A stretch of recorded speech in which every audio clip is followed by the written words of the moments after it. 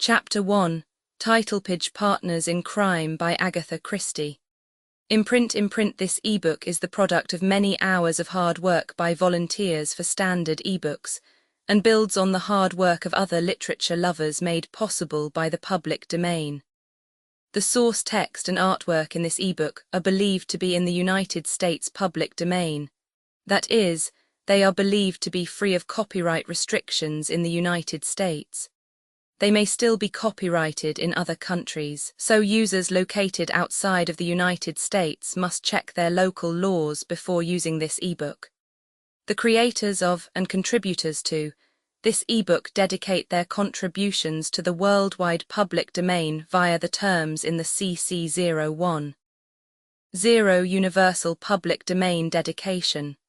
For full license information, see the uncopyright at the end of this ebook. Standard eBooks is a volunteer-driven project that produces ebook editions of public domain literature using modern typography, technology, and editorial standards, and distributes them free of cost.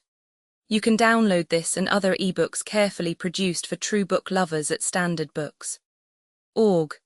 A fairy in the flat. A fairy in the flat. Mrs. Thomas Beresford shifted her position on the divan and looked gloomily out of the window of the flat. The prospect was not an extended one, consisting solely of a small block of flats on the other side of the road. Mrs. Beresford sighed and then yawned. "I wish," she said, "something would happen." Her husband looked up reprovingly. "Be careful, Tuppence, this craving for vulgar sensation alarms me." Tuppence sighed and closed her eyes dreamily.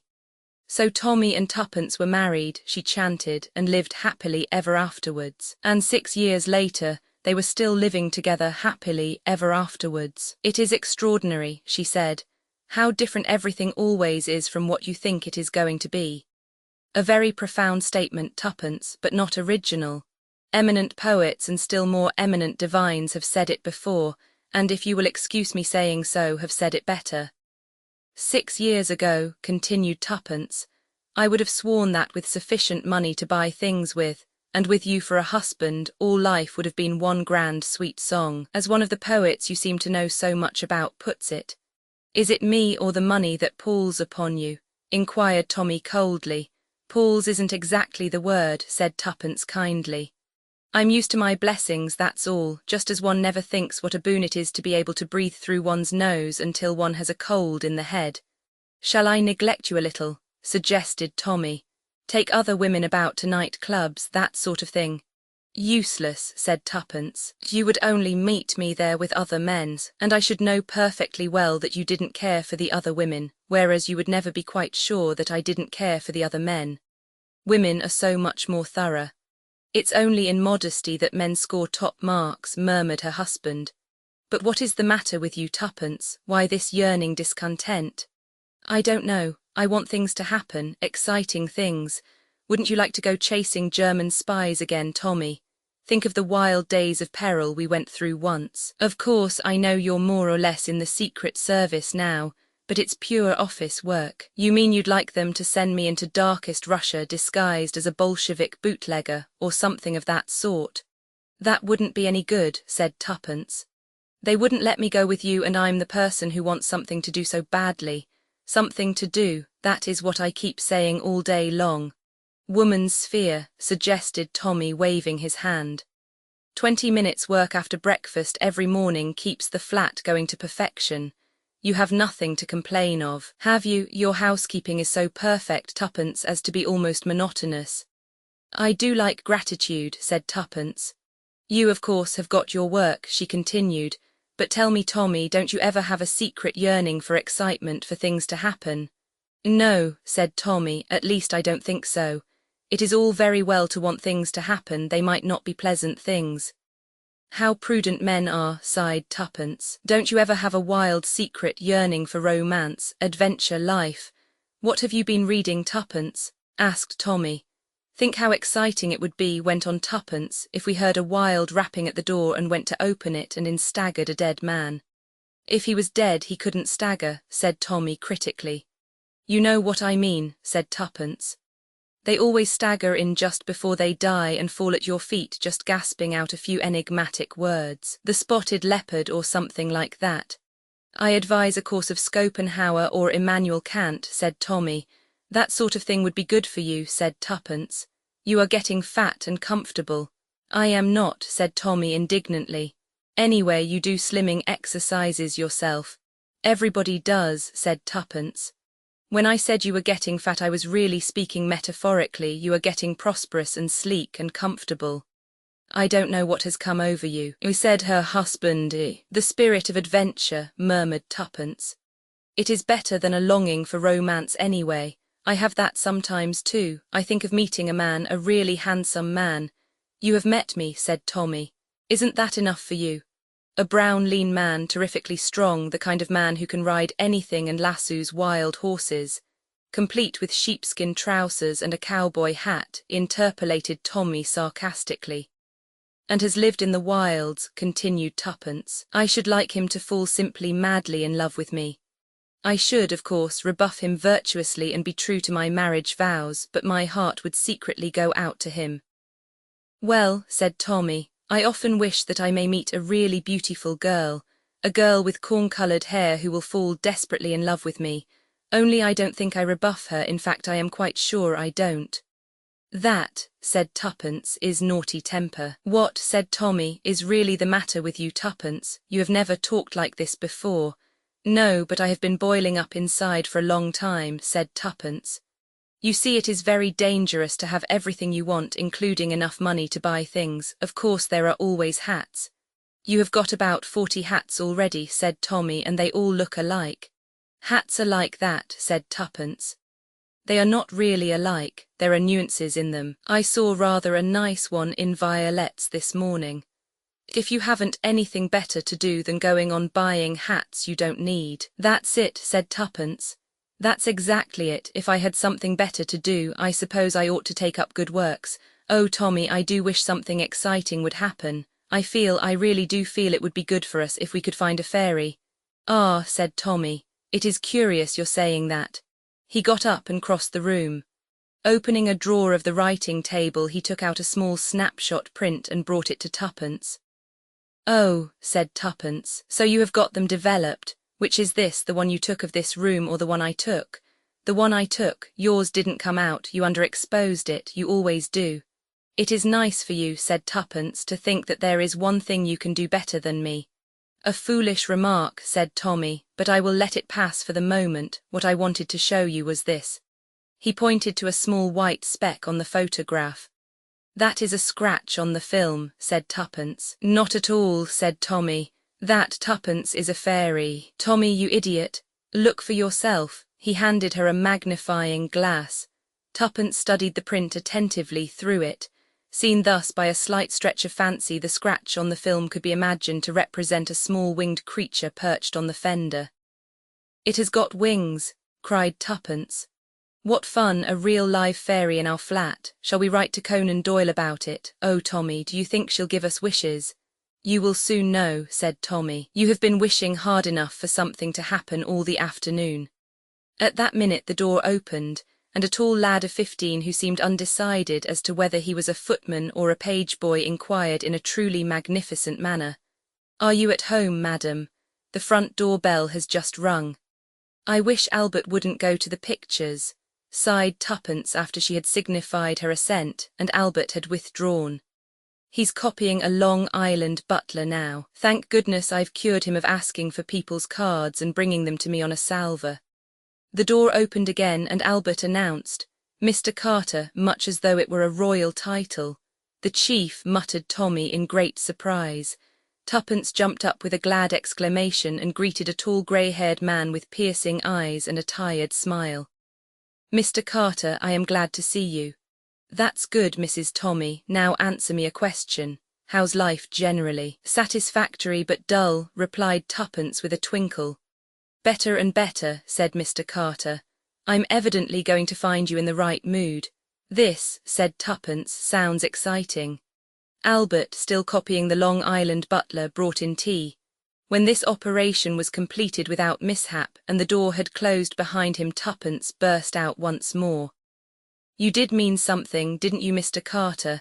Are you going to send us on a mission into darkest Russia? Not exactly that, said Mr. Carter, but there is something. Yes, there is something. I don't think you are the kind who shrinks from risks, are you, Mrs. Tommy? Tuppence's eyes sparkled with excitement. There is certain work to be done for the department, and I just fancied that it might suit you too. Go on, said Tuppence. I see that you take the Daily Leader, continued Mr. Carter, picking up that journal from the table. He turned to the advertisement column, and indicating a certain advertisement with his finger, pushed the paper across to Tommy. Read that out, he said. Tommy complied. The International Detective Agency. Theodore Blunt, manager, private inquiries, large staff of confidential and highly skilled inquiry agents, utmost discretion, consultations free, 118 Haleham St. W.C. He looked inquiringly at Mr. Carter. The latter nodded. That detective agency has been on its last legs for some time, he murmured. Friend of mine acquired it for a mere song. We are thinking of setting it going again, say for a 6 months trial, and during that time, of course, it will have to have a manager. What about Mr. Theodore Blunt? Asked Tommy. Mr. Blunt has been rather indiscreet, I'm afraid. In fact, Scotland Yard have had to interfere. Mr. Blunt is being detained at His Majesty's expense, and he won't tell us half of what we'd like to know. I see, sir, said Tommy. At least I think I see. I suggest that you have 6 months' leave from the office. Ill health, and of course if you like to run a detective agency under the name of Theodore Blunt, it's nothing to do with me. Tommy eyed his chief steadily. Any instructions, sir? Mr. Blunt did some foreign business, I believe. Look out for blue letters with a Russian stamp on them. From a ham merchant anxious to find his wife who came as a refugee to this country some years ago. Moisten the stamp and you'll find the number 16 written underneath. Make a copy of these letters and send the originals on to me. Also, if anyone comes to the office and makes a reference to the number 16, inform me immediately. I understand, sir, said Tommy, and apart from these instructions, Mr. Carter picked up his gloves from the table and prepared to depart. You can run the agency as you please, I fancied. His eyes twinkled a little, that it might amuse Mrs. Tommy to try her hand at a little detective work. Roman 2, a pot of tea. Roman 2, a pot of tea. Mr. and Mrs. Beresford took possession of the offices of the International Detective Agency a few days later. They were on the 2nd floor of a somewhat dilapidated building in Bloomsbury. In the small outer office, Albert relinquished the role of a Long Island butler and took up that of office boy, a part which he played to perfection. A paper bag of sweets, ink-eye hands, and a tousled head was his conception of the character. From the outer office, 2 doors led into inner offices. On one door was painted the legend Clerks, on the other private. Behind the latter was a small comfortable room furnished with an immense business-like desk, a lot of artistically labelled files, all empty, and some solid leather-seated chairs. Behind the desk sat the pseudo Mr. Blunt, trying to look as though he had run a detective agency all his life. A telephone, of course, stood at his elbow. Tuppence and he had rehearsed several good telephone effects, and Albert also had his instructions. In the adjoining room was Tuppence, a typewriter, the necessary tables and chairs of an inferior type to those in the room of the great chief, and a gas ring for making tea. Nothing was wanting, in fact, save clients. Tuppence, in the first ecstasies of initiation, had a few bright hopes. It will be too marvellous, she declared. We will hunt down murderers and discover the missing family jewels and find people who have disappeared and detect embezzlers. At this point, Tommy felt it his duty to strike a more discouraging note. Calm yourself, Tuppence, and try and forget the cheap fiction you are in the habit of reading. Our clientele, if we have any clientele at all, will consist solely of husbands who want their wives shadowed and wives who want their husbands shadowed. Evidence for divorce is the sole prop of private inquiry agents. Ugh, said Tuppence, wrinkling a fastidious nose. We shan't touch divorce cases, we must raise the tone of our new profession. Ye ease, said Tommy doubtfully, and now a week after installation they compare notes rather ruefully. 3 idiotic women whose husbands go away for weekends, sighed Tommy. Anyone come whilst I was out at lunch? A fat old man with a flighty wife, sighed Tuppence sadly. I've read in the papers for years that the divorce evil was growing, but somehow I never seemed to realise it until this last week. I'm sick and tired of saying we don't undertake divorce cases. We've put it in the advertisements now, Tommy reminded her, so it won't be so bad. I'm sure we advertise in the most tempting way too, said Tuppence in a melancholy voice. All the same, I'm not going to be beaten. If necessary, I shall commit a crime myself and you will detect it. And what good would that do? Think of my feelings when I bid you a tender farewell at Bow Street, or is it Vine Street? You are thinking of your bachelor days, said Tuppence pointedly. The Old Bailey, that is what I mean, said Tommy. Well, said Tuppence, something has got to be done about it. Here we are bursting with talent and no chance of exercising it. I always like your cheery optimism, Tuppence. You seem to have no doubt whatever that you have talent to exercise. Of course, said Tuppence, opening her eyes very wide. And yet you have no expert knowledge whatever. Well, I have read every detective novel that has been published in the last 10 years. So have I, said Tommy, but I have a sort of feeling that that wouldn't really help us much. You always were a pessimist, Tommy. Belief in oneself, that is the great thing. Well, you have got it all right, said her husband. Of course it is all right in detective stories, said Tuppence thoughtfully, because one works backwards. I mean, if one knows the solution, one can arrange the clues. I wonder now, she paused, wrinkling her brows. Yes, said Tommy inquiringly. I have got a sort of an idea, said Tuppence.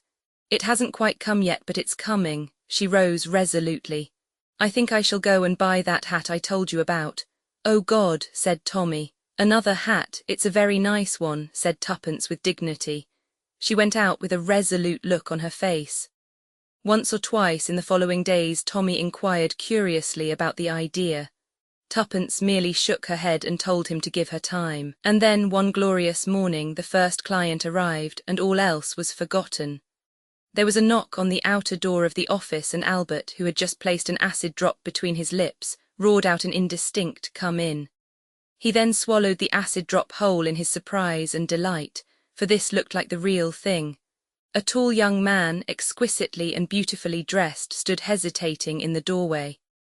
A toff, if ever there was one, said Albert to himself. His judgment in such matters was good. The young man was about 24 years of age, had beautifully slicked back hair, a tendency to pink rims round the eyes, and practically no chin to speak of. In an ecstasy, Albert pressed a button under his desk, and almost immediately a perfect fusillade of typing broke out from the direction of clerks. Tuppence had rushed to the post of duty. The effect of this hum of industry was to overawe the young man still further. I say, he remarked, is this the whatnot detective agency, Blunt's brilliant detectives, all that sort of stuff, you know? Did you want, sir, to speak to Mr. Blunt himself? Inquired Albert with an air of doubt as to whether such a thing could be managed. Well, yes, laddie, that was the jolly old idea. Can it be done? You haven't an appointment, I suppose? The visitor became more and more apologetic. Afraid I haven't. It's always wise, sir, to ring up on the phone first. Mr. Blunt is so terribly busy. He's engaged on the telephone at the moment, called into consultation by Scotland Yard. The young man seemed suitably impressed. Albert lowered his voice and imparted information in a friendly fashion.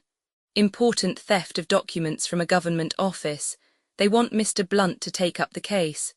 Oh, really, I say, he must be no end of a fellow. The boss, sir, said Albert, is it?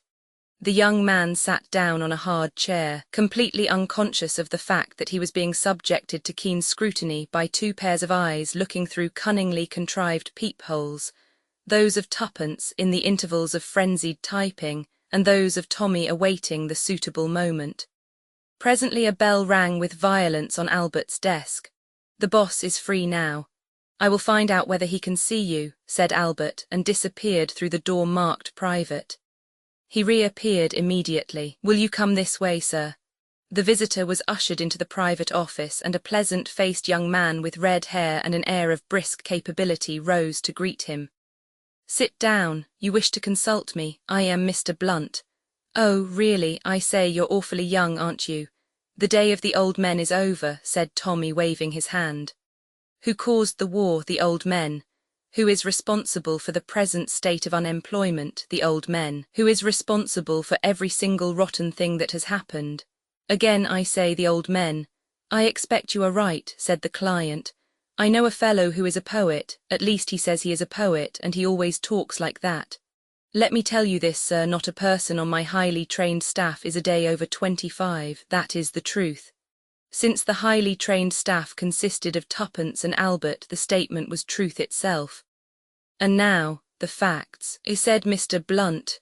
I want you to find someone that's missing, blurted out the young man. Quite so, will you give me the details? Well, you see, it's rather difficult. I mean, it's a frightfully delicate business and all that. She might be frightfully waxy about it. I mean, well, it's so dashed difficult to explain. He looked helplessly at Tommy. Tommy felt annoyed. He had been on the point of going out to lunch, but he foresaw that getting the facts out of this client would be a long and tedious business.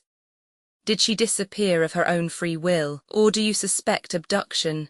He demanded crisply.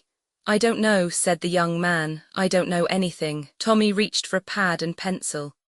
First of all, he said, will you give me your name? My office boy is trained never to ask names. In that way consultations can remain completely confidential. Oh, rather, said the young man. Jolly good idea. My name's Smith. Oh, no, said Tommy. The real one, please. His visitor looked at him in awe. St. Vincent, he said. Lawrence St. Vincent. It's a curious thing, said Tommy, how very few people there are whose real name is Smith. Personally, I don't know anyone called Smith, but 9 men out of 10 who wish to conceal their real name give that of Smith. I am writing a monograph upon the subject. At that moment a buzzer purred discreetly on his desk. That meant that Tuppence was requesting to take hold. Tommy, who wanted his lunch and who felt profoundly unsympathetic towards Mr. St. Vincent, was only too pleased to relinquish the helm. Excuse me, he said, and picked up the telephone. Across his face there shot rapid changes, surprise, consternation, slight elation. You don't say so, he said into the phone. The Prime Minister himself, of course, in that case I will come round at once. He replaced the receiver on the hook and turned to his client. My dear sir, I must ask you to excuse me. A most urgent summons. If you give the facts of the case to my confidential secretary, she will deal with them. He strode to the adjoining door. Miss Robinson, Tuppence, very neat and demure with smooth black head and dainty collar and cuffs, tripped in. Tommy made the necessary introductions and departed. A lady you take an interest in has disappeared, I understand, Mr. St. Vincent, said Tuppence in her soft voice as she sat down and took up Mr. Blunt's pad and pencil. A young lady. Oh, rather, said Mr. St. Vincent. Young and awfully good-looking and all that sort of thing. Tuppence's face grew grave. Dear me, she murmured. I hope that you don't think anything's really happened to her, demanded Mr. St. Vincent in lively concern. Oh, we must hope for the best, said Tuppence with a kind of false cheerfulness which depressed Mr. St. Vincent horribly. Oh, look here, Miss Robinson, I say you must do something. Spare no expense. I wouldn't have anything happen to her for the world. You seem awfully sympathetic, and I don't mind telling you in confidence that I simply worship the ground that girl walks on. She's a topper, an absolute topper. Please tell me her name and all about her. Her name's Janet, I don't know her second name. She works in a hat shop, Madame Violette's in Brook Street, but she's as straight as they make them. Has ticked me off no end of times. I went round there yesterday, waiting for her to come out. All the others came, but not her. Then I found that she'd never turned up that morning to work at all, sent no message either. Old Madam was furious about it. I got the address of her lodgings and I went round there. She hadn't come home the night before, and they didn't know where she was. I was simply frantic. I thought of going to the police, but I knew that Janet would be absolutely furious with me for doing that if she were really all right and had gone off on her own. Then I remembered that she herself had pointed out your advertisement to me one day in the paper, and told me that one of the women who'd been in buying hats had simply raved about your ability and discretion and all that sort of thing. So I toddled along here right away. I see, said Tuppence. What is the address of her lodgings? The young man gave it to her. That's all I think, said Tuppence reflectively. That is to say, am I to understand that you are engaged to this young lady? Mr. St. Vincent turned a brick red. Well, no, not exactly, I never said anything. But I can tell you this, I mean to ask her to marry me as soon as ever I see her, if I ever do see her again. Tuppence laid aside her pad. Do you wish for our special 24-hour service? She asked in business-like tones. What's that? The fees are doubled, but we put all our available staff onto the case. Mr. St. Vincent, if the lady is alive, I shall be able to tell you where she is by this time tomorrow. What? I say, that's wonderful. We only employ experts and we guarantee results, said Tuppence crisply. But I say, you know, you must have the most topping staff. Oh, we have, said Tuppence. By the way, you haven't given me a description of the young lady. She's got the most marvellous hair, sort of golden but very deep, like a jolly old sunset. That's it, a jolly old sunset. You know, I never noticed things like sunsets until lately. Poetry too, there's a lot more in poetry than I ever thought. Red hair, said Tuppence unemotionally, writing it down. What height should you say the lady was? Oh, tallish, and she's got ripping eyes, dark blue I think, and a sort of decided manner with her. Takes a fellow up short sometimes. Tuppence wrote down a few words more, then closed her notebook and rose. If you will call here tomorrow at 2 o'clock, I think we shall have news of some kind for you, she said. Good morning, Mr. St. Vincent.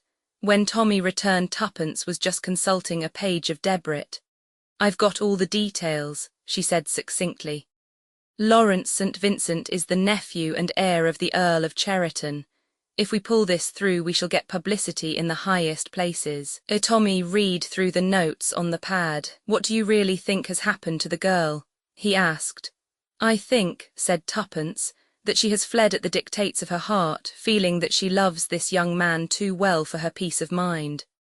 Tommy looked at her doubtfully. I know they do it in books, he said, but I've never known any girl who did it in real life. No, said Tuppence. Well, perhaps you're right, but I dare say Lawrence St. Vincent will swallow that sort of slush. He's full of romantic notions just now. By the way, I guaranteed results in 24 hours, our special service. Tuppence, you congenital idiot, what made you do that? The idea just came into my head. I thought it sounded rather well. Don't you worry, leave it to Mother. Mother knows best.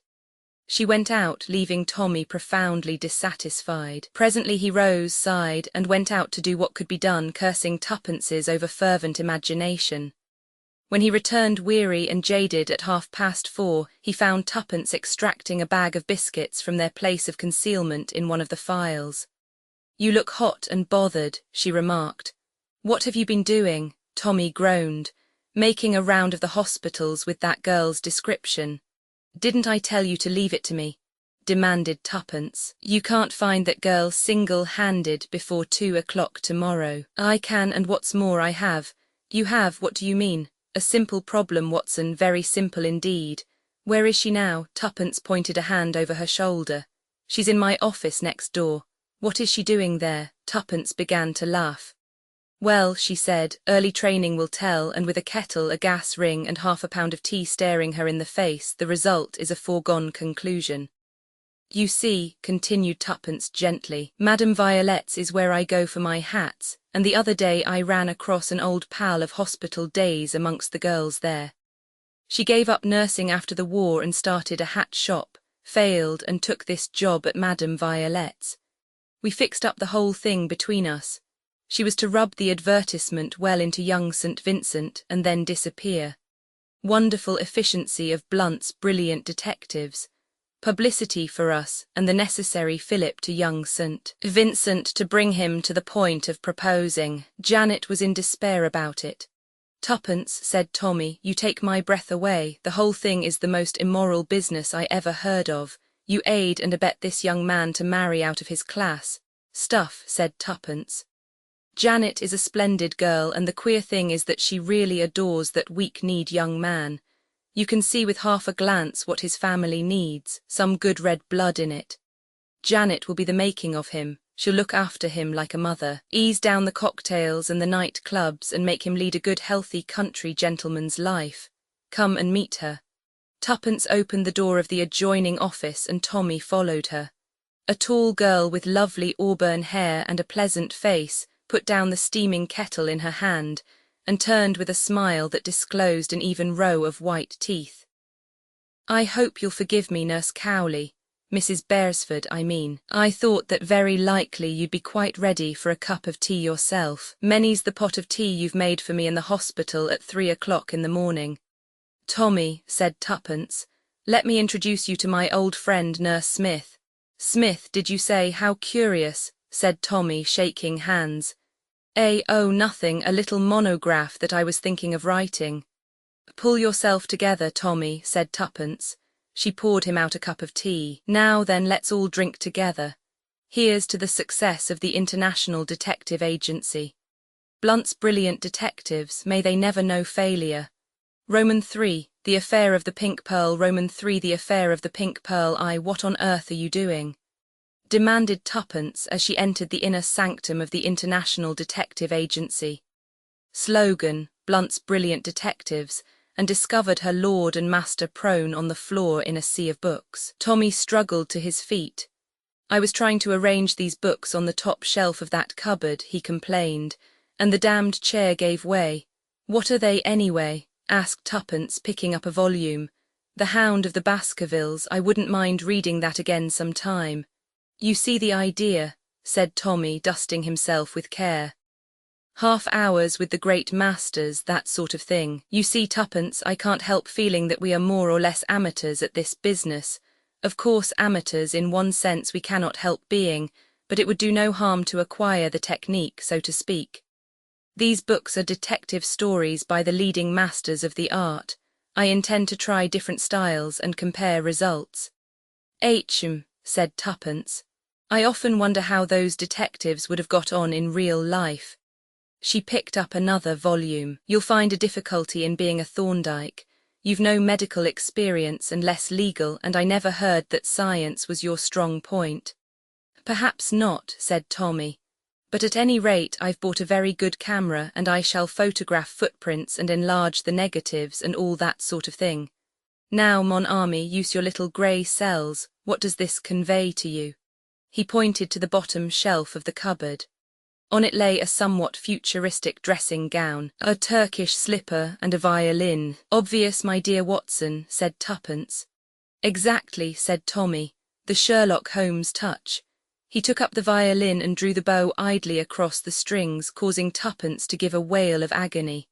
At that moment the buzzer rang on the desk, a sign that a client had arrived in the outer office and was being held in parley by Albert, the office boy. Tommy hastily replaced the violin in the cupboard and kicked the books behind the desk. "Not that there's any great hurry," he remarked. "Albert will be handing them out the stuff about my being engaged with Scotland Yard on the phone. Get into your office and start typing, Tuppence. It makes the office sound busy and active. No, on second thoughts, you shall be taking notes in shorthand from my dictation. Let's have a look before we get Albert to send the victim in." They approached the peephole, which had been artistically contrived so as to command a view of the outer office. The client was a girl of about Tuppence's age, tall and dark with a rather haggard face and scornful eyes. "Clothes cheap and striking," remarked Tuppence. "Have her in, Tommy." In another minute the girl was shaking hands with the celebrated Mr. Blunt, whilst Tuppence sat by with eyes demurely downcast and pad and pencil in hand. "My confidential secretary, Miss Robinson," said Mr. Blunt with a wave of the hand. "You may speak freely before her." Then he lay back for a minute, half closed his eyes and remarked in a tired tone, "You must find travelling in a bus very crowded at this time of day." "I came in a taxi," said the girl. "Oh," said Tommy, aggrieved. His eyes rested reproachfully on a blue bus ticket protruding from her glove. The girl's eyes followed his glance and she smiled and drew it out. "You mean this? I picked it up on the pavement. A little neighbour of ours collects them." Tuppence coughed and Tommy threw a baleful glare at her. "We must get to business," he said briskly. "You are in need of our services, miss." Kingston Bruce is my name, said the girl. We live at Wimbledon. Last night a lady who is staying with us lost a valuable pink pearl. Mr. St. Vincent was also dining with us, and during dinner he happened to mention your firm. My mother sent me off to you this morning to ask you if you would look into the matter for us. The girl spoke sullenly, almost disagreeably. It was clear as daylight that she and her mother had not agreed over the matter. She was here under protest. I see, said Tommy, a little puzzled. You have not called in the police. No, said Miss Kingston Bruce, we haven't. It would be idiotic to call in the police and then find that the silly thing had rolled under the fireplace or something like that. Oh, said Tommy, then the jewel may only be lost after all. Miss Kingston Bruce shrugged her shoulders. People make such a fuss about things, she murmured. Tommy cleared his throat. Of course, he said doubtfully. I am extremely busy just now. I quite understand, said the girl, rising to her feet. There was a quick gleam of satisfaction in her eyes which Tuppence, for one, did not miss. Nevertheless, continued Tommy, I think I can manage to run down to Wimbledon. Will you give me the address, please? The Laurels, Edgeworth Road. Make a note of it, please, Miss Robinson. Miss Kingston Bruce hesitated, then said rather ungraciously, We'll expect you then, good morning.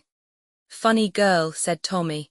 I couldn't quite make her out. I wonder if she stole the thing herself, remarked Tuppence meditatively. Come on, Tommy, let's put away these books and take the car and go down there. By the way, who are you going to be, Sherlock Holmes still? I think I need practice for that, said Tommy. I came rather a cropper over that bus ticket, didn't I? You did, said Tuppence. If I were you I shouldn't try too much on that girl, she's as sharp as a needle. She's unhappy too, poor devil. I suppose you know all about her already, said Tommy with sarcasm, simply from looking at the shape of her nose. I'll tell you my idea of what we shall find at the Laurels, said Tuppence, quite unmoved. A household of snobs, very keen to move in the best society. The father, if there is a father, is sure to have a military title. The girl falls in with their way of life and despises herself for doing so. Tommy took a last look at the books now neatly arranged upon a shelf. I think, he said thoughtfully, that I shall be Thorndyke today. I shouldn't have thought there was anything medico-legal about this case, remarked Tuppence. Perhaps not, said Tommy, but I'm simply dying to use that new camera of mine. It's supposed to have the most marvellous lens that ever was or ever could be. I know those kind of lenses, said Tuppence. By the time you've adjusted the shutter and stopped down and calculated the exposure and kept your eyes on the spirit level, your brain gives out, and you yearn for the simple brownie. Only an unambitious soul is content with the simple brownie. Well, I bet I shall get better results with it than you will. Tommy ignored this challenge. I ought to have a smoker's companion, he said regretfully. I wonder where one buys them. There's always the patent corkscrew Aunt Araminta gave you last Xmas, said Tuppence helpfully. That's true, said Tommy. A curious-looking engine of destruction, I thought it at the time, and rather a humorous present to get from a strictly teetotal aunt. I, said Tuppence, shall be Polton. Tommy looked at her scornfully. Polton indeed, you couldn't begin to do one of the things that he does. Yes, I can, said Tuppence. I can rub my hands together when I'm pleased, that's quite enough to get on with. I hope you're going to take plaster casts of footprints. Tommy was reduced to silence. Having collected the corkscrew, they went round to the garage, got out the car and started for Wimbledon. The Laurels was a big house. It ran somewhat to gables and turrets, had an air of being very newly painted, and was surrounded with neat flower beds filled with scarlet geraniums. A tall man with a close-cropped white moustache and an exaggeratedly martial bearing opened the door before Tommy had time to ring. I've been looking out for you, he explained fussily. Mr. Blunt, is it not? I am Colonel Kingston Bruce. Will you come into my study? He led them into a small room at the back of the house. Young St. Vincent was telling me wonderful things about your firm. I've noticed your advertisements myself. This guaranteed 24 hours service of yours, a marvellous notion. That's exactly what I need. Inwardly anathematizing Tuppence for her irresponsibility in inventing this brilliant detail, Tommy replied, Just so, Colonel. The whole thing is most distressing, sir, most distressing. "Perhaps you would kindly give me the facts," said Tommy with a hint of impatience. "Certainly I will, at once. We have at the present moment staying with us a very old and dear friend of ours, Lady Laura Barton, daughter of the late Earl of Carroway. The present Earl, her brother, made a striking speech in the House of Lords the other day. As I say, she is an old and dear friend of ours. Some American friends of mine who have just come over, the Hamilton Betts, were most anxious to meet her. Nothing easier, I said. She is staying with me now. Come down for the weekend. You know what Americans are about titles, Mr. Blunt. And others besides Americans sometimes, Colonel Kingston Bruce. Alas, only too true, my dear sir. Nothing I hate more than a snob. Well, as I was saying, the Betts came down for the weekend. Last night we were playing bridge at the time. The clasp of a pendant Mrs. Hamilton Betts was wearing broke, so she took it off and laid it down on a small table, meaning to take it upstairs with her when she went. This, however, she forgot to do. I must explain, Mr. Blunt, that the pendant consisted of 2 small diamond wings and a big pink pearl depending from them. The pendant was found this morning lying where Mrs. Betts had left it, but the pearl, a pearl of enormous value, had been wrenched off. Who found the pendant? The parlour-maid Gladys Hill. Any reason to suspect her? She has been with us some years, and we have always found her perfectly honest, but of course one never knows. Exactly. Will you describe your staff, and also tell me who was present at dinner last night? There is the cook. She has been with us only 2 months, but then she would have no occasion to go near the drawing-room. The same applies to the kitchen maid. Then there is the housemaid, Alice Cummings. She also has been with us for some years, and Lady Laura's maid, of course, she is French. Colonel Kingston Bruce looked very impressive as he said this. Tommy, unaffected by the revelation of the maid's nationality, said, "Exactly, and the party at dinner. Mr. and Mrs. Betts, ourselves, my wife and daughter, and Lady Laura. Young St. Vincent was dining with us, and Mr. Rennie looked in after dinner for a while." "Who is Mr. Rennie?" "A most pestilential fellow, an arrant socialist. Good-looking, of course, and with a certain specious power of argument, but a man, I don't mind telling you, whom I wouldn't trust a yard, a dangerous sort of fellow." "In fact," said Tommy dryly, "it is Mr. Rennie whom you suspect." "I do, Mr. Blunt. I'm sure, holding the views he does, that he can have no principles whatsoever. What could have been easier for him than to have quietly wrenched off the pearl at a moment when we were all absorbed in our game? There were several absorbing moments. A redoubled no-trump hand, I remember, and also a painful argument when my wife had the misfortune to revoke." "Quite so," said Tommy. "I should just like to know one thing. What is Mrs. Betts' attitude in all this?" "She wanted me to call in the police," said Colonel Kingston Bruce reluctantly. "That is, when we had searched everywhere in case the pearl had only dropped off. But you dissuaded her." "I was very averse to the idea of publicity, and my wife and daughter backed me up. Then my wife remembered young St. Vincent speaking about your firm at dinner last night, and the 24 hours special service." "Yes," said Tommy with a heavy heart. "You see, in any case no harm will be done. If we call in the police tomorrow, it can be supposed that we thought the jewel merely lost and were hunting for it. By the way, nobody has been allowed to leave the house this morning." "Except your daughter, of course," said Tuppence, speaking for the first time. "Except my daughter," agreed the Colonel. "She volunteered at once to go and put the case before you." Tommy rose. "We will do our best to give you satisfaction, Colonel," he said. "I should like to see the drawing-room, and the table on which the pendant was laid down. I should also like to ask Mrs. Betts a few questions. After that, I will interview the servants, or rather my assistant, Miss Robinson, will do so." He felt his nerve quailing before the terrors of questioning the servants. Colonel Kingston Bruce threw open the door and led them across the hall. As he did so, a remark came to them clearly through the open door of the room they were approaching, and the voice that uttered it was that of the girl who had come to see them that morning. "You know perfectly well, Mother," she was saying, "that she did bring home a teaspoon in her muff." In another minute they were being introduced to Mrs. Kingston Bruce, a plaintive lady with a languid manner. Miss Kingston Bruce acknowledged their presence with a short inclination of the head. Her face was more sullen than ever. Mrs. Kingston Bruce was voluble. But I know who I think took it, she ended. That dreadful socialist young man. He loves the Russians and the Germans and hates the English. What else can you expect? He never touched it, said Miss Kingston Bruce fiercely. I was watching him all the time. I couldn't have failed to see if he had. She looked at them defiantly with her chin up.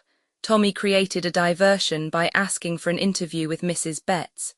When Mrs. Kingston Bruce had departed accompanied by her husband and daughter to find Mrs. Betts, he whistled thoughtfully.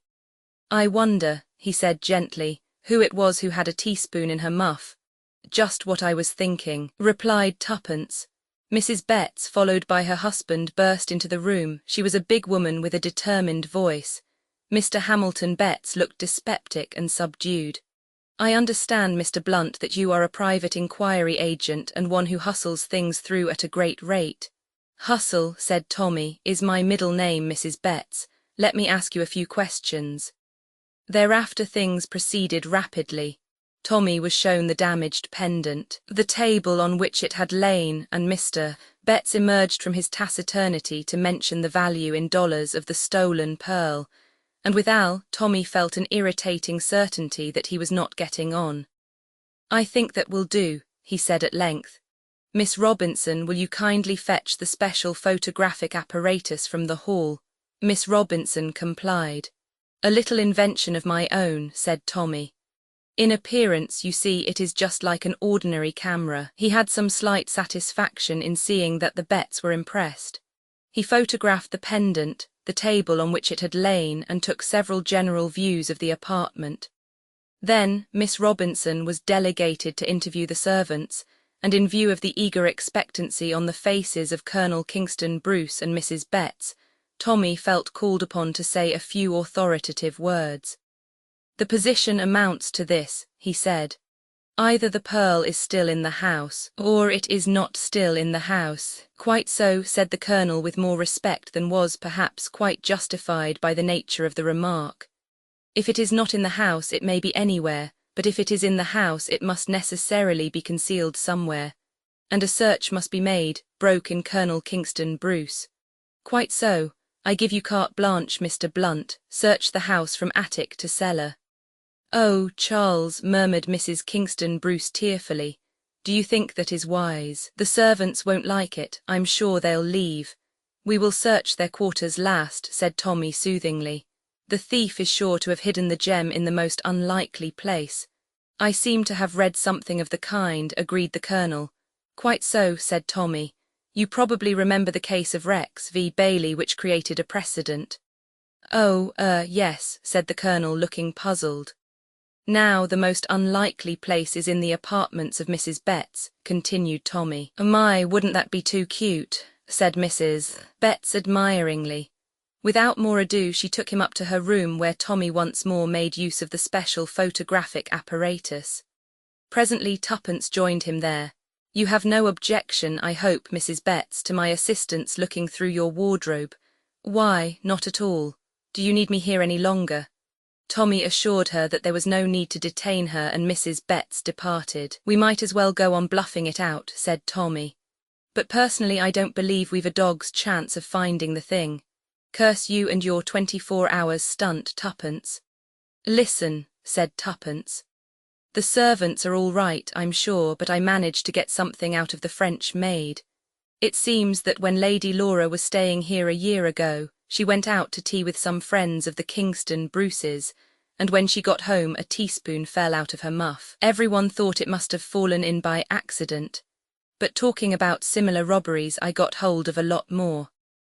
Lady Laura is always staying about with people. She hasn't got a bean, I gather, and she's out for comfortable quarters with people to whom a title still means something. It may be a coincidence, or it may be something more, but 5 distinct thefts have taken place while she has been staying in various houses, sometimes trivial things, sometimes valuable jewels. Phew, said Tommy and gave vent to a prolonged whistle. Where's the old bird's room, do you know? Just across the passage. Then I rather think that we'll just slip across and investigate. The room opposite stood with its door ajar. It was a spacious apartment with white enamelled fitments and rose pink curtains. An inner door led to a bathroom. At the door of this appeared a slim dark girl, very neatly dressed. Tuppence checked the exclamation of astonishment on the girl's lips. "This is Elise, Mr. Blunt," she said primly. "Lady Laura's maid." Tommy stepped across the threshold of the bathroom and approved inwardly its sumptuous and up-to-date fittings. He set to work to dispel the wide stare of suspicion on the French girl's face. "You are busy with your duties, Mademoiselle Elise?" "Yes, monsieur, I clean Milady's bath." "Well, perhaps you'll help me with some photography instead. I have a special kind of camera here, and I am photographing the interiors of all the rooms in this house." He was interrupted by the communicating door to the bedroom banging suddenly behind him. Elise jumped at the sound. "What did that?" "It must have been the wind," said Tuppence. "We will come into the other room," said Tommy. Elise went to open the door for them, but the doorknob rattled aimlessly. "What's the matter?" said Tommy sharply. "Ah, monsieur, but someone must have locked it on the other side." She caught up a towel and tried again, but this time the door handle turned easily enough and the door swung open. "Voilà ce qui est curieux, it must have stuck," said Elise. There was no one in the bedroom. Tommy fetched his apparatus. Tuppence and Elise worked under his orders, but again and again his glance went back to the communicating door. "I wonder," he said between his teeth. "I wonder why that door stuck." He examined it minutely, shutting and opening it. It fitted perfectly. "One picture more," he said with a sigh. "Will you loop back that rose curtain, Mademoiselle Elise? Thank you, just hold it so." The familiar click occurred. He handed a glass slide to Elise to hold, relinquished the tripod to Tuppence, and carefully readjusted and closed the camera. He made some easy excuse to get rid of Elise, and as soon as she was out of the room, he caught hold of Tuppence and spoke rapidly. "Look here, I've got an idea. Can you hang on here, search all the rooms? That will take some time. Try and get an interview with the old bird, Lady Laura, but don't alarm her. Tell her you suspect the parlour maid, but whatever you do, don't let her leave the house. I'm going off in the car. I'll be back as soon as I can."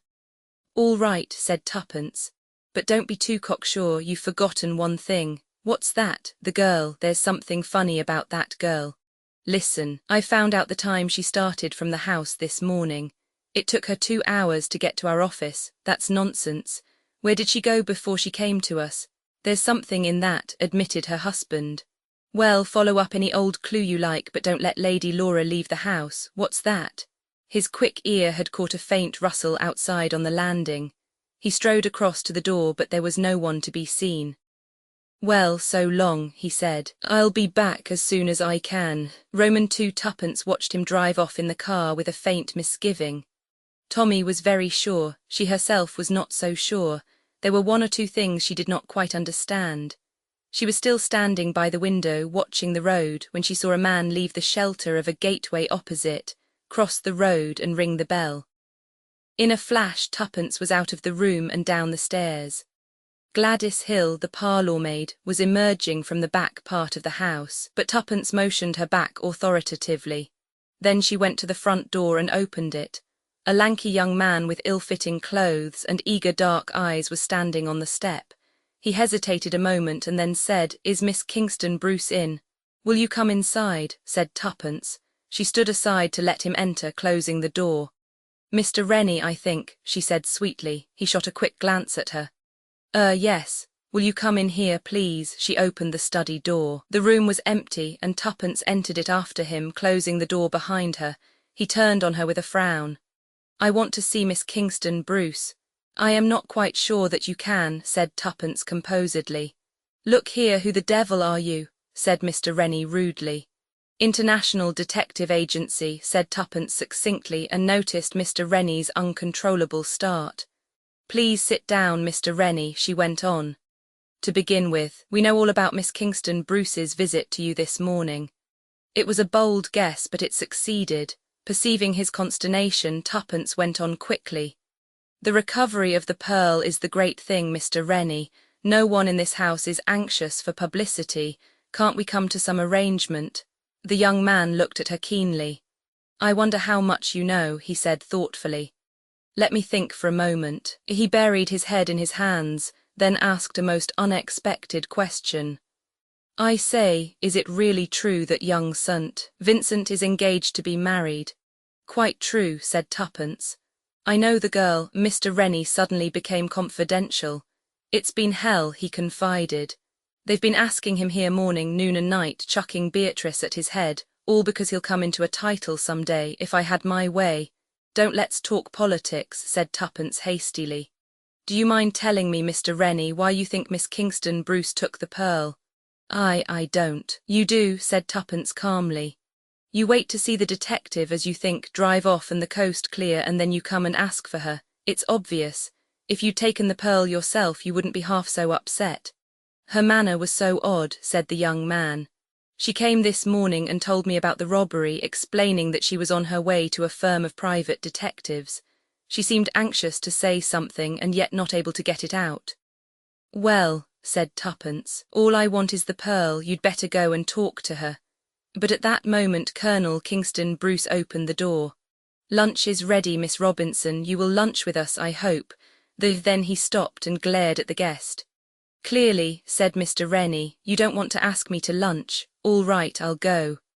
"Come back later," whispered Tuppence as he passed her. Tuppence followed Colonel Kingston Bruce, still growling into his moustache about the pestilential impudence of some people, into a massive dining room where the family was already assembled. Only one person present was unknown to Tuppence. "This, Lady Laura, is Miss Robinson, who is kindly assisting us." Lady Laura bent her head, and then proceeded to stare at Tuppence through her pince-nez. She was a tall, thin woman with a sad smile, a gentle voice, and very hard, shrewd eyes. Tuppence returned her stare, and Lady Laura's eyes dropped. After lunch, Lady Laura entered into conversation with an air of gentle curiosity. How was the inquiry proceeding? Tuppence laid suitable stress on the suspicion attaching to the parlour-maid, but her mind was not really on Lady Laura. Lady Laura might conceal teaspoons and other articles in her clothing, but Tuppence felt fairly sure that she had not taken the pink pearl. Presently Tuppence proceeded with her search of the house. Time was going on. There was no sign of Tommy, and what mattered far more to Tuppence, there was no sign of Mr. Rennie. Suddenly Tuppence came out of a bedroom and collided with Beatrice Kingston Bruce, who was going downstairs. She was fully dressed for the street. "I'm afraid," said Tuppence, "that you mustn't go out just now." The other girl looked at her haughtily. "Whether I go out or not is no business of yours," she said coldly. "It is my business whether I communicate with the police or not, though," said Tuppence. In a minute the girl had turned ashy pale. You mustn't, I won't go out, but don't do that." She clung to Tuppence beseechingly. "My dear Miss Kingston Bruce," said Tuppence smiling, "the case has been perfectly clear to me from the start." But she was interrupted. In the stress of her encounter with the girl, Tuppence had not heard the front door bell. Now, to her astonishment, Tommy came bounding up the stairs, and in the hall below she caught sight of a big burly man in the act of removing a bowler hat. "Detective Inspector Marriott of Scotland Yard," he said with a grin. With a cry, Beatrice Kingston Bruce tore herself from Tuppence's grasp and dashed down the stairs, just as the front door was opened once more to admit Mr. Rennie. "Now you have torn it," said Tuppence bitterly. Said Tommy, hurrying into Lady Laura's room. He passed on into the bathroom and picked up a large cake of soap which he brought out in his hands. The inspector was just mounting the stairs. "She went quite quietly," he announced. "She's an old hand and knows when the game is up. What about the pearl?" "I rather fancy," said Tommy, handing him the soap, "that you'll find it in here." The inspector's eyes lit up appreciatively. "An old trick and a good one. Cut a cake of soap in half, scoop out a place for the jewel, clap it together again and smooth the joint well over with hot water. A very smart piece of work on your part, sir." Tommy accepted the compliment gracefully. He and Tuppence descended the stairs. Colonel Kingston Bruce rushed at him and shook him warmly by the hand. "My dear sir, I can't thank you enough. Lady Laura wants to thank you also." "I am glad we have given you satisfaction," said Tommy. "But I'm afraid I can't stop. I have a most urgent appointment, member of the cabinet." He hurried out to the car and jumped in. Tuppence jumped in beside him. "But Tommy," she cried, "haven't they arrested Lady Laura after all? Oh, said Tommy, didn't I tell you? They've not arrested Lady Laura, they've arrested Elise. You see, he went on as Tuppence sat dumbfounded, I've often tried to open a door with soap on my hands myself. It can't be done, your hands slip. So I wondered what Elise could have been doing with the soap to get her hands as soapy as all that. She caught up a towel, you remember, so there were no traces of soap on the handle afterwards. But it occurred to me that if you were a professional thief, it wouldn't be a bad plan to be made to a lady suspected of kleptomania who stayed about a good deal in different houses. So I managed to get a photo of her as well as of the room, induced her to handle a glass slide and toddled off to dear old Scotland Yard. Lightning development of negative, successful identification of fingerprints and photo. Elise was a long-lost friend. Useful place, Scotland Yard. And to think, said Tuppence, finding her voice, that those two young idiots were only suspecting each other in that weak way they do it in books. But why didn't you tell me what you were up to when you went off?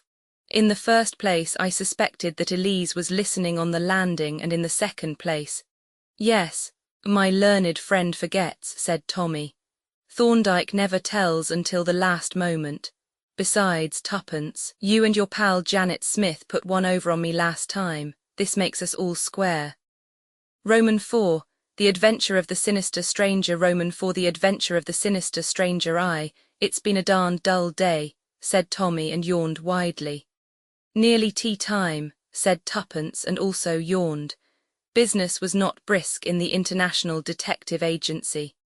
The eagerly expected letter from the ham merchant had not arrived and bona fide cases were not forthcoming. Albert, the office boy, entered with a sealed package which he laid on the table. The mystery of the sealed packet, murmured Tommy.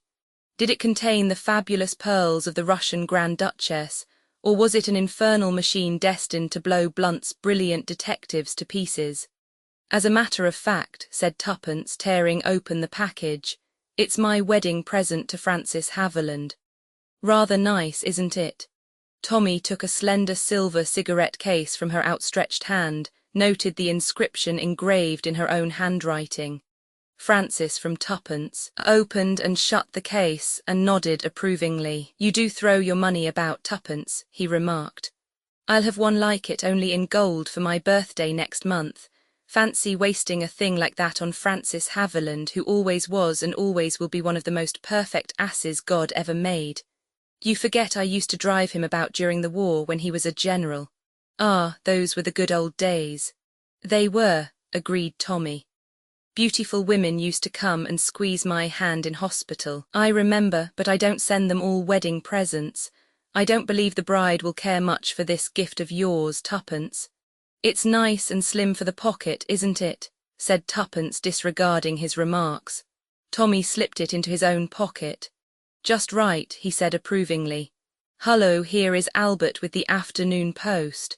Very possibly the Duchess of Perthshire is commissioning us to find her prize peak. They sorted through the letters together. Suddenly Tommy gave vent to a prolonged whistle and held up one of them in his hand.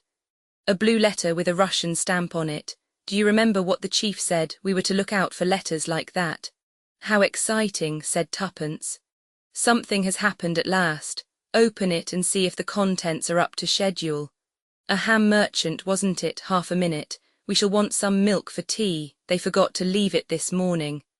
I'll send Albert out for it. She returned from the outer office after dispatching Albert on his errand to find Tommy holding the blue sheet of paper in his hand. As we thought, Tuppence, he remarked. Almost word for word what the chief said. Tuppence took the letter from him and read it. It was couched in careful, stilted English and purported to be from one Gregor Fedorsky, who was anxious for news of his wife. The International Detective Agency was urged to spare no expense in doing their utmost to trace her. Fedorsky himself was unable to leave Russia at the moment owing to a crisis in the pork trade. I wonder what it really means, said Tuppence thoughtfully, smoothing out the sheet on the table in front of her. Code of some kind, I suppose, said Tommy. That's not our business. Our business is to hand it over to the chief as soon as possible. Better just verify it by soaking off the stamp and seeing if the number 16 is underneath. All right, said Tuppence, but I should think— She stopped dead, and Tommy, surprised by her sudden pause, looked up to see a man's burly figure blocking the doorway. The intruder was a man of commanding presence, squarely built with a very round head and a powerful jaw. He might have been about 45 years of age. "I must beg your pardon," said the stranger, advancing into the room, hat in hand. "I found your outer office empty, and this door open, so I ventured to intrude. This is Blunt's International Detective Agency, is it not?" "Certainly it is. And you are perhaps Mr. Blunt, Mr. Theodore Blunt?" "I am Mr. Blunt. You wish to consult me. This is my secretary, Miss Robinson." Tuppence inclined her head gracefully, but continued to scrutinize the stranger narrowly through her downcast eyelashes. She was wondering how long he had been standing in the doorway, and how much he had seen and heard. It did not escape her observation that even while he was talking to Tommy, his eyes kept coming back to the blue paper in her hand. Tommy's voice, sharp with a warning note, recalled her to the needs of the moment. "Miss Robinson, please take notes. Now, sir, will you kindly state the matter on which you wish to have my advice?" Tuppence reached for her pad and pencil. The big man began in rather a harsh voice. "My name is Bower, Dr. Charles Bower. I live in Hampstead, where I have a practice. I have come to you, Mr. Blunt, because several rather strange occurrences have happened lately." "Yes, Dr. Bower. Twice in the course of the last week. I have been summoned by telephone to an urgent case, in each case to find that the summons has been a fake. The first time I thought a practical joke had been played upon me, but on my return the second time, I found that some of my private papers had been displaced and disarranged, and I now believe that the same thing had happened the first time. I made an exhaustive search, and came to the conclusion that my whole desk had been thoroughly ransacked, and the various papers replaced hurriedly." Dr. Bower paused and gazed at Tommy. "Well, Mr. Blunt." "Well, Dr. Bower," replied the young man, smiling. "What do you think of it, eh?" "Well, first I should like the facts. What do you keep in your desk?" "My private papers." "Exactly. Now, what do those private papers consist of? What value are they to the common thief, or any particular person?" "To the common thief I cannot see that they would have any value at all, but my notes on certain obscure alkaloids would be of interest to anyone possessed of technical knowledge on the subject. I have been making a study of such matters for the last few years. These alkaloids are deadly and virulent poisons and are in addition almost untraceable. They yield no known reactions. The secret of them would be worth money then. To unscrupulous persons, yes. And you suspect whom?" The doctor shrugged his massive shoulders. "As far as I can tell, the house was not entered forcibly from the outside. That seems to point to some member of my household, and yet I cannot believe—" He broke off abruptly, then began again, his face very grave. "Mr. Blunt, I must place myself in your hands unreservedly. I dare not go to the police in the matter. Of my 3 servants I am almost entirely sure. They have served me long and faithfully. Still, one never knows. Then I have living with me my 2 nephews, Bertram and Henry. Henry is a good boy, a very good boy. He has never caused me any anxiety, an excellent, hard-working young fellow. Bertram, I regret to say, is of quite a different character, wild, extravagant, and persistently idle." "I see," said Tommy thoughtfully. "You suspect your nephew Bertram of being mixed up in this business. Now, I don't agree with you. I suspect the good boy Henry." "But why? Tradition, precedent." Tommy waved his hand airily. "In my experience, the suspicious characters are always innocent, and vice versa, my dear sir. Yes, decidedly, I suspect Henry." "Excuse me, Mr. Blunt," said Tuppence, interrupting in a deferential voice. "Did I understand Dr. Bower to say that these notes on, obscure alkaloids are kept in the desk with the other papers?" "They are kept in the desk, my dear young lady, but in a secret drawer, the position of which is known only to myself. Hence they have so far defied the search." "And what exactly do you want me to do, Dr. Bower?" asked Tommy. "Do you anticipate that a further search will be made?" "I do, Mr. Blunt. I have every reason to believe so. This afternoon, I received a telegram from a patient of mine whom I ordered to Bournemouth a few weeks ago. The telegram states that my patient is in a critical condition and begs me to come down at once. Rendered suspicious by the events I have told you of, I myself dispatched a telegram prepaid to the patient in question and elicited the fact that he was in good health and had sent no summons to me of any kind. It occurred to me that if I pretended to have been taken in and duly departed to Bournemouth, we should have a very good chance of finding the miscreants at work. They, or he, will doubtless wait until the household has retired to bed before commencing operations. I suggest that you should meet me outside my house at 11 o'clock this evening, and we will investigate the matter together. Hoping, in fact, to catch them in the act, Tommy drummed thoughtfully on the table with a paper knife. Your plan seems to me an excellent one, Dr. Bower. I cannot see any hitch in it. Let me see, your address is The Larches, Hangman's Lane, rather a lonely part, I am afraid, but we command magnificent views over the heath. Quite so, said Tommy. The visitor rose. Then I shall expect you tonight, Mr. Blunt, outside the Larches at, shall we say, 5 minutes to 11 to be on the safe side. Certainly, 5 minutes to 11. Good afternoon, Dr. Bower. Tommy rose, pressed the buzzer on his desk, and Albert appeared to show the client out. The doctor walked with a decided limp, but his powerful physique was evident in spite of it. An ugly customer to tackle, murmured Tommy to himself. Well, Tuppence, old girl, what do you think of it? I'll tell you in one word, said Tuppence. Clubfoot. What? I said clubfoot. My study of the classics has not been in vain. Tommy, this thing's a plant. Obscure alkaloids indeed. I never heard a weaker story. Even I did not find it very convincing, admitted her husband. Did you see his eyes on the letter? Tommy, he's one of the gang. They've got wise to the fact that you're not the real Mr. Blunt and they're out for our blood. In that case, said Tommy, opening the side cupboard and surveying his rows of books with an affectionate eye.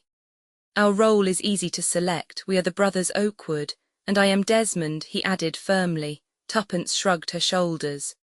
All right, have it your own way. I'd just as soon be Francis. Francis was much the more intelligent of the two. Desmond always gets into a mess, and Francis turns up as the gardener or something in the nick of time and saves the situation. Ah, said Tommy, but I shall be a super Desmond when I arrive at the Larches. Tuppence interrupted him unceremoniously. You're not going to Hampstead tonight. Why not? Walk into a trap with your eyes shut. No, my dear girl, walk into a trap with my eyes open. There's a lot of difference. I think our friend Dr. Bower will get a little surprise. I don't like it, said Tuppence. You know what happens when Desmond disobeys the chief's orders and acts on his own. Our orders were quite clear. To send on the letters at once and to report immediately on anything that happened. You've not got it quite right, said Tommy. We were to report immediately if anyone came in and mentioned the number 16.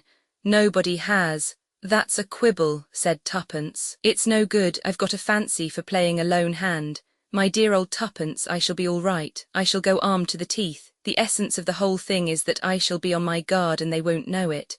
The chief will be patting me on the back for a good night's work. Well, said Tuppence, I don't like it. That man's as strong as a gorilla. Ah, said Tommy, but think of my blue-nosed automatic. The door of the outer office opened and Albert appeared. Closing the door behind him, he approached them with an envelope in his hand. A gentleman to see you, said Albert. When I began the usual stunt of saying you were engaged with Scotland Yard, he told me he knew all about that, said he came from Scotland Yard himself, and he wrote something on a card and stuck it up in this envelope. Tommy took the envelope and opened it.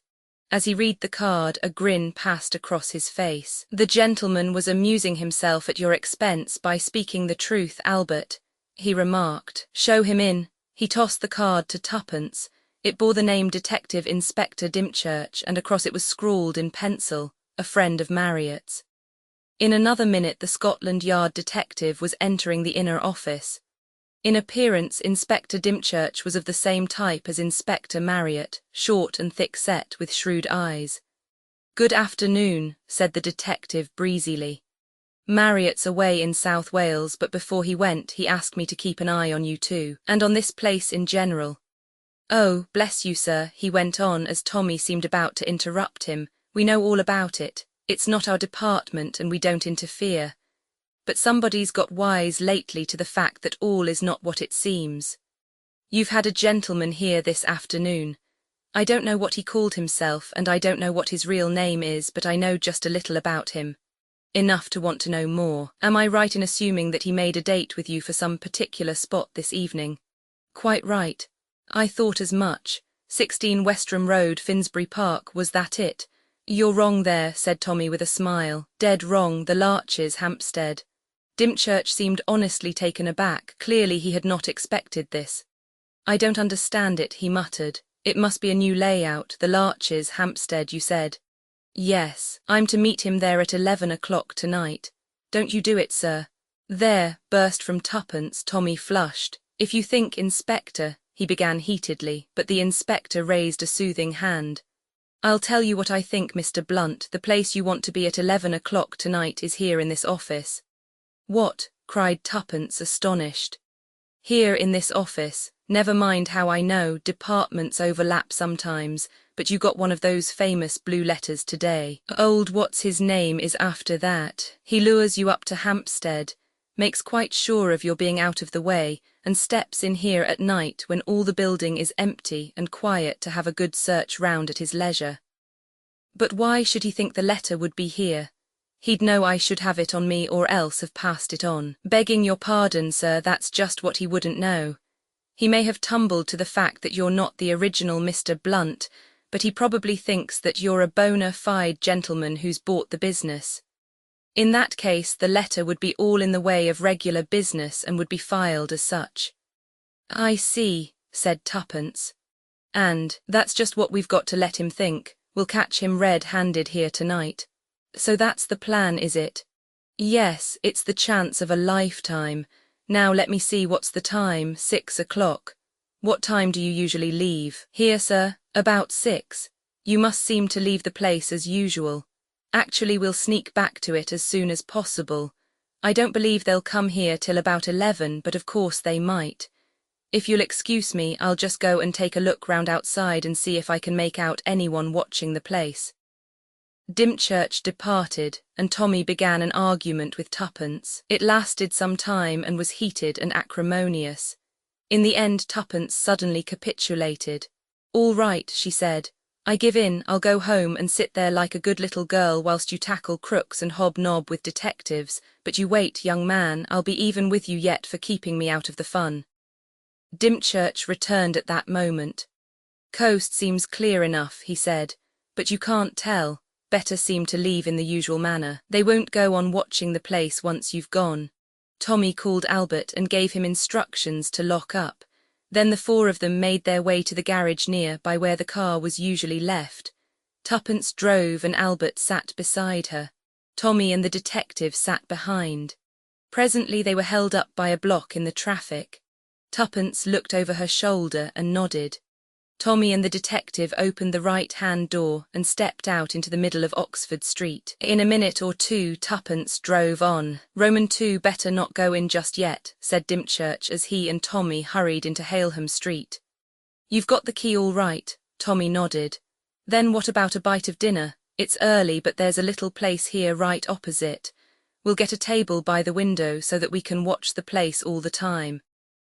They had a very welcome little meal, in the manner the detective had suggested. Tommy found Inspector Dymchurch quite an entertaining companion. Most of his official work had lain amongst international spies, and he had tales to tell which astonished his simple listener. They remained in the little restaurant until 8 o'clock when Dymchurch suggested a move.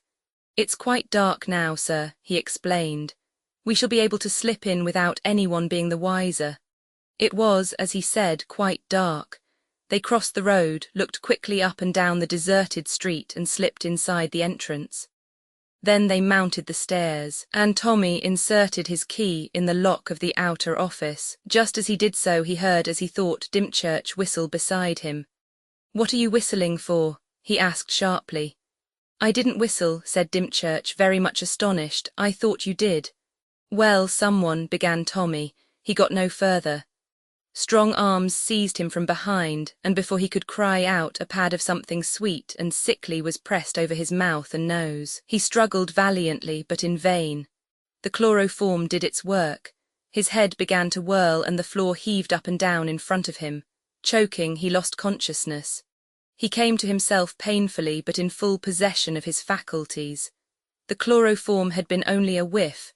They had kept him under long enough to force a gag into his mouth and ensure that he did not cry out. When he came to himself, he was half lying, half sitting, propped against the wall in a corner of his own inner office. Two men were busily turning out the contents of the desk and ransacking the cupboards, and as they worked they cursed freely. "Swelp me, governor," said the taller of the two hoarsely. "We've turned the whole bloody place upside down and inside out. It's not there." "It must be here," snarled the other. "It isn't on him, and there's no other place it can be." As he spoke he turned, and to Tommy's utter amazement, he saw that the last speaker was none other than Inspector Dymchurch. The latter grinned when he saw Tommy's astonished face. "So our young friend is awake again," he said, and a little surprised, yes, a little surprised, but it was so simple. "We suspect that all is not as it should be with the International Detective Agency. I volunteer to find out if that is so or not. If the new Mr. Blunt is indeed a spy, he will be suspicious, so I send first my dear old friend Carl Bauer. Carl is told to act suspiciously and pitch an improbable tale. He does so, and then I appear on the scene. I use the name of Inspector Marriott to gain confidence. The rest is easy." He laughed. Tommy was dying to say several things, but the gag in his mouth prevented him. Also, he was dying to do several things, mostly with his hands and feet, but alas, that too had been attended to. He was securely bound. The thing that amazed him most was the astounding change in the man standing over him. As Inspector Dymchurch, the fellow had been a typical Englishman. Now no one could have mistaken him for a moment for anything but a well-educated foreigner who talked English perfectly without trace of accent. "Coggins, my good friend," said the erstwhile inspector, addressing his ruffianly-looking associate. "Take your life-preserver and stand by the prisoner. I am going to remove the gag. You understand, my dear Mr. Blunt, do you not, that it would be criminally foolish on your part to cry out, but I am sure you do. For your age, you are quite an intelligent lad." Very deftly he removed the gag and stepped back. Tommy eased his stiff jaws, rolled his tongue round his mouth, swallowed twice, and said nothing at all. "I congratulate you on your restraint," said the other. "You appreciate the position, I see. Have you nothing at all to say?" "What I have to say will keep," said Tommy, "and it won't spoil by waiting." "Ah, what I have to say will not keep. In plain English, Mr. Blunt, where is that letter?" "My dear fellow, I don't know," said Tommy cheerfully. "I haven't got it, but you know that as well as I do. I should go on looking about if I were you. I like to see you and friend Coggins playing hide and seek together." The other's face darkened. "You are pleased to be flippant, Mr. Blunt. You see that square box over there, that is Coggins' little outfit. In it there is vitriol, yes, vitriol and irons that can be heated in the fire, so that they are red hot and burn." Tommy shook his head sadly. "An error in diagnosis," he murmured. "Tuppence and I labelled this adventure wrong. It's not a clubfoot story, it's a bulldog Drummond, and you are the inimitable Carl Peterson." "What is this nonsense you are talking?" snarled the other. "Ah," said Tommy, "I see you are unacquainted with the classics. A pity. Ignorant fool, will you do what we want or will you not? Shall I tell Coggins to get out his tools and begin?" "Don't be so impatient," said Tommy. "Of course I'll do what you want as soon as you tell me what it is. You don't suppose I want to be carved up like a filleted sole and fried on a gridiron. I loathe being hurt." Dymchurch looked at him in contempt. "Got, what cowards are these English? Common sense, my dear fellow, merely common sense. Leave the vitriol alone and let us come down to brass tacks." "I want the letter." "I've already told you I haven't got it. We know that, we also know who must have it." "The girl, very possibly you're right," said Tommy. "She may have slipped it into her handbag when your pal Carl startled us." "Oh, you do not deny, that is wise. Very good, you will write to this Tuppence, as you call her, bidding her bring the letter here immediately." "I can't do that," began Tommy. The other cut in before he had finished the sentence. Ah, you can't. Well, we shall soon see, Coggins. Don't be in such a hurry, said Tommy. And do wait for the end of the sentence. I was going to say that I can't do that unless you untie my arms. Hang it all, I'm not one of those freaks who can write with their noses or their elbows. You are willing to write then? Of course, haven't I been telling you so all along? I'm all out to be pleasant and obliging. You won't do anything unkind to Tuppence, of course. I'm sure you won't, she's such a nice girl. We only want the letter, said Dymchurch, but there was a singularly unpleasant smile on his face. At a nod from him, the brutal Coggins knelt down and unfastened Tommy's arms. The latter swung them to and fro. That's better, he said cheerfully. Will kind Coggins hand me my fountain pen? It's on the table, I think, with my other miscellaneous property. Scowling, the man brought it to him and provided a sheet of paper. Be careful what you say, Dymchurch said menacingly. We leave it to you, but failure means death, and slow death at that. In that case, said Tommy, I will certainly do my best. He reflected a minute or two, then began to scribble rapidly. How will this do? He asked, handing over the completed epistle. Dear Tuppence, can you come along at once and bring that blue letter with you? We want to decode it here and now. In haste, Francis, queried the bogus inspector with lifted eyebrows. Was that the name she called you? As you weren't at my christening, said Tommy, I don't suppose you can know whether it's my name or not, but I think the cigarette case you took from my pocket is a pretty good proof that I'm speaking the truth. The other stepped over to the table and took up the case, read Francis from Tuppence, with a faint grin, and laid it down again. I am glad to find you are behaving so sensibly, he said. Coggins, give that note to Vasily. He is on guard outside. Tell him to take it at once. The next 20 minutes passed slowly, the 10 minutes after that more slowly still. Dymchurch was striding up and down with a face that grew darker and darker. Once he turned menacingly on Tommy. If you have dared to double-cross us, he growled. If we'd had a pack of cards here, we might have had a game of piquet to pass the time, drawled Tommy. Women always keep one waiting. I hope you're not going to be unkind to little Tuppence when she comes. Oh, no, said Dymchurch. We shall arrange for you to go to the same place together. Will you, you swine, said Tommy under his breath. Suddenly there was a stir in the outer office. A man whom Tommy had not yet seen poked his head in and growled something in Russian. Good, said Dymchurch. She is coming, and coming alone. For a moment a faint anxiety caught at Tommy's heart. The next minute he heard Tuppence's voice. Oh, there you are, Inspector Dymchurch. I've brought the letter. Where is Francis? With the last words she came through the door, and Vasily sprang on her from behind, clapping his hand over her mouth. Dymchurch tore the handbag from her grasp and turned over its contents in a frenzied search. Suddenly he uttered an ejaculation of delight and held up a blue envelope with a Russian stamp on it. Coggins gave a hoarse shout. And just in that minute of triumph, the other door, the door into Tuppence's own office, opened noiselessly, and Inspector Marriott and 2 men armed with revolvers stepped into the room with the sharp command, "Hands up!" There was no fight. The others were taken at a hopeless disadvantage. Dymchurch's automatic lay on the table and the 2 others were not armed. A very nice little haul, said Inspector Marriott with approval as he snapped on the last pair of handcuffs. And we'll have more as time goes on, I hope. White with rage, Dymchurch glared at Tuppence. You little devil, he snarled. It was you put them on to us. It wasn't all my doing. I ought to have guessed, I admit, when you brought in the number 16 this afternoon. But it was Tommy's note clinched matters. I rang up Inspector Marriott, got Albert to meet him with the duplicate key of the office, and came along myself with the empty blue envelope in my bag. The letter I forwarded according to my instructions as soon as I had parted from you 2 this afternoon. But one word had caught the others' attention.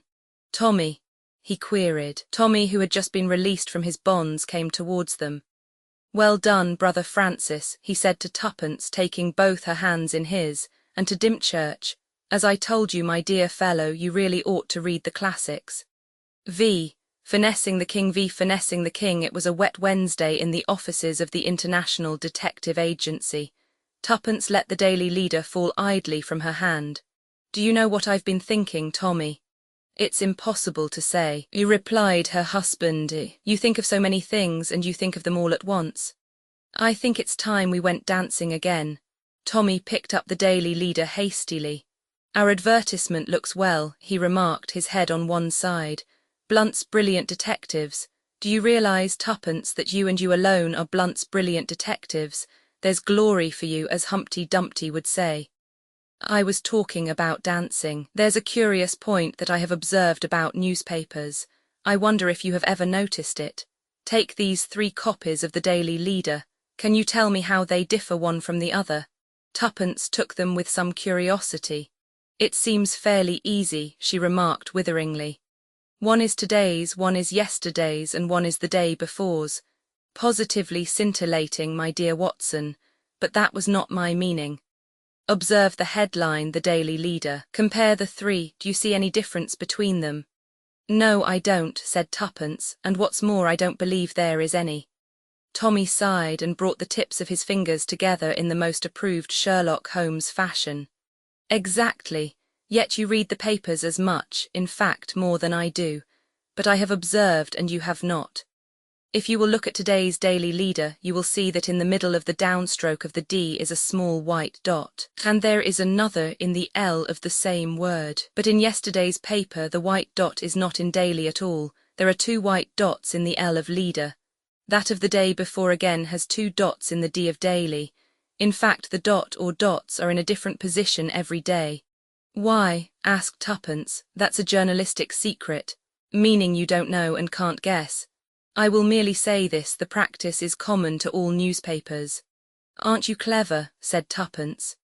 Especially at drawing red herrings across the track. Let's go back to what we were talking about before. What were we talking about? The 3 Arts Ball, Tommy groaned. No, Tuppence, not the 3 Arts Ball. I'm not young enough, I assure you I'm not young enough. When I was a nice young girl, said Tuppence, I was brought up to believe that men, especially husbands, were dissipated beings, fond of drinking and dancing and staying up late at night. It took an exceptionally beautiful and clever wife to keep them at home. Another illusion gone. All the wives I know are hankering to go out and dance and weeping because their husbands will wear bedroom slippers and go to bed at 9:30. And you do dance so nicely, Tommy dear. Gently with the butter, Tuppence. As a matter of fact, said Tuppence, it's not purely for pleasure that I want to go. I'm intrigued by this advertisement. She picked up the Daily Leader again and read it out. I should go 3 hearts, 12 tricks, ace of spades, necessary to finesse the king. Rather an expensive way of learning bridge, was Tommy's comment. Don't be an ass, that's nothing to do with bridge. You see, I was lunching with a girl yesterday at the Ace of Spades. It's a queer little underground den in Chelsea, and she told me that it's quite the fashion at these big shows to trundle round there in the course of the evening for bacon and eggs and Welsh rabbits, bohemian sort of stuff.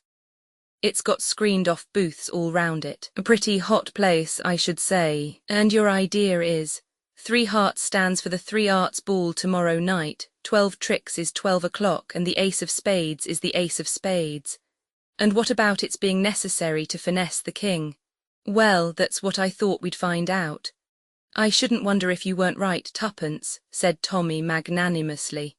But I don't quite see why you want to butt in upon other people's love affairs. I shan't butt in. What I'm proposing is an interesting experiment in detective work. We need practice. Business is certainly not too brisk, agreed Tommy. All the same, Tuppence, what you want is to go to the 3 Arts Ball and dance, talk of red herrings. Tuppence laughed shamelessly. Be a sport, Tommy. Try and forget you're 32 and have got 1 grey hair in your left eyebrow. I was always weak where women were concerned, murmured her husband. Have I got to make an ass of myself in fancy dress? Of course, but you can leave that to me. I've got a splendid idea. Tommy looked at her with some misgiving. He was always profoundly mistrustful of Tuppence's brilliant ideas. When he returned to the flat on the following evening, Tuppence came flying out of her bedroom to meet him. It's come, she announced. What's come? The costume, come and look at it. Tommy followed her. Spread out on the bed was a complete fireman's kit with shining helmet. Good God, groaned Tommy. Have I joined the Wembley Fire Brigade? Guess again, said Tuppence. You haven't caught the idea yet. Use your little grey cells, mon ami. Scintillate, Watson. Be a bull that has been more than 10 minutes in the arena. Wait a minute, said Tommy. I begin to see there is a dark purpose in this. What are you going to wear, Tuppence? An old suit of your clothes, an American hat and some horn spectacles. Crude, said Tommy. But I catch the idea. McCarty incog. And I am Riordan. That's it. I thought we ought to practice American detective methods as well as English ones. Just for once I am going to be the star and you will be the humble assistant. Don't forget, said Tommy warningly, that it's always an innocent remark by the simple Denny that puts McCarty on the right track. But Tuppence only laughed. She was in high spirits. It was a most successful evening. The crowds, the music, the fantastic dresses, everything conspired to make the young couple enjoy themselves. Tommy forgot his role of the bored husband dragged out against his will.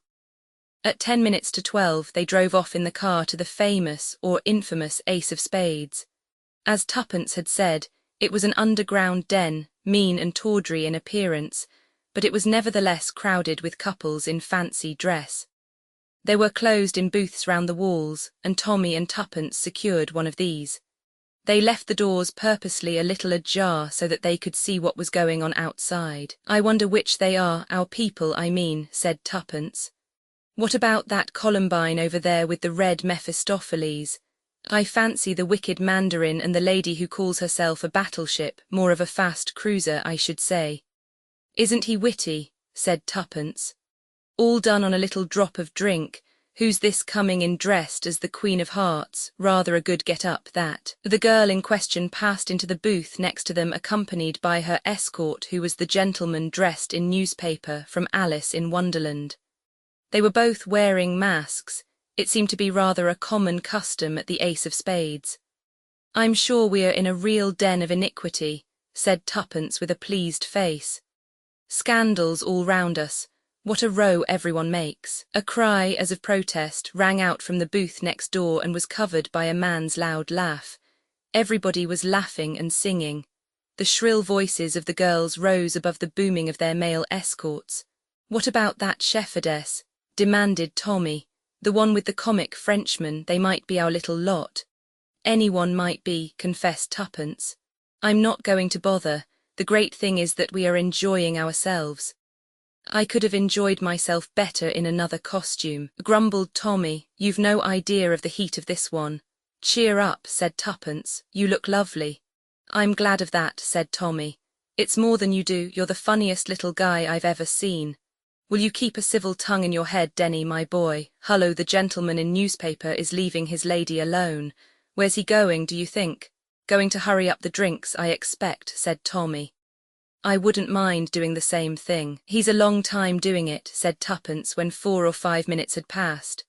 Tommy, would you think me an awful ass? She paused. Suddenly she jumped up. Call me an ass if you like, I'm going in next door. Look here, Tuppence, you can't. I've a feeling there's something wrong. I know there is. Don't try and stop me. She passed quickly out of their own booth and Tommy followed her. The doors of the one next door were closed. Tuppence pushed them apart and went in, Tommy on her heels. The girl dressed as the Queen of Hearts sat in the corner leaning up against the wall in a queer huddled position. Her eyes regarded them steadily through her mask, but she did not move. Her dress was carried out in a bold design of red and white, but on the left side of the pattern seemed to have got mixed. There was more red than should have been. With a cry, Tuppence hurried forward. At the same time, Tommy saw what she had seen, the hilt of a jewelled dagger just below the heart. Tuppence dropped on her knees by the girl's side. Quick, Tommy, she's still alive. Get hold of the manager and make him get a doctor at once. Right, mind you don't touch the handle of that dagger, Tuppence. I'll be careful, go quickly. Tommy hurried out, pulling the doors to behind him. Tuppence passed her arm around the girl. The latter made a faint gesture and Tuppence realised that she wanted to get rid of the mask. Tuppence unfastened it gently. She saw a fresh flower-like face, and wide starry eyes that were full of horror, suffering, and a kind of dazed bewilderment. My dear, said Tuppence very gently, can you speak at all? Will you tell me, if you can, who did this? She felt the eyes fix themselves on her face. The girl was sighing, the deep palpitating sighs of a failing heart, and still she looked steadily at Tuppence. Then her lips parted. "Bingo did it," she said in a strained whisper. Then her hands relaxed, and she seemed to nestle down on Tuppence's shoulder. Tommy came in, 2 men with him. The bigger of the 2 came forward with an air of authority, the word doctor written all over him. Tuppence relinquished her burden. "She's dead, I'm afraid," she said with a catch in her voice. The doctor made a swift examination. "Yes," he said, "nothing to be done. We had better leave things as they are till the police come." "How did the thing happen?" Tuppence explained rather haltingly, slurring over her reasons for entering the booth. "It's a curious business," said the doctor. "You heard nothing?" "I heard her give a kind of cry, but then the man laughed. Naturally I didn't think." "Naturally not," agreed the doctor. "And the man wore a mask, you say? You wouldn't recognize him?" "I'm afraid not, would you, Tommy?" "No, still there is his costume." "The first thing will be to identify this poor lady," said the doctor. "After that, well, I suppose the police will get down to things pretty quickly. It ought not to be a difficult case." "Ah, here they come. VI, the gentleman dressed in newspaper. VI, the gentleman dressed in newspaper." It was after 3 o'clock when, weary and sick at heart, the husband and wife reached home. Several hours passed before Tuppence could sleep. She lay tossing from side to side, seeing always that flower-like face with the horror-stricken eyes. The dawn was coming in through the shutters when Tuppence finally dropped off to sleep. After the excitement, she slept heavily and dreamlessly. It was broad daylight when she awoke to find Tommy up and dressed, standing by the bedside, shaking her gently by the arm. "Wake up, old thing. Inspector Marriott and another man are here and want to see you. What time is it?" "Just on 11. I'll get Alice to bring you your tea right away." "Yes, do. Tell Inspector Marriott I'll be there in 10 minutes. A quarter of an hour later, Tuppence came hurrying into the sitting room. Inspector Marriott, who was sitting looking very straight and solemn, rose to greet her. "Good morning, Mrs. Beresford. This is Sir Arthur Merivale." Tuppence shook hands with a tall, thin man with haggard eyes and greying hair. "It's about this sad business last night," said Inspector Marriott. "I want Sir Arthur to hear from your own lips what you told me, the words the poor lady said before she died. Sir Arthur has been very hard to convince." "I can't believe," said the other, "and I won't believe, that Bingo Hale ever hurt a hair on Via's head." Inspector Marriott went on. "We've made some progress since last night, Mrs. Beresford," he said. "First of all, we managed to identify the lady as Lady Merivale. We communicated with Sir Arthur here. He recognized the body at once and was horrified beyond words, of course. Then I asked him if he knew anyone called Bingo. You must understand, Mrs. Beresford," said Sir Arthur, "that Captain Hale, who is known to all his friends as Bingo, is the dearest pal I have. He practically lives with us. He was staying at my house when they arrested him this morning. I cannot but believe that you have made a mistake. It was not his name that my wife uttered." "There is no possibility of mistake," said Tuppence gently. "She said Bingo did it. You see, Sir Arthur," said Marriott. The unhappy man sank into a chair and covered his face with his hands. "It's incredible. What earthly motive could there be?" "Oh, I know your idea. Inspector Marriott. You think Hale was my wife's lover, but even if that were so, which I don't admit for a moment, what motive was there for killing her?" Inspector Marriott coughed. "It's not a very pleasant thing to say, sir, but Captain Hale has been paying a lot of attention to a certain young American lady of late, a young lady with a considerable amount of money. If Lady Merivale liked to turn nasty, she could probably stop his marriage." "This is outrageous, Inspector." Sir Arthur sprang angrily to his feet. The other calmed him with a soothing gesture. "I beg your pardon, I'm sure, Sir Arthur. You say that you and Captain Hale both decided to attend this show. Your wife was away on a visit at the time, and you had no idea that she was to be there. Not the least idea. Just show him that advertisement you told me about, Mrs. Beresford." Tuppence complied. "That seems to me clear enough. It was inserted by Captain Hale to catch your wife's eye. They had already arranged to meet there. But you only made up your mind to go the day before, hence it was necessary to warn her. That is the explanation of the phrase necessary to finesse the king. You ordered your costume from a theatrical firm at the last minute, but Captain Hale's was a home-made affair. He went as the gentleman dressed in newspaper. Do you know, Sir Arthur, what we found clasped in the dead lady's hand? A fragment torn from a newspaper. My men have orders to take Captain Hale's costume away with them from your house.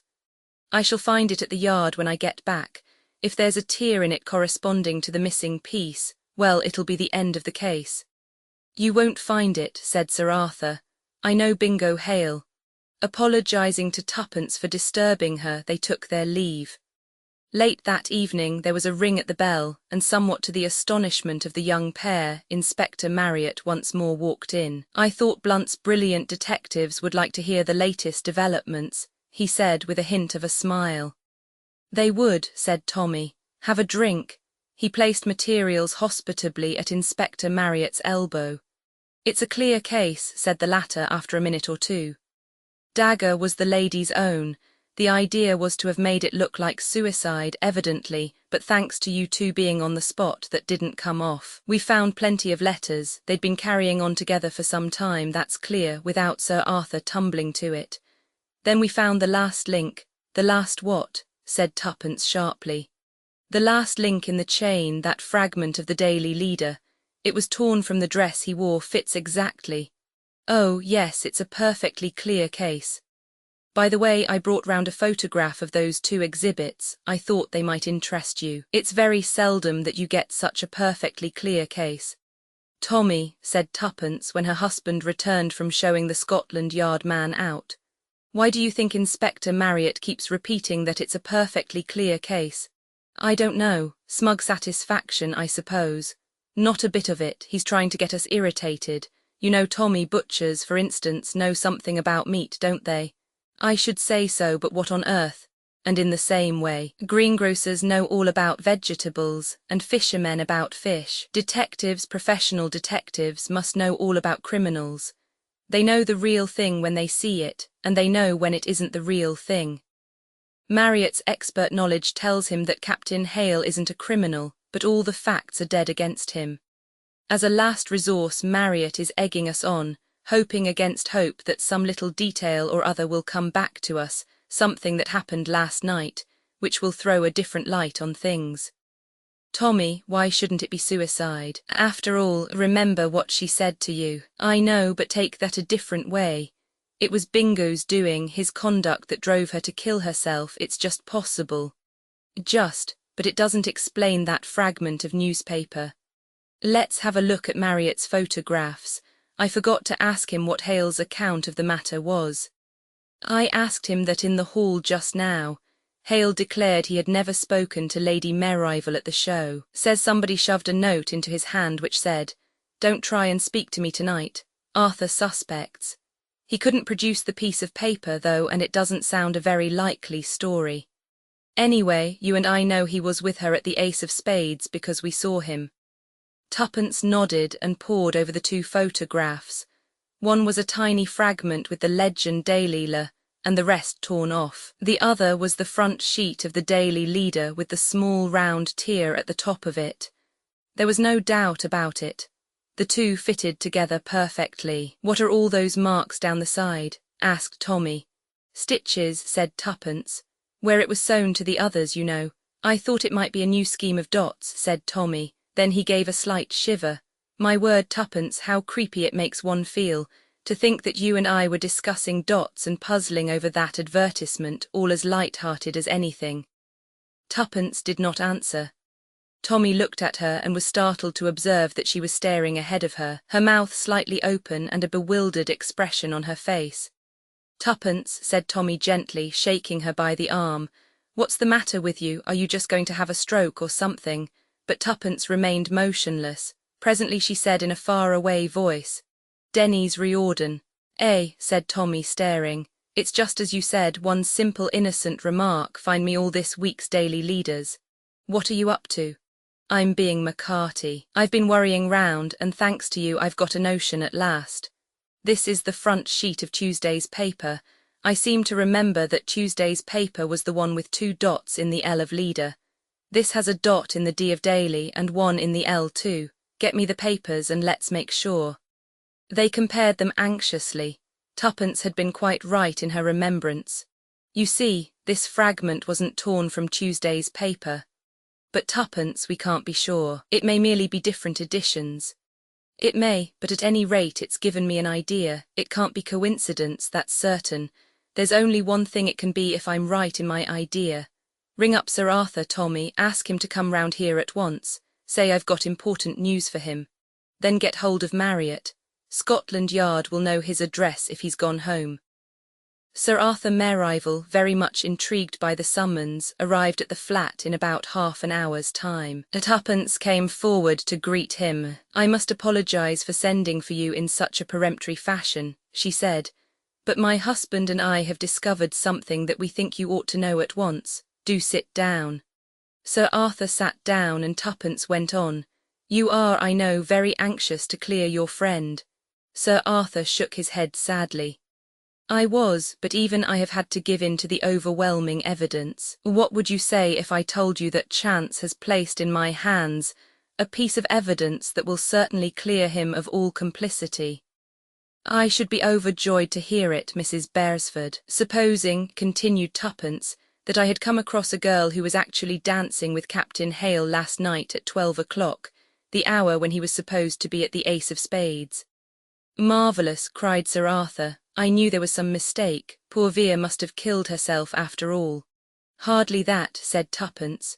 "You forget the other man." "What other man?" "The one my husband and I saw leave the booth. You see, Sir Arthur, there must have been a second man dressed in newspaper at the ball. By the way, what was your own costume?" "Mine. I went as a 17th century executioner." "How very appropriate," said Tuppence softly. "Appropriate, Mrs. Beresford? What do you mean by appropriate?" "For the part you played. Shall I tell you my ideas on the subject, Sir Arthur?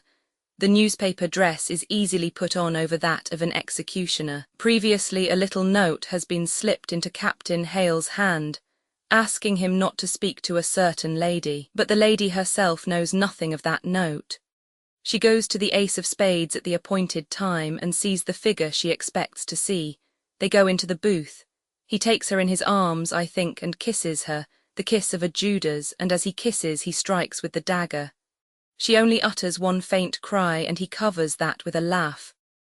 Presently he goes away, and to the last, horrified and bewildered, she believes her lover is the man who killed her, but she has torn a small fragment from the costume. The murderer notices that he is a man who pays great attention to detail. To make the case absolutely clear against his victim, the fragment must seem to have been torn from Captain Hale's costume. That would present great difficulties unless the two men happen to be living in the same house. Then, of course, the thing would be simplicity itself. He makes an exact duplicate of the tear in Captain Hale's costume. Then he burns his own and prepares to play the part of the loyal friend. Tuppence paused. "Well, Sir Arthur." Sir Arthur rose and made her a bow, the rather vivid imagination of a charming lady who reads too much fiction. "You think so," said Tommy. "And a husband who is guided by his wife," said Sir Arthur. "I do not fancy you will find anybody to take the matter seriously." He laughed out loud and Tuppence stiffened in her chair.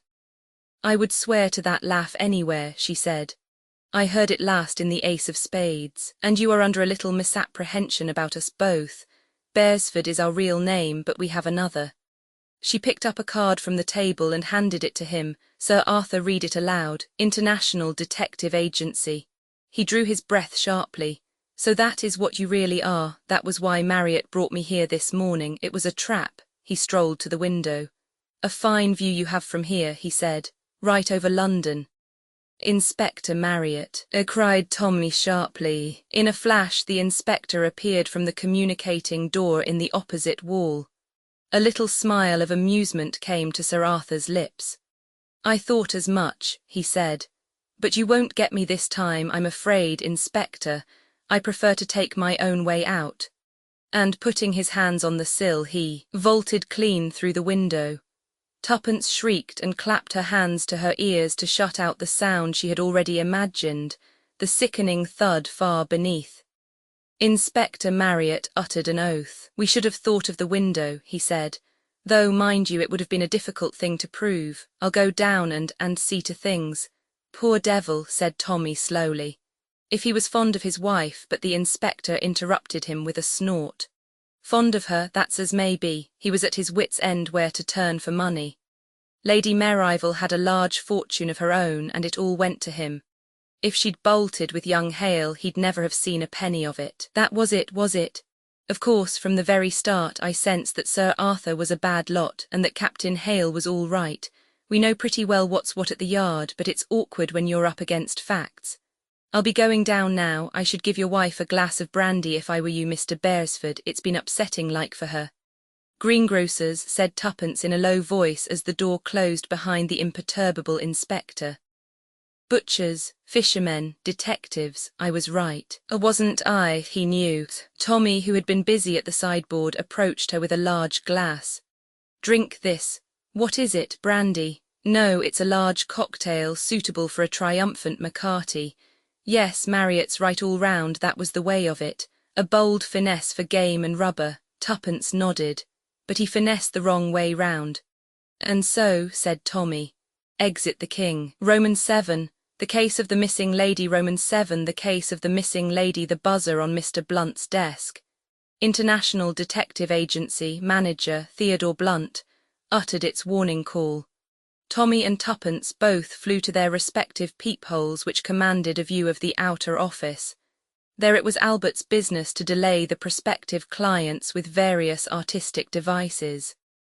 I will see, sir, he was saying, but I'm afraid Mr. Blunt is very busy just at present. He is engaged with Scotland Yard on the phone just now.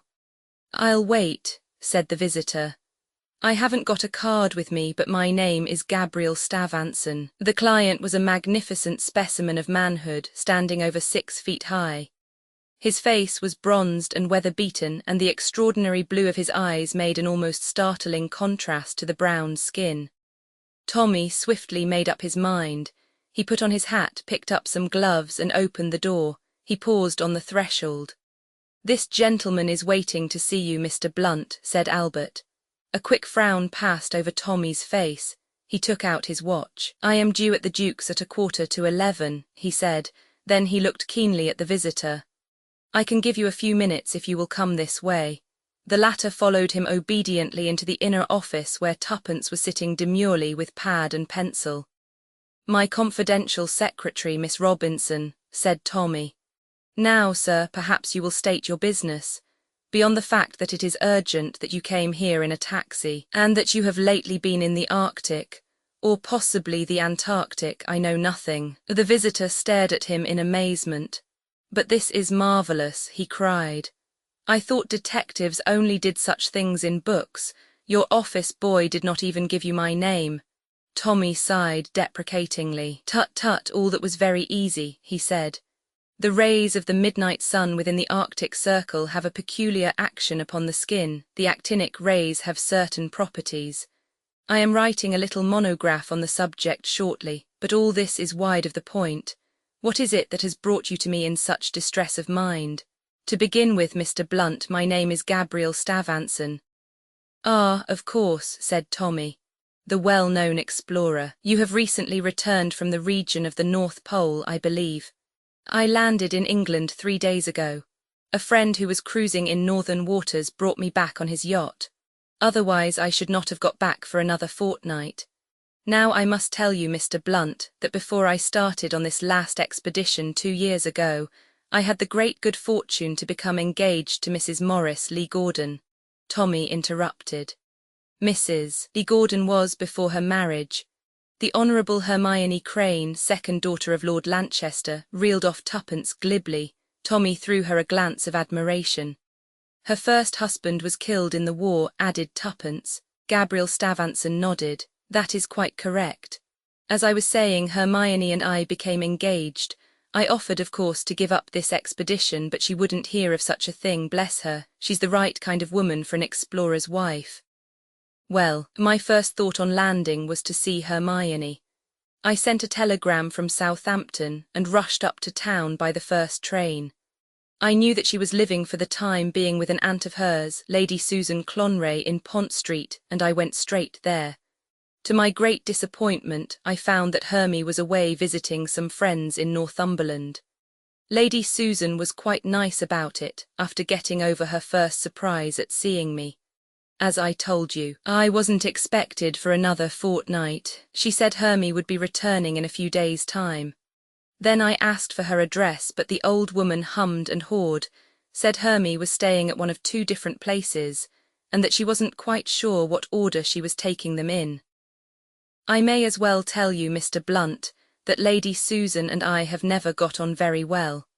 She's one of those fat women with double chins. I loathe fat women, always have. Fat women and fat dogs are an abomination unto the Lord, and unfortunately they so often go together. It's an idiosyncrasy of mine, I know, but there it is, I never can get on with a fat woman.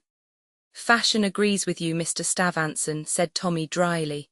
And everyone has their own pet aversion. That of the late Lord Roberts was cats. Mind you, I'm not saying that Lady Susan isn't a perfectly charming woman, she may be, but I've never taken to her. I've always felt, deep down, that she disapproved of our engagement, and I feel sure that she would influence Hermie against me if that were possible. I'm telling you this for what it's worth. Count it out as prejudice if you like. Well, to go on with my story, I'm the kind of obstinate brute who likes his own way. I didn't leave Pont Street until I'd got out of her the names and addresses of the people Hermie was likely to be staying with. Then I took the mail train north. You are, I perceive, a man of action, Mr. Stavanson, said Tommy, smiling. The thing came upon me like a bombshell. Mr. Blunt, none of these people had seen a sign of Hermie. Of the 3 houses, only one had been expecting her. Lady Susan must have made a bloomer over the other 2, and she had put off her visit there at the last moment by telegram. I returned post haste to London, of course, and went straight to Lady Susan. I will do her the justice to say that she seemed upset. She admitted that she had no idea where Hermie could be. All the same, she strongly negatived any idea of going to the police. She pointed out that Hermie was not a silly young girl, but an independent woman who had always been in the habit of making her own plans. She was probably carrying out some idea of her own. I thought it quite likely that Hermie didn't want to report all her movements to Lady Susan, but I was still worried. I had that queer feeling one gets when something is wrong. I was just leaving when a telegram was brought to Lady Susan. She read it with an expression of relief and handed it to me. It ran as follows: changed my plans just off to Monte Carlo for a week, Hermie. Tommy held out his hand. You have got the telegram with you? No, I haven't, but it was handed in at Maldon, Surrey. I noticed that at the time because it struck me as odd. What should Hermie be doing at Maldon? She'd no friends there that I had ever heard of. You didn't think of rushing off to Monte Carlo in the same way that you had rushed north? I thought of it, of course, but I decided against it. You see, Mr. Blunt, whilst Lady Susan seemed quite satisfied by that telegram, I wasn't. It struck me as odd that she should always telegraph, not write. A line or 2 in her own handwriting would have set all my fears at rest. But anyone can sign a telegram, Hermie. The more I thought it over, the more uneasy I got. In the end, I went down to Maldon. That was yesterday afternoon. It's a fair-sized place, good links there and all that, 2 hotels. I inquired everywhere I could think of, but there wasn't a sign that Hermie had ever been there. Coming back in the train, I read your advertisement, and I thought I'd put it up to you. If Hermie has really gone off to Monte Carlo, I don't want to set the police on her track and make a scandal, but I'm not going to be sent off on a wild goose chase myself. I stay here in London in case there's been foul play of any kind. Tommy nodded thoughtfully. What do you suspect exactly? I don't know, but I feel there's something wrong. With a quick movement, Stavanson took a case from his pocket and laid it open before them. That is Hermione, he said. I will leave it with you. The photograph represented a tall, willowy woman no longer in her first youth, but with a charming, frank smile and lovely eyes. Now, Mr. Stavanson, said Tommy, there is nothing you have omitted to tell me. Nothing whatever. No detail, however small. I don't think so, Tommy sighed. That makes the task harder, he observed. You must often have noticed, Mr. Stavanson, in reading of crime, how one small detail is all the great detective needs to set him on the track. I may say that this case presents some unusual features. I have, I think, practically solved it already, but time will show. He picked up a violin which lay on the table and drew the bow once or twice across the strings. Tuppence ground her teeth, and even the explorer blenched. The performer laid the instrument down again. "A few chords from Moskowskensky," he murmured. "Leave me your address, Mr. Stavanson, and I will report progress to you." As the visitor left the office, Tuppence grabbed the violin and, putting it in the cupboard, turned the key in the lock. "If you must be Sherlock Holmes," she observed, "I'll get you a nice little syringe and a bottle labelled cocaine, but for God's sake leave that violin alone." If that nice explorer man hadn't been as simple as a child, he'd have seen through you. "Are you going on with the Sherlock Holmes touch?" "I flatter myself that I have carried it through very well so far," said Tommy with some complacence. "The deductions were good, weren't they? I had to risk the taxi. After all, it's the only sensible way of getting to this place. It's lucky I had just read the bit about his engagement in this morning's Daily Mirror," remarked Tuppence. "Yes, that looked well for the efficiency of Blunt's brilliant detectives. This is decidedly a Sherlock Holmes case. Even you cannot have failed to notice the similarity between it and the disappearance of Lady Frances Carfax. Do you expect to find Mrs. Lee Gordon's body in a coffin? Logically, history should repeat itself. Actually, well, what do you think?" "Well," said Tuppence, "the most obvious explanation seems to be that for some reason or other Hermie, as he calls her, is afraid to meet her fiancé, and that Lady Susan is backing her up. In fact, to put it bluntly, she's come a cropper of some kind and has got the wind up about it." "That occurred to me also," said Tommy, "but I thought we'd better make pretty certain before suggesting that explanation to a man like Stavanson. What about a run down to Malden, old thing? And it would do no harm to take some golf clubs with us." Tuppence agreeing, the International Detective Agency was left in the charge of Albert. Malden, though a well-known residential place, did not cover a large area. Tommy and Tuppence, making every possible inquiry that ingenuity could suggest, nevertheless drew a complete blank. It was as they were returning to London that a brilliant idea occurred to Tuppence. "Tommy, why did they put Malden, Surrey on the telegram?" "Because Malden is in Surrey, idiot." "Idiot yourself, I don't mean that. If you get a telegram from Hastings, say, or Torquay, they don't put the county after it. But from Richmond they do put Richmond, Surrey. That's because there are two Richmonds." Tommy, who was driving, slowed up. "Tuppence," he said affectionately, "your idea is not so dusty. Let us make inquiries at yonder post office." They drew up before a small building in the middle of a village street. A very few minutes sufficed to elicit the information that there were two Maldens. Malden, Surrey, and Malden, Sussex, the latter a tiny hamlet but possessed of a telegraph office. "That's it," said Tuppence excitedly. Stavanson knew Malden was in Surrey, so he hardly looked at the word beginning with S after Malden. "Tomorrow," said Tommy, "we'll have a look at Malden, Sussex." Malden, Sussex was a very different proposition to its Surrey namesake. It was 4 miles from a railway station, possessed 2 public houses, 2 small shops, a post and telegraph office combined with a sweet and picture postcard business, and about 7 small cottages. Tuppence took on the shops whilst Tommy betook himself to the Cock and Sparrow. They met half an hour later. "Well," said Tuppence. "Quite good beer," said Tommy, "but no information." "You'd better try the King's Head," said Tuppence. "I'm going back to the post office. There's a sour old woman there, but I heard them yell to her that dinner was ready." She returned to the place and began examining postcards. A fresh-faced girl, still munching, came out of the back room. "I'd like these, please," said Tuppence. "And do you mind waiting whilst I just look over these comic ones?" She sorted through a packet, talking as she did so. "I'm ever so disappointed you couldn't tell me my sister's address. She's staying near here and I've lost her letter. Lee Wood, her name is." The girl shook her head. "I don't remember it, and we don't get many letters through here either, so I probably should if I'd seen it on a letter. Apart from the Grange, there isn't many big houses round about. What is the Grange? Asked Tuppence. Who does it belong to? Dr. Horiston has it. It's turned into a nursing home now. Nerve cases mostly, I believe. Ladies that come down for rest cures and all that sort of thing.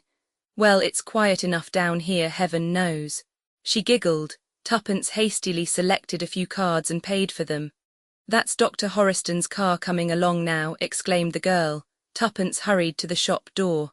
A small two-seater was passing. At the wheel was a tall dark man with a neat black beard and a powerful, unpleasant face. The car went straight on down the street. Tuppence saw Tommy crossing the road towards her. Tommy, I believe I've got it, Dr. Horiston's nursing home. I heard about it at the King's Head and I thought there might be something in it, but if she's had a nervous breakdown or anything of that sort, her aunt and her friends would know about it surely. Ye ease, I didn't mean that. Tommy, did you see that man in the two-seater? Unpleasant-looking brute, yes. That was Dr. Horiston. Tommy whistled. Shifty-looking beggar. What do you say about it, Tuppence? Shall we go and have a look at the Grange?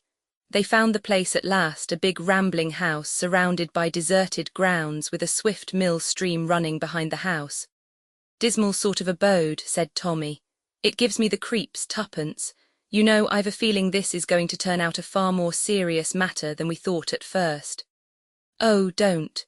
If only we are in time. That woman's in some awful danger. I feel it in my bones. Don't let your imagination run away with you. I can't help it. I mistrust that man. What shall we do? I think it would be a good plan if I went and rang the bell alone first and asked boldly for Mrs. Lee Gordon just to see what answer I get. Because, after all, it may be perfectly fair and above board. Tuppence carried out her plan. The door was opened almost immediately by a man's servant with an impassive face. I want to see Mrs. Lee Gordon, if she is well enough to see me. She fancied that there was a momentary flicker of the man's eyelashes, but he answered readily enough. There is no one of that name here, madam. Oh, surely, this is Dr. Horiston's place, the Grange, is it not? Yes, madam, but there is nobody of the name of Mrs. Lee Gordon here. Baffled, Tuppence was forced to withdraw and hold a further consultation with Tommy outside the gate. Perhaps he was speaking the truth. After all, we don't know. He wasn't. He was lying. I'm sure of it. Wait until the doctor comes back, said Tommy. Then I'll pass myself off as a journalist anxious to discuss his new system of rest cure with him. That will give me a chance of getting inside and studying the geography of the place. The doctor returned about half an hour later. Tommy gave him about 5 minutes, then he in turn marched up to the front door, but he too returned baffled. The doctor was engaged and couldn't be disturbed, and he never sees journalists. Tuppence, you're right, there's something fishy about this place. It's ideally situated miles from anywhere. Any mortal thing could go on here and no one would ever know. Come on, said Tuppence with determination. What are you going to do? I'm going to climb over the wall and see if I can't get up to the house quietly without being seen.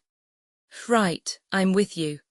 The garden was somewhat overgrown and afforded a multitude of cover. Tommy and Tuppence managed to reach the back of the house unobserved. Here there was a wide terrace, with some crumbling steps leading down from it.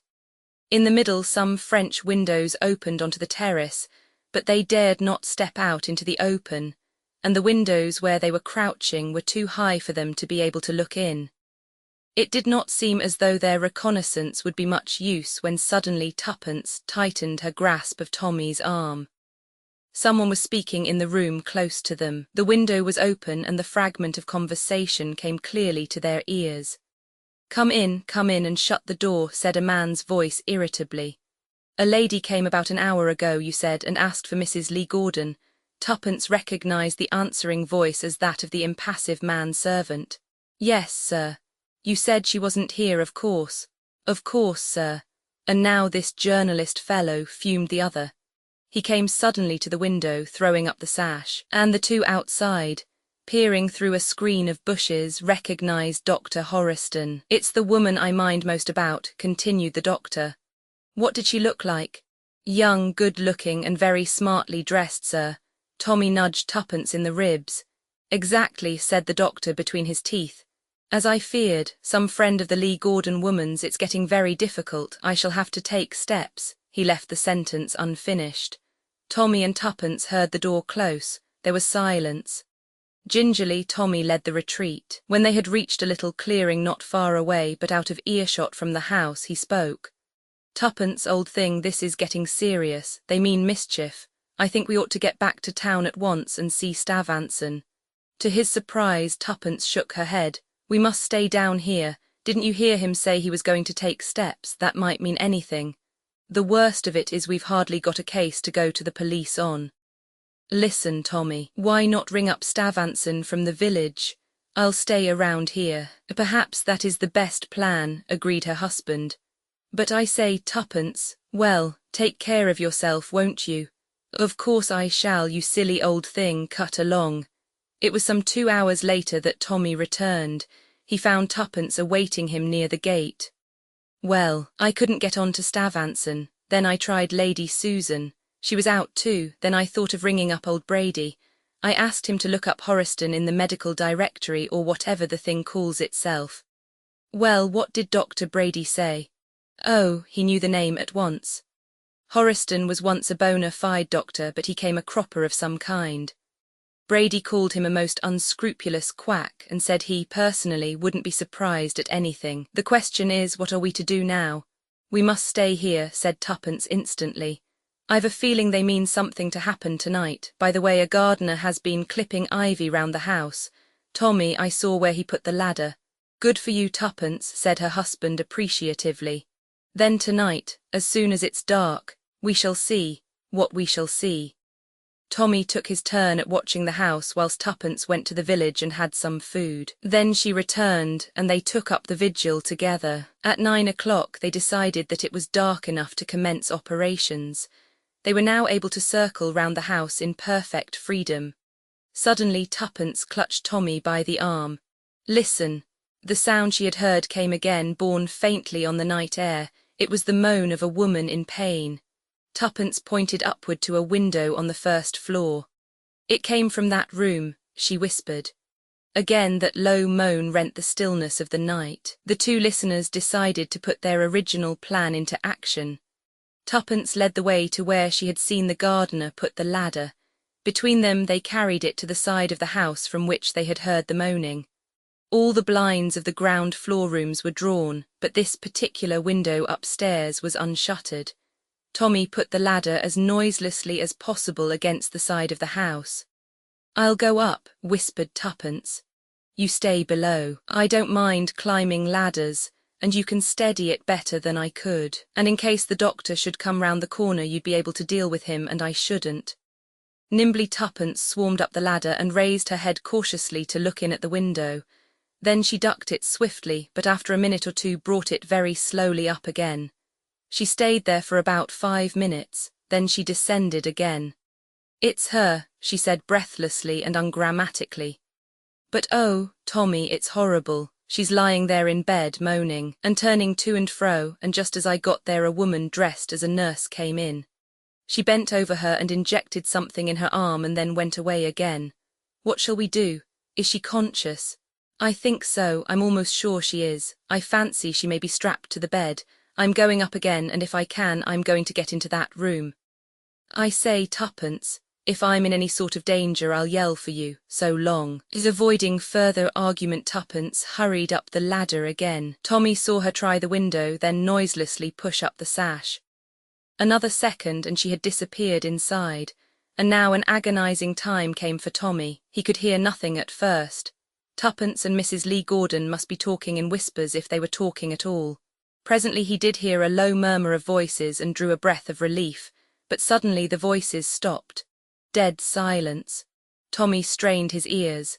Nothing. What could they be doing? Suddenly a hand fell on his shoulder. "Come on," said Tuppence's voice out of the darkness. "Tuppence, how did you get here?" "Through the front door. Let's get out of this." "Get out of this. That's what I said. But Mrs. Lee Gordon." In a tone of indescribable bitterness, Tuppence replied. Getting thin, Tommy looked at her, suspecting irony. "What do you mean?" "What I say, getting thin, slinkiness, reduction of weight. Didn't you hear Stavanson say he hated fat women? In the 2 years he's been away, his Hermie has put on weight." got a panic when she knew he was coming back and rushed off to do this new treatment of Dr. Horiston's. It's injections of some sort, and he makes a deadly secret of it and charges through the nose. I dare say he is a quack, but he's a damned successful one. Stavanson comes home a fortnight too soon, when she's only beginning the treatment. Lady Susan has been sworn to secrecy and plays up, and we come down here and make blithering idiots of ourselves. Tommy drew a deep breath. I believe, Watson, he said with dignity, that there is a very good concert at the Queen's Hall tomorrow. We shall be in plenty of time for it, and you will oblige me by not placing this case upon your records. It has absolutely no distinctive features. Roman 8, blindman's buff, Roman 8, blindman's buff, right, said Tommy and replaced the receiver on its hook. Then he turned to Tuppence. That was the chief. Seems to have got the wind up about us. It appears that the parties we're after have got wise to the fact that I'm not the genuine Mr. Theodore Blunt. We're to expect excitements at any minute. The chief begs you as a favour to go home and stay at home and not mix yourself up in it any more. Apparently the hornet's nest we've stirred up is bigger than anyone imagined. All that about my going home is nonsense, said Tuppence decidedly. Who is going to look after you if I go home? Besides, I like excitement. Business hasn't been very brisk just lately. Well, one can't have murders and robberies every day, said Tommy. Be reasonable. Now my idea is this. When business is slack, we ought to do a certain amount of home exercises every day. Lie on our backs and wave our feet in the air, that sort of thing. Don't be so literal in your interpretation.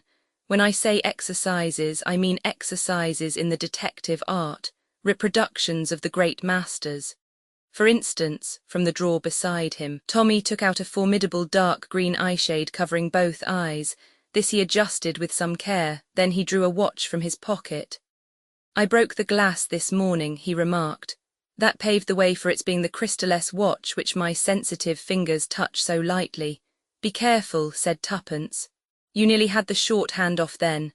Give me your hand, said Tommy. He held it, one finger feeling for the pulse. Ah, the keyboard of silence. This woman has not got heart disease. I suppose, said Tuppence, that you are Thornley Colton. Just so, said Tommy. The blind problemist, and your thingamabob, the black-haired, apple-cheeked secretary. The bundle of baby clothes picked up on the banks of the English River, finished Tuppence. And Albert is the fee alias Shrimp. We must teach him to say G, said Tuppence. And his voice isn't shrill, it's dreadfully hoarse. Against the wall by the door, said Tommy, you perceive the slim, hollow cane, which held in my sensitive hand tells me so much. Rose and cannoned into a chair. Damn, said Tommy, I forgot that chair was there. It must be beastly to be blind, said Tuppence with feeling. Rather, agreed Tommy heartily. I'm sorrier for all those poor devils who lost their eyesight in the war than for anyone else. But they say that when you live in the dark you really do develop special senses. That's what I want to try and see if one couldn't do. It would be jolly handy to train oneself to be some good in the dark. Now, Tuppence, be a good Sydney Thames, how many steps to that cane? Tuppence made a desperate guess. 3 straight, 5 left, she hazarded. Tommy paced it uncertainly, Tuppence interrupting with a cry of warning as she realised that the 4th step left would take him slap against the wall. There's a lot in this, said Tuppence. You've no idea how difficult it is to judge how many steps are needed.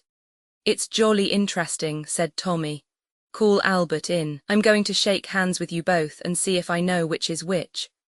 All right, said Tuppence, but Albert must wash his hands first. They are sure to be sticky from those beastly acid drops he's always eating. Albert, introduced to the game, was full of interest. Tommy, the handshakes completed, smiled complacently. The keyboard of silence cannot lie, he murmured. The first was Albert, the second you, Tuppence.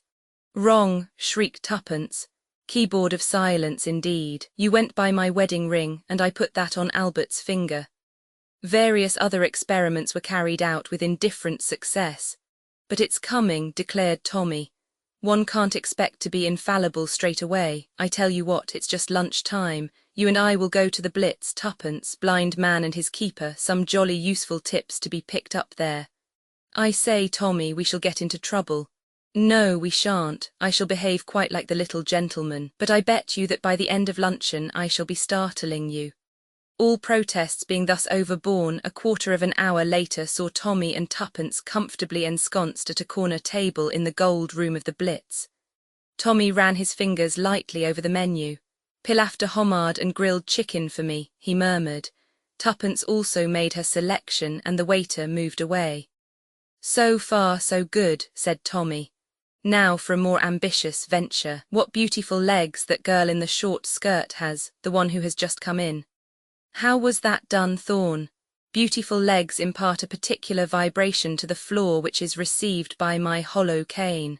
Or, to be honest, in a big restaurant there is nearly always a girl with beautiful legs standing in the doorway looking for her friends, and with short skirts going about, she'd be sure to take advantage of them." The meal proceeded. "The man 2 tables from us is a very wealthy profiteer, I fancy," said Tommy carelessly. "Pretty good," said Tuppence appreciatively. "I don't follow that one. I shan't tell you how it's done every time, it spoils my show. The head waiter is serving champagne 3 tables off to the right. A stout woman in black is about to pass our table." "Tommy, how can you? Aha, you're beginning to see what I can do. That's a nice girl in brown just getting up at the table behind you." "Snoo," said Tuppence. "It's a young man in grey." "Oh," said Tommy, momentarily disconcerted, and at that moment 2 men who had been sitting at a table not far away and who had been watching the young pair with keen interest got up and came across to the corner table. "Excuse me," said the elder of the 2, a tall, well-dressed man with an eyeglass and a small grey moustache. "But you have been pointed out to me as Mr. Theodore Blunt. May I ask if that is so?" Tommy hesitated a minute, feeling somewhat at a disadvantage. Then he bowed his head. "That is so. I am Mr. Blunt. What an unexpected piece of good fortune. Mr. Blunt, I was going to call at your offices after lunch. I am in trouble, very grave trouble, but excuse me, you have had some accident to your eyes." "My dear sir," said Tommy in a melancholy voice, "I am blind, completely blind." "What, you are astonished, but surely you have heard of blind detectives?" "In fiction, never in real life, and I have certainly never heard that you were blind." "Many people are not aware of the fact," murmured Tommy. "I am wearing an eyeshade today to save my eyeballs from glare. But without it, quite a host of people have never suspected my infirmity, if you call it that. You see, my eyes cannot mislead me, but enough of all this. Shall we go at once to my office, or will you give me the facts of the case here? The latter would be best, I think." A waiter brought up 2 extra chairs and the 2 men sat down. The second man, who had not yet spoken, was shorter, sturdy in build and very dark. "It is a matter of great delicacy," said the older man, dropping his voice confidentially. He looked uncertainly at Tuppence. Mr. Blunt seemed to feel the glance. "Let me introduce my confidential secretary," he said. "Miss Ganges, found on the banks of the Indian River, a mere bundle of baby clothes, very sad history. Miss Ganges is my eyes, she accompanies me everywhere." The stranger acknowledged the introduction with a bow. "Then I can speak out, Mr. Blunt. My daughter, a girl of 16, has been abducted under somewhat peculiar circumstances. I discovered this half an hour ago. The circumstances of the case were such that I dared not call in the police. Instead, I rang up your office. They told me you were out to lunch but would be back by 2:30. I came in here with my friend Captain Harker." The short man jerked his head and muttered something. "By the greatest good fortune you happen to be lunching here also. We must lose no time. You must return with me to my house immediately." Tommy demurred cautiously. "I can be with you in half an hour. I must return to my office first." Captain Harker, turning to glance at Tuppence, may have been surprised to see a half-smile lurking for a moment at the corners of her mouth. "No, no, that will not do. You must return with me." The grey-haired man took a card from his pocket and handed it across the table.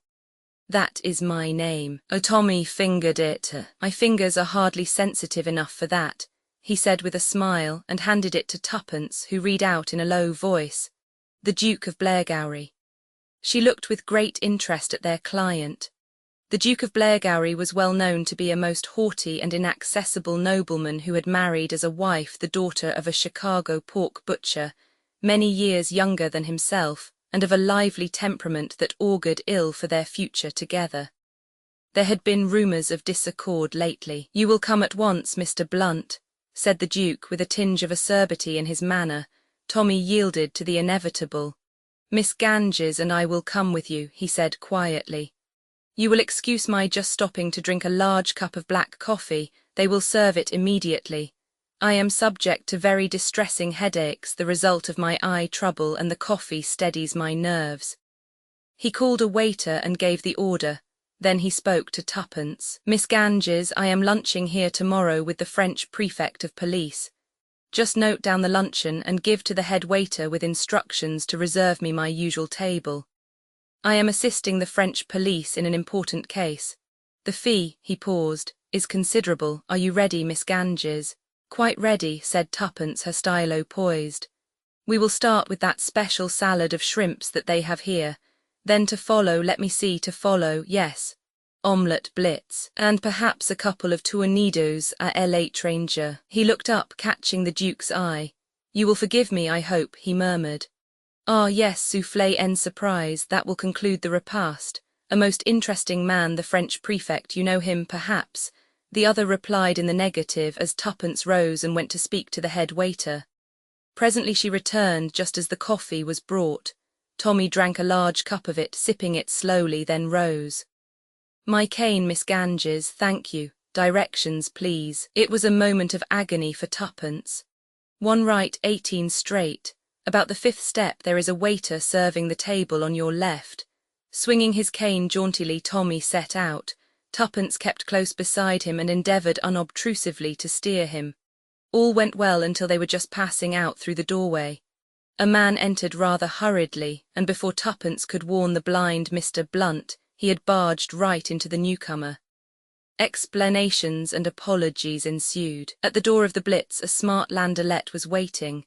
The Duke himself aided Mr. Blunt to get in. "Your car here, Harker?" he asked over his shoulder. "Yes, just round the corner. Take Miss Ganges in it, will you?"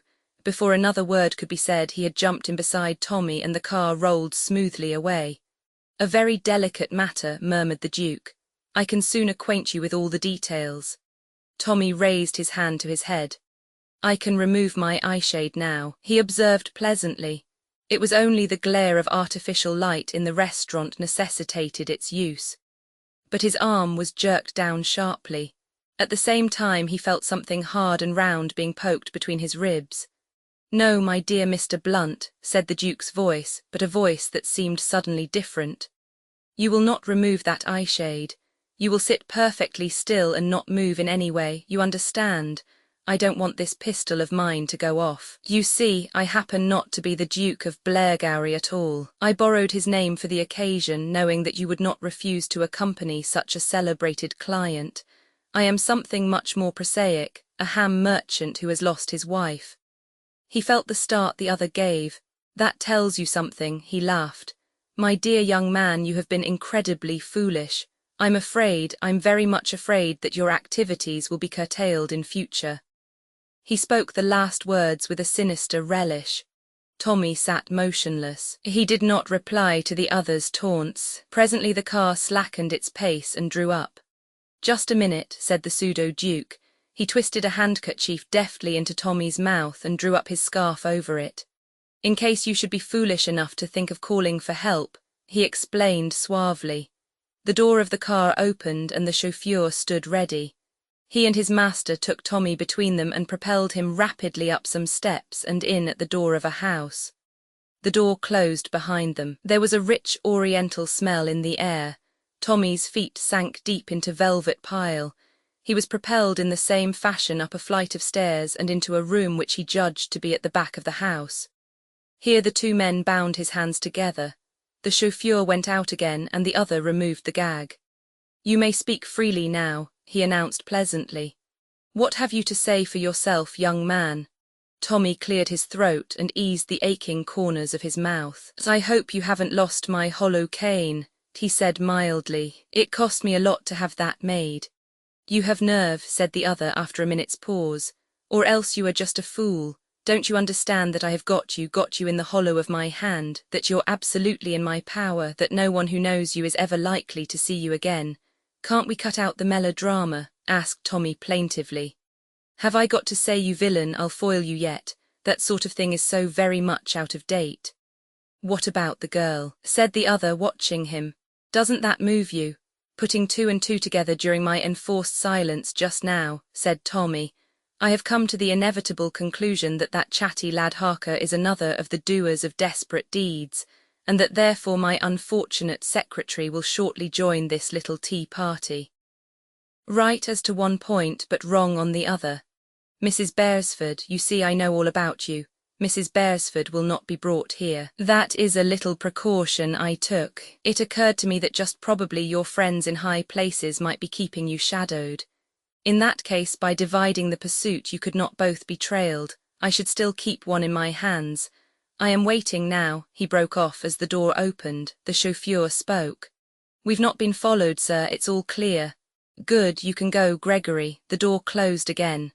So far so good, said the Duke. And now what are we to do with you, Mr. Beresford Blunt? I wish you'd take this confounded eyeshade off me, said Tommy. I think not. With it on you are truly blind. Without it you would see as well as I do, and that would not suit my little plan, for I have a plan. You are fond of sensational fiction, Mr. Blunt. This little game that you and your wife were playing today proves that. Now I too have arranged a little game, something rather ingenious, as I am sure you will admit when I explain it to you. You see, this floor on which you are standing is made of metal, and here and there on its surface are little projections. I touch a switch so. A sharp click sounded. Now the electric current is switched on. To tread on one of those little knobs now means death, you understand. If you could see but you cannot see, you are in the dark. That is the game, blindman's buff with death. If you can reach the door in safety, freedom, but I think that long before you reach it you will have trodden on one of the danger spots. And that will be very amusing for me. He came forward and unbound Tommy's hands, then he handed him his cane with a little ironical bow. The blind problemist, let us see if he will solve this problem. I shall stand here with my pistol ready. If you raise your hands to your head to remove that eyeshade I shoot. Is that clear? Perfectly clear, said Tommy. He was rather pale, but determined. I haven't got a dog's chance, I suppose. Oh, that, the other shrugged his shoulders. Damned ingenious devil, aren't you? Said Tommy. But you've forgotten one thing. May I light a cigarette, by the way? My poor little heart's going pit-a-pat. You may light a cigarette, but no tricks. I am watching you, remember, with the pistol ready. I'm not a performing dog, said Tommy. I don't do tricks. He extracted a cigarette from his case, then felt for a matchbox. It's all right. I'm not feeling for a revolver, but you know well enough that I'm not armed. All the same, as I said before, you've forgotten one thing. What is that? Tommy took a match from the box and held it ready to strike. I'm blind and you can see, that's admitted. The advantage is with you, but supposing we were both in the dark, where's your advantage then? He struck the match. The Duke laughed contemptuously, thinking of shooting at the switch of the lights, plunging the room into darkness. It can't be done. Just so, said Tommy. I can't give you darkness, but extremes meet, you know. What about light? As he spoke, he touched the match to something he held in his hand and threw it down upon the table. A blinding glare filled the room. Just for a minute, blinded by the intense white light, the Duke blinked and fell back, his pistol hand lowered. He opened his eyes again to feel something sharp pricking his breast. Drop that pistol, ordered Tommy. Drop it quick. I agree with you that a hollow cane is a pretty rotten affair, so I didn't get one. A good sword stick is a very useful weapon though, don't you think so? Almost as useful as magnesium wire. Drop that pistol. Obedient to the necessity of that sharp point, the man dropped it. Then with a laugh he sprang back. But I still have the advantage, he mocked, for I can see and you cannot. That's where you're wrong, said Tommy. I can see perfectly. This eyeshade's a fake. I was going to put one over on Tuppence, make one or two bloomers to begin with, and then put in some perfectly marvellous stuff towards the end of the lunch. Why, bless you, I could have walked to the door and avoided all the knobs with perfect ease. But I didn't trust you to play a sporting game. You'd never have let me get out of this alive. Careful now. for with his face distorted with rage, the Duke sprang forward, forgetting in his fury to look where he put his feet. There was a sudden blue crackle of flame, and he swayed for a minute, then fell like a log. A faint odour of singed flesh filled the room, mingling with a stronger smell of ozone. "Phew," said Tommy. He wiped his face. Then, moving gingerly and with every precaution, he reached the wall and touched the switch he had seen the other manipulate. He crossed the room to the door, opened it carefully and looked out. There was no one about.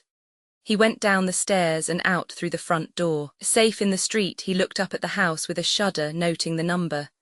Then he hurried to the nearest telephone box. There was a moment of agonizing anxiety, and then a well-known voice spoke. "Tuppence, thank goodness. Yes, I'm all right, I got all your points. The fee shrimp come to the Blitz and follow the two strangers. Albert got there in time, and when we went off in separate cars, followed me in a taxi, saw where they took me and rang up the police." "Oh, Albert's a good lad," said Tommy. "Chivalrous, I was pretty sure he'd choose to follow you, but I've been worried all the same. I've got lots to tell you, I'm coming straight back now. And the first thing I shall do when I get back is to write a thumping big cheque for St. Dunstan's. Lord, it must be awful not to be able to see. Roman 9. The man in the mist. Roman 9. The man in the mist. Tommy was not pleased with life. Blunt's brilliant detectives had met with a reverse, distressing to their pride if not to their pockets. Called in professionally to elucidate the mystery of a stolen pearl necklace at Adlington Hall, Adlington, Blunt's brilliant detectives had failed to make good, whilst Tommy, hard on the track of a gambling countess, was tracking her in the disguise of a Roman Catholic priest, and Tuppence was getting off with a nephew of the house on the golf links. The local inspector of police had unemotionally arrested the second footman, who proved to be a thief well known at headquarters, and who admitted his guilt without making any bones about it. Tommy and Tuppence, therefore, had withdrawn with what dignity they could muster, and were at the present moment solacing themselves with cocktails at the Grand Adlington Hotel. Tommy still wore his clerical disguise. "Hardly a Father Brown touch, that," he remarked gloomily. "And yet I've got just the right kind of umbrella." "It wasn't a Father Brown problem," said Tuppence. "One needs a certain atmosphere from the start. One must be doing something quite ordinary, and then bizarre things begin to happen. That's the idea." "Unfortunately," said Tommy, "we have to return to town. Perhaps something bizarre will happen on the way to the station." He raised the glass he was holding to his lips, but the liquid in it was suddenly spilled, as a heavy hand smacked him on the shoulder, and a voice to match the hand boomed out words of greeting. "Upon my soul it is. Old Tommy, and Mrs. Tommy too. Where did you blow in from? Haven't seen or heard anything of you for years." "Why, it's Bulger," said Tommy, setting down what was left of the cocktail, and turning to look at the intruder, a big square-shouldered man of 30 years of age, with a round red beaming face and dressed in golfing kit. "Good old Bulger.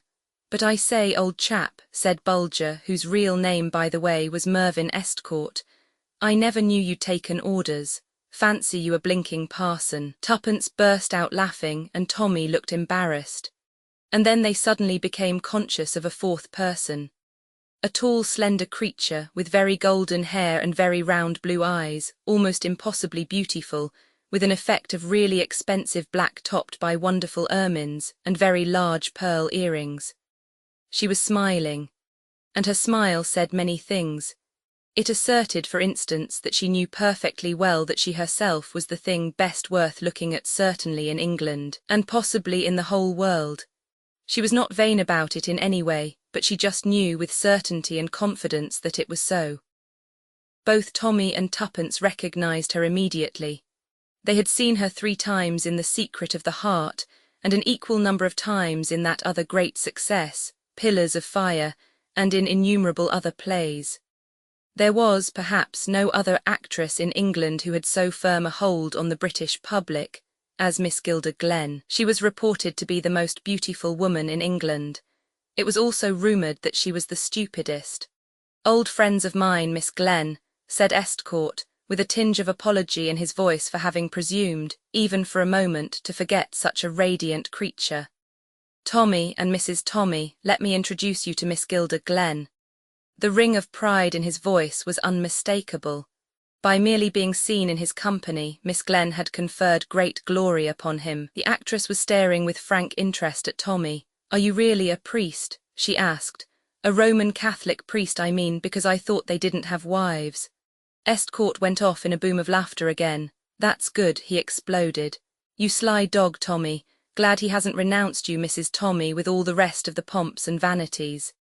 Gilda Glenn took not the faintest notice of him. She continued to stare at Tommy with puzzled eyes. "Are you a priest?" she demanded. "A very few of us are what we seem to be," said Tommy gently. "My profession is not unlike that of a priest. I don't give absolution, but I listen to confessions." Don't you listen to him," interrupted Estcourt. "He's pulling your leg." "If you're not a clergyman, I don't see why you're dressed up like one," she puzzled. "That is, unless, not a criminal flying from justice," said Tommy. "The other thing." "Oh," she frowned and looked at him with beautiful, bewildered eyes. "I wonder if she'll ever get that," thought Tommy to himself. "Not unless I put it in words of one syllable for her, I should say." Aloud he said, "Know anything about the trains back to town, Bulger? We've got to be pushing for home. How far is it to the station?" 10 minutes walk, but no hurry. Next train up is the 6:35 and it's only about 20 to 6 now. You've just missed one." "Which way is it to the station from here?" "Sharp to the left when you turn out of the hotel." "Then let me see, down Morgan's Avenue would be the best way, wouldn't it?" "Morgan's Avenue." Miss Glenn started violently and stared at him with startled eyes. "I know what you're thinking of," said Estcourt, laughing. "The ghost. Morgan's Avenue is bounded by the cemetery on one side, and tradition has it that a policeman who met his death by violence gets up and walks on his old beat up and down Morgan's Avenue. A spook policeman, can you beat it? But lots of people swear to having seen him." "A policeman," said Miss Glenn. She shivered a little. "But there aren't really any ghosts, are there? I mean, there aren't such things." She got up, folding her wrap tighter round her. "Goodbye," she said vaguely. She had ignored Tuppence completely throughout, and now she did not even glance in her direction, but over her shoulder she threw one puzzled, questioning glance at Tommy. Just as she got to the door, she encountered a tall man with grey hair and a puffy red face who uttered an exclamation of surprise. His hand on her arm, he led her through the doorway, talking in an animated fashion. "Beautiful creature, isn't she?" said Estcourt. "Brains of a rabbit. Rumour has it that she's going to marry Lord Leconbury." That was Leconbury in the doorway. "He doesn't look a very nice sort of man to marry," remarked Tuppence. Estcourt shrugged his shoulders. "A title has a kind of glamour still, I suppose," he said. "And Leconbury is not an impoverished peer by any means. She'll be in clover. Nobody knows where she sprang from.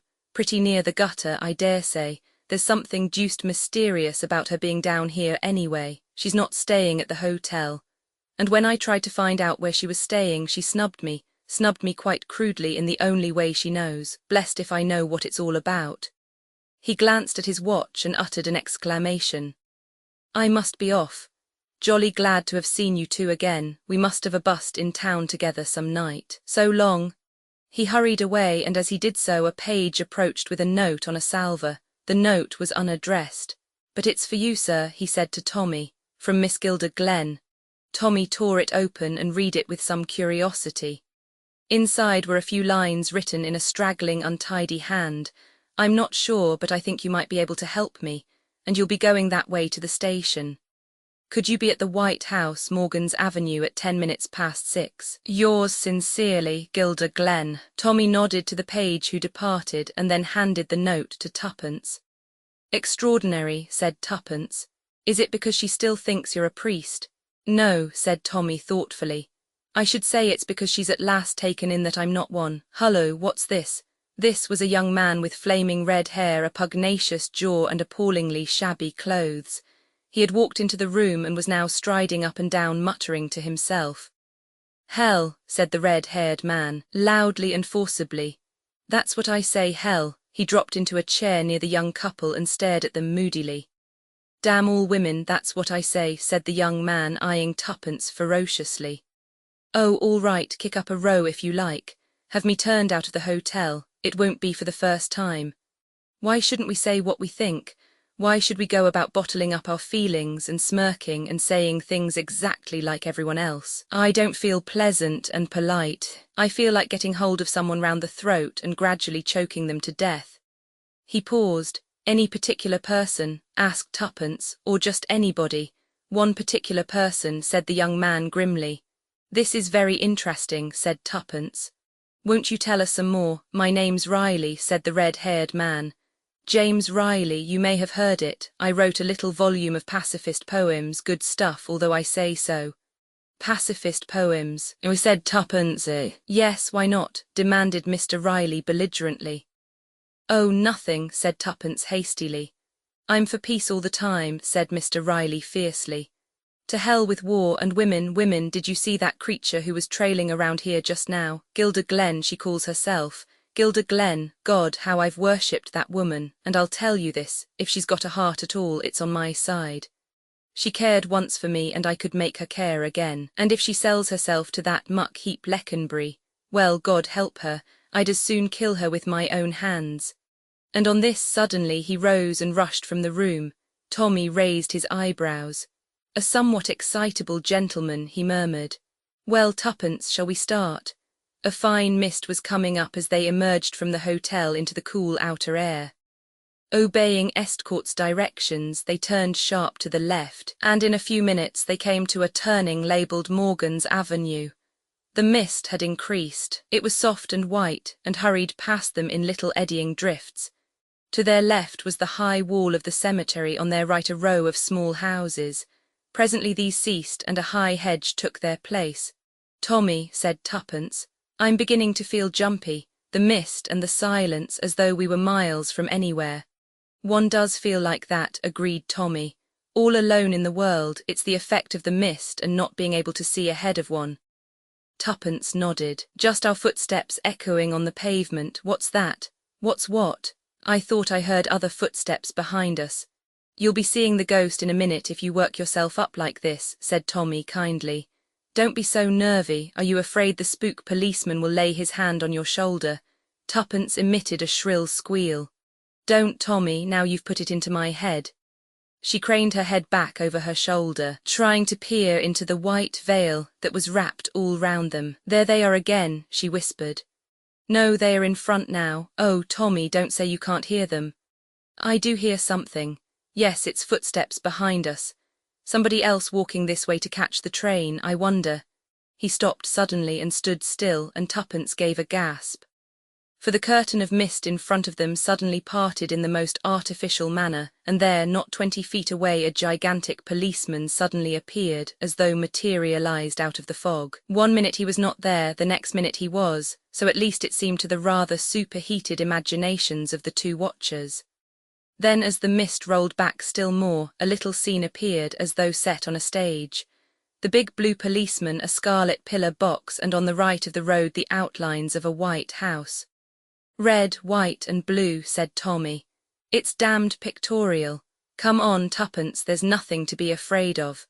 For, as he had already seen, the policeman was a real policeman, and moreover he was not nearly so gigantic as he had at first seemed looming up out of the mist. But as they started forward, footsteps came from behind them. A man passed them, hurrying along. He turned in at the gate of the white house, ascended the steps, and beat a deafening tattoo upon the knocker.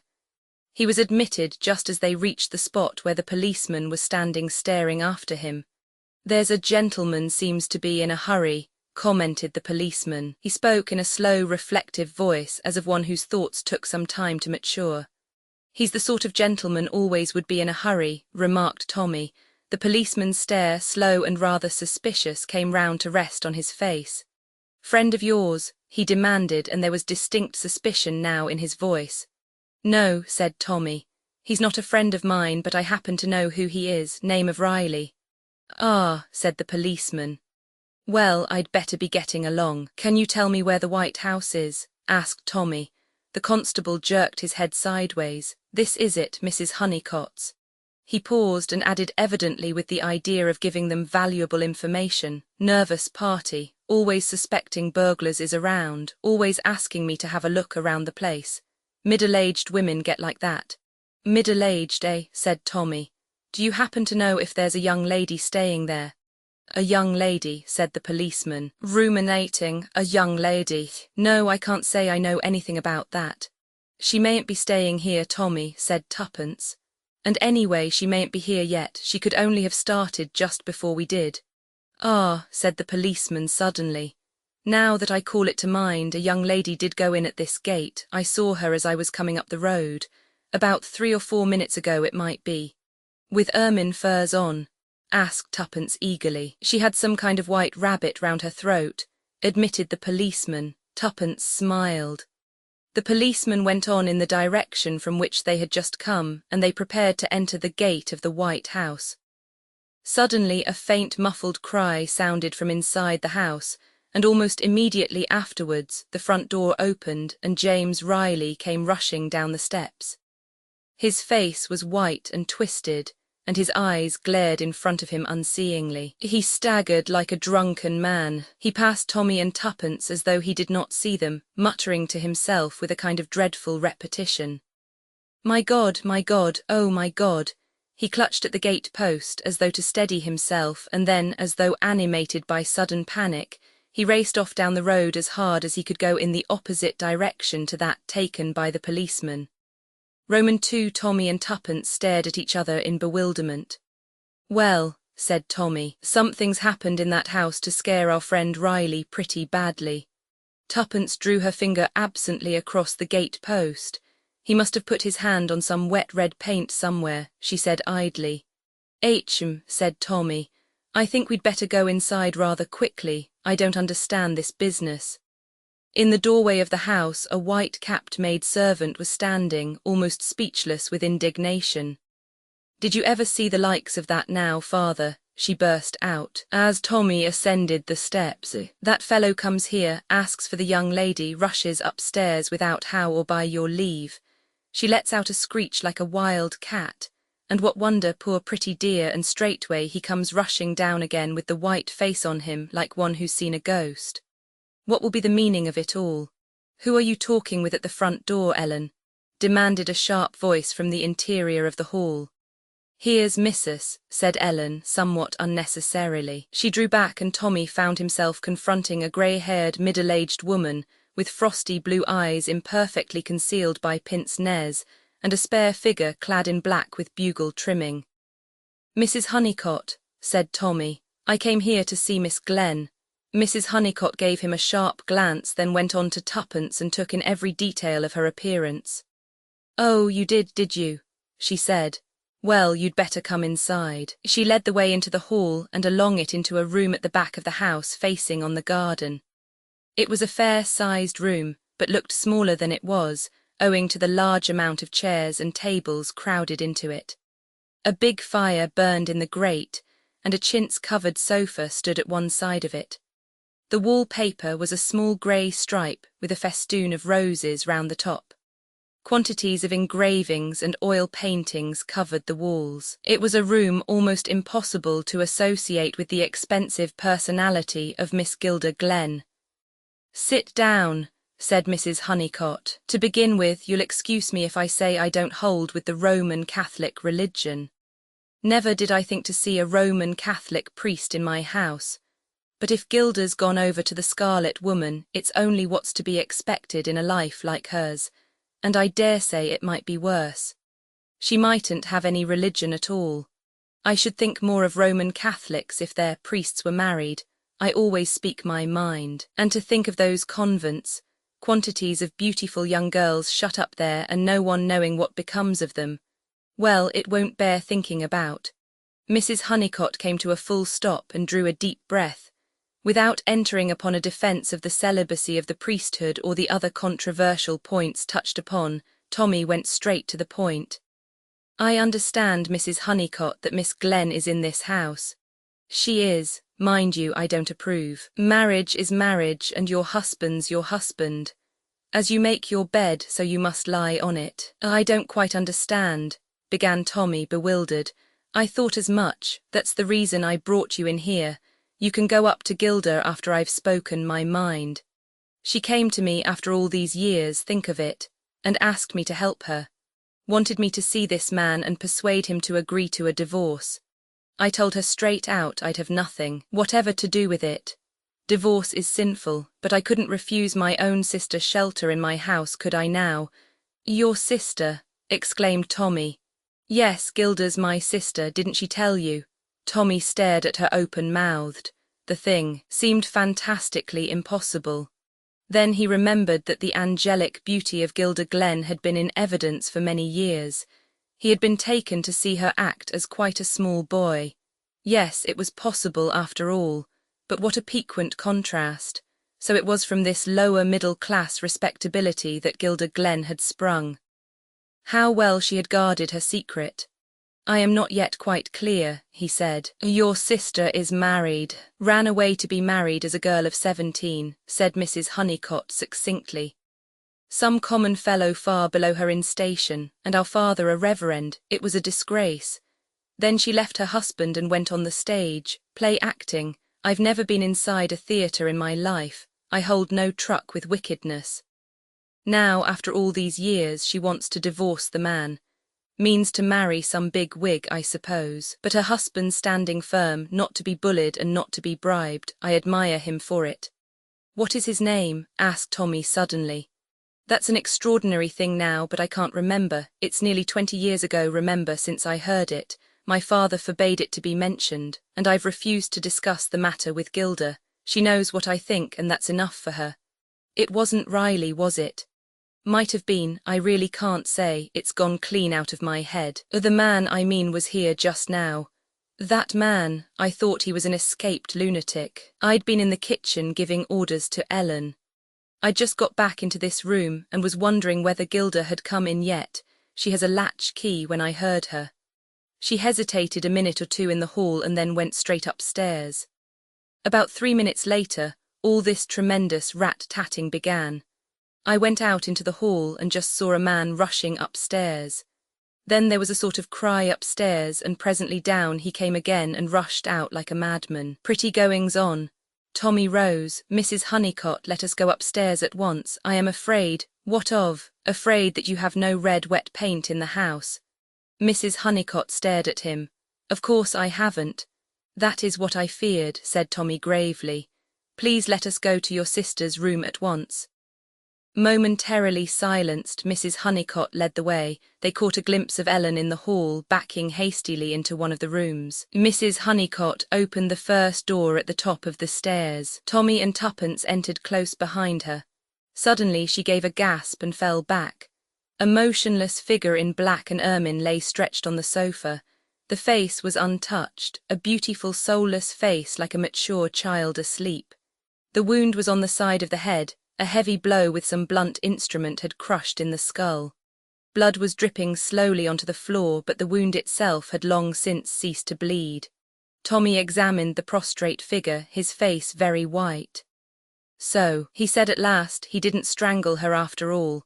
What do you mean, who? Cried Mrs. Honeycott. Is she dead? Oh, yes, Mrs. Honeycott, she's dead, murdered. The question is, by whom? Not that it is much of a question.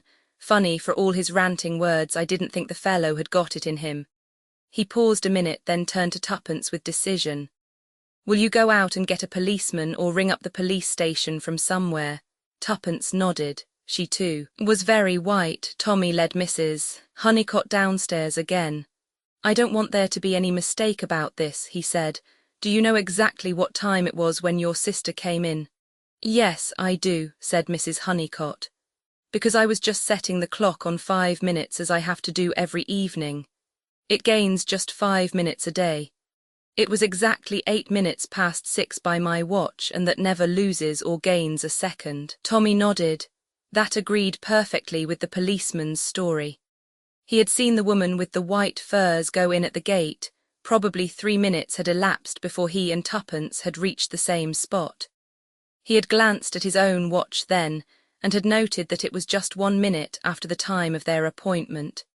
There was just the faint chance that someone might have been waiting for Gilda Glenn in the room upstairs. But if so, he must still be hiding in the house. No one but James Riley had left it. He ran upstairs and made a quick but efficient search of the premises, but there was no one concealed anywhere. Then he spoke to Ellen. After breaking the news to her and waiting for her first lamentations and invocations to the saints to have exhausted themselves, he asked a few questions. Had anyone come to the house that afternoon asking for Miss Glenn? No one whatsoever. Had she herself been upstairs at all that evening? Yes, she'd gone up at 6 o'clock as usual to draw the curtains, or it might have been a few minutes after 6.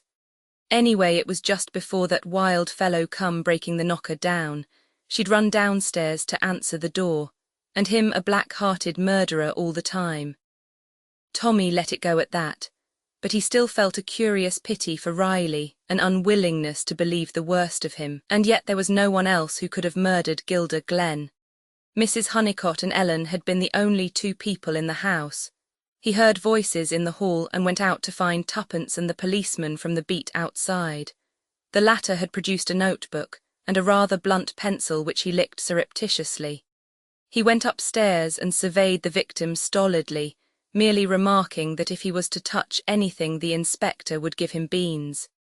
He listened to all Mrs. Honeycott's hysterical outbursts and confused explanations, and occasionally he wrote something down. His presence was calming and soothing. Tommy finally got him alone for a minute or two on the steps outside ere he departed to telephone headquarters. "Look here," said Tommy. "You saw the deceased turning in at the gate, you say. Are you sure she was alone?" "Oh, she was alone all right, nobody with her." "And between that time and when you met us nobody came out of the gate?" "Not a soul. You'd have seen them if they had." "Of course I should. Nobody come out till that wild chap did." The majesty of the law moved portentously down the steps and paused by the white gate post which bore the imprint of a hand in red. "Kind of amateur he must have been," he said pityingly, "to leave a thing like that." Then he swung out into the road. It was the day after the crime. Tommy and Tuppence were still at the Grand Hotel, but Tommy had thought it prudent to discard his clerical disguise. James Riley had been apprehended and was in custody. His solicitor, Mr. Marvell, had just finished a lengthy conversation with Tommy on the subject of the crime. "I never would have believed it of James Riley," he said simply. "He's always been a man of violent speech, but that's all." Tommy nodded. "If you disperse energy in speech, it doesn't leave you too much over for action. What I realize is that I shall be one of the principal witnesses against him. That conversation he had with me just before the crime was particularly damning, and in spite of everything I like the man, and if there was anyone else to suspect I should believe him to be innocent." "What's his own story?" The solicitor pursed up his lips. "He declares that he found her lying there dead. But that's impossible. Of course, he's using the first lie that comes into his head. Because if he happened to be speaking the truth, it would mean that our garrulous Mrs. Honeycott committed the crime, and that is fantastic. Yes, he must have done it. The maid heard her cry out, remember?" "The maid, yes." Tommy was silent a moment. Then he said thoughtfully, "What credulous creatures we are really. We believe evidence as though it were gospel truth. And what is it really? Only the impressions conveyed to the mind by the senses, and suppose they are the wrong impressions." The lawyer shrugged his shoulders.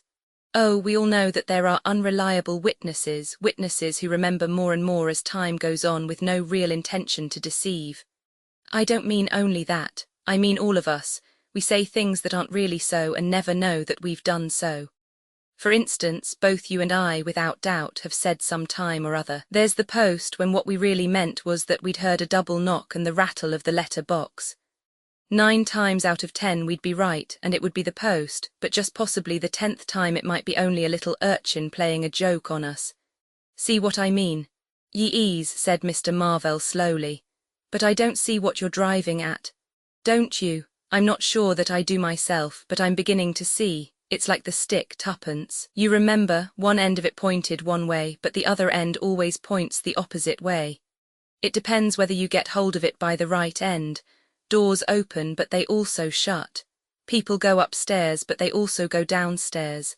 Boxes shut, but they also open." "What do you mean?" demanded Tuppence. "It's so ridiculously easy, really," said Tommy. "And yet it's only just come to me. How do you know when a person's come into the house? You hear the door open and bang to, and if you're expecting anyone to come in you will be quite sure it is them. But it might just as easily be someone going out. But Miss Glenn didn't go out. No, I know she didn't, but someone else did, the murderer. But how did she get in then? She came in whilst Mrs. Honeycott was in the kitchen talking to Ellen. They didn't hear her. Mrs. Honeycott went back to the drawing-room, wondered if her sister had come in and began to put the clock right. And then, as she thought, she heard her come in and go upstairs. Well, what about that? The footsteps going upstairs. That was Ellen going up to draw the curtains. You remember Mrs. Honeycott said her sister paused before going up. That pause was just the time needed for Ellen to come out from the kitchen into the hall. She just missed seeing the murderer. But Tommy, cried Tuppence. The cry she gave, that was James Riley. Didn't you notice what a high-pitched voice he has? In moments of great emotion, men often squeal just like a woman. But the murderer, we'd have seen him. We did see him, we even stood talking to him. Do you remember the sudden way that policeman appeared? That was because he stepped out of the gate just after the mist cleared from the road. It made us jump, don't you remember? After all, though we never think of them as that, policemen are men just like any other men. They love and they hate. They marry. I think Gilda Glenn met her husband suddenly just outside that gate and took him in with her to thrash the matter out. He hadn't Riley's relief of violent words, remember. He just saw red and he had his truncheon handy. The crackler, I Tuppence, said Tommy. We shall have to move into a much larger office. Nonsense, said Tuppence. You mustn't get swollen-headed and think you are a millionaire just because you solved 2 or 3 two-penny halfpenny cases with the aid of the most amazing luck. What some call luck, others call skill. Of course, if you really think you are Sherlock Holmes, Thorndyke, McCarthy and the brothers Oakwood all rolled into one, there is no more to be said. Personally, I would much rather have luck on my side than all the skill in the world. Perhaps there is something in that, conceded Tommy. All the same, Tuppence, we do need a larger office. Why? The classics, said Tommy. We need several hundreds of yards of extra bookshelf if Edgar Wallace is to be properly represented. We haven't had an Edgar Wallace case yet. I am afraid we never shall, said Tommy. If you notice, he never does give the amateur sleuth much of a chance. It is all stern Scotland Yard kind of stuff, the real thing and no base counterfeit. Albert, the office boy, appeared at the door. Inspector Marriott to see you, he announced. The mystery man of Scotland Yard, murmured Tommy. The busiest of the busies, said Tuppence. Or is it noses? I always get mixed between busies and noses. The inspector advanced upon them with a beaming smile of welcome. Well, and how are things? He asked breezily. None the worse for our little adventure the other day. Oh, rather not, said Tuppence. Too marvellous, wasn't it? Well, I don't know that I would describe it exactly that way myself, said Marriott cautiously. What has brought you here today, Marriott? Asked Tommy. Not just solicitude for our nervous systems, is it? No, said the inspector. It is work for the brilliant Mr. Blunt. Ha, said Tommy. Let me put my brilliant expression on. I have come to make you a proposition, Mr. Beresford. What would you say to rounding up a really big gang? Is there such a thing? Asked Tommy. What do you mean, is there such a thing? I always thought that gangs were confined to fiction like master crooks and super criminals. The master crook isn't very common, agreed the inspector. But Lord bless you, sir, there's any amount of gangs knocking about. I don't know that I should be at my best dealing with a gang, said Tommy. The amateur crime, the crime of quiet family life, that is where I flatter myself that I shine. Drama of strong domestic interest. That's the thing, with Tuppence at hand to supply all those little feminine details which are so important and so apt to be ignored by the denser male. His eloquence was arrested abruptly, as Tuppence threw a cushion at him and requested him not to talk nonsense. We'll have your little bit of fun, won't you, sir? Said Inspector Marriott, smiling paternally at them both. If you'll not take offence at my saying so, it's a pleasure to see 2 young people enjoying life as much as you 2 do. Do we enjoy life? Said Tuppence, opening her eyes very wide. I suppose we do. I've never thought about it before. To return to that gang you were talking about, said Tommy. In spite of my extensive private practice, duchesses, millionaires, and all the best charwomen, I might perhaps condescend to look into the matter for you. I don't like to see Scotland Yard at fault. You'll have the Daily Mail after you before you know where you are. As I said before, you must have your bit of fun. Well, it's like this. Again he hitched his chair forward. There's any amount of forged notes going about just now, hundreds of them. The amount of counterfeit treasury notes in circulation would surprise you. Most artistic bit of work it is. Here's one of 'em. He took a £1 note from his pocket and handed it to Tommy. Looks all right, doesn't it? Tommy examined the note with great interest. By Jove, I'd never spot there was anything wrong with that. No more would most people. Now here's a genuine one. I'll show you the differences. Very slight they are, but you'll soon learn to tell them apart. Take this magnifying glass. At the end of 5 minutes coaching, both Tommy and Tuppence were fairly expert. What do you want us to do, Inspector Marriott? Asked Tuppence. Just keep our eyes open for these things. A great deal more than that, Mrs. Beresford. I'm pinning my faith on you to get to the bottom of the matter.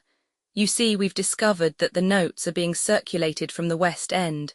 Somebody pretty high up in the social scale is doing the distributing. They're passing them the other side of the channel as well. Now there's a certain person who is interesting us very much. A Major Laidlaw, perhaps you've heard the name. I think I have, said Tommy. Connected with racing, isn't that it? Yes, Major Laidlaw is pretty well known in connection with the turf. There's nothing actually against him, but there's a general impression that he's been a bit too smart over one or two rather shady transactions. Men in the know look queer when he's mentioned. Nobody knows much of his past or where he came from. He's got a very attractive French wife who's seen about everywhere with a train of admirers. They must spend a lot of money, the Laidlaws, and I'd like to know where it comes from. Possibly from the train of admirers, suggested Tommy. That's the general idea, but I'm not so sure. It may be coincidence, but a lot of notes have been forthcoming from a certain very smart little gambling club which is much frequented by the Laidlaws and their set. This racing, gambling set gets rid of a lot of loose money in notes. There couldn't be a better way of getting it into circulation. And where do we come in? This way. Young St. Vincent and his wife are friends of yours, I understand. They are in pretty thick with the Laidlaw set, though not as thick as they were. Through them it will be easy for you to get a footing in the same set in a way that none of our people could attempt. There's no likelihood of their spotting you. You'll have an ideal opportunity. What have we got to find out exactly? Where they get the stuff from if they are passing it. Quite so, said Tommy. Major Laidlaw goes out with an empty suitcase. When he returns it is crammed to the bursting point with treasury notes. How is it done? I sleuth him and find out. Is that the idea? More or less, but don't neglect the lady and her father, Heroulade. Remember the notes are being passed on both sides of the channel. My dear Marriott, exclaimed Tommy reproachfully. Blunt's brilliant detectives do not know the meaning of the word neglect. The inspector rose. Well, good luck to you, he said and departed. Slush, said Tuppence enthusiastically. Said Tommy perplexed. Counterfeit money, explained Tuppence. It is always called slush, I know I'm right. Oh, Tommy, we have got an Edgar Wallace case. At last we are busies. We are, said Tommy, and we are out to get the crackler and we will get him good. Did you say the cackler or the crackler? The crackler. Oh, what is a crackler? As a new word that I have coined, said Tommy, descriptive of one who passes false notes into circulation. Banknotes crackle, therefore he is called a crackler. Nothing could be more simple. That is rather a good idea, said Tuppence. It makes it seem more real. I like the rustler myself, much more descriptive and sinister. No, said Tommy, I said the crackler first and I stick to it. I shall enjoy this case, said Tuppence. Lots of nightclubs and cocktails in it. I shall buy some eyelash black tomorrow. Your eyelashes are black already, objected her husband. I could make them blacker, said Tuppence, and cherry lipstick would be useful too, that ultra-bright kind. Tuppence, said Tommy, you're a real rake at heart. What a good thing it is that you are married to a sober, steady, middle-aged man like myself. You wait, said Tuppence. When you have been to the Python Club a bit you mayn't be so sober yourself. Tommy produced from a cupboard various bottles, 2 glasses, and a cocktail shaker. "Let's start now," he said. "We are after you, Crackler, and we mean to get you." Roman II making the acquaintance of the Laidlaws proved an easy affair. Tommy and Tuppence, young, well-dressed, eager for life and with apparently money to burn, was soon made free of that particular coterie in which the Laidlaws had their being. Major Laidlaw was a tall, fair man, typically English in appearance, with a hearty, sportsmanlike manner, slightly belied by the hard lines round his eyes and the occasional quick sideways glance that assorted oddly with his supposed character. He was a very dexterous card player, and Tommy noticed that when the stakes were high, he seldom rose from the table a loser. Marguerite Laidlaw was quite a different proposition. She was a charming creature, with the slenderness of a wood nymph and the face of a Greuze picture. Her dainty, broken English was fascinating, and Tommy felt that it was no wonder most men were her slaves. She seemed to take a great fancy to Tommy from the first, and playing his part, he allowed himself to be swept into her train. "My Tommy," she would say, "but positively I cannot go without my Tommy. His air, eat the colour of the sunset, eat not." Her father was a more sinister figure, very correct, very upright, with his little black beard and his watchful eyes. Tuppence was the first to report progress. She came to Tommy with 10 £1 notes. "Have a look at these. They are wrong uns, aren't they?" Tommy examined them and confirmed Tuppence's diagnosis. "Where did you get them from?" "That boy, Jimmy Falconer. Marguerite Laidlaw gave them to him to put on a horse for her. I said I wanted small notes and gave him a tenner in exchange." "All new and crisp," said Tommy thoughtfully. "They can't have passed through many hands. I suppose young Falconer is all right. Jimmy, oh, he's a dear. He and I are becoming great friends." "So I have noticed," said Tommy coldly. "Do you really think it is necessary?" "Oh, it isn't business," said Tuppence cheerily. "It's pleasure. He's such a nice boy. I'm glad to get him out of that woman's clutches. You've no idea of the amount of money she's cost him. It looks to me as though he were getting rather a pash for you, Tuppence." "I've thought the same myself sometimes. It's nice to know one's still young and attractive, isn't it?" "Your moral tone, Tuppence, is deplorably low. You look at these things from the wrong point of view." "I haven't enjoyed myself so much for years," declared Tuppence shamelessly. "And anyway, what about you? Do I ever see you nowadays? Aren't you always living in Marguerite Laidlaw's pocket?" "Business," said Tommy crisply. "But she is attractive, isn't she?" "Not my type," said Tommy. "I don't admire her." "Liar," laughed Tuppence. "But I always did think I'd rather marry a liar than a fool." "I suppose," said Tommy, "that there's no absolute necessity for a husband to be either." But Tuppence merely threw him a pitying glance and withdrew. Amongst Mrs. Laidlaw's train of admirers was a simple but extremely wealthy gentleman of the name of Hank Ryder. Mr. Ryder came from Alabama, and from the first he was disposed to make a friend and confidant of Tommy. "That's a wonderful woman, sir," said Mr. Ryder, following the lovely Marguerite with reverential eyes. "Plumb full of civilization. Can't beat La Gaia France, can you? When I'm near her, I feel as though I was one of the Almighty's earliest experiments. I guess he'd got to get his hand in before he attempted anything so lovely as that perfectly lovely woman." Tommy agreeing politely with these sentiments, Mr. Ryder unburdened himself still further. "Seems kind of a shame a lovely creature like that should have money worries."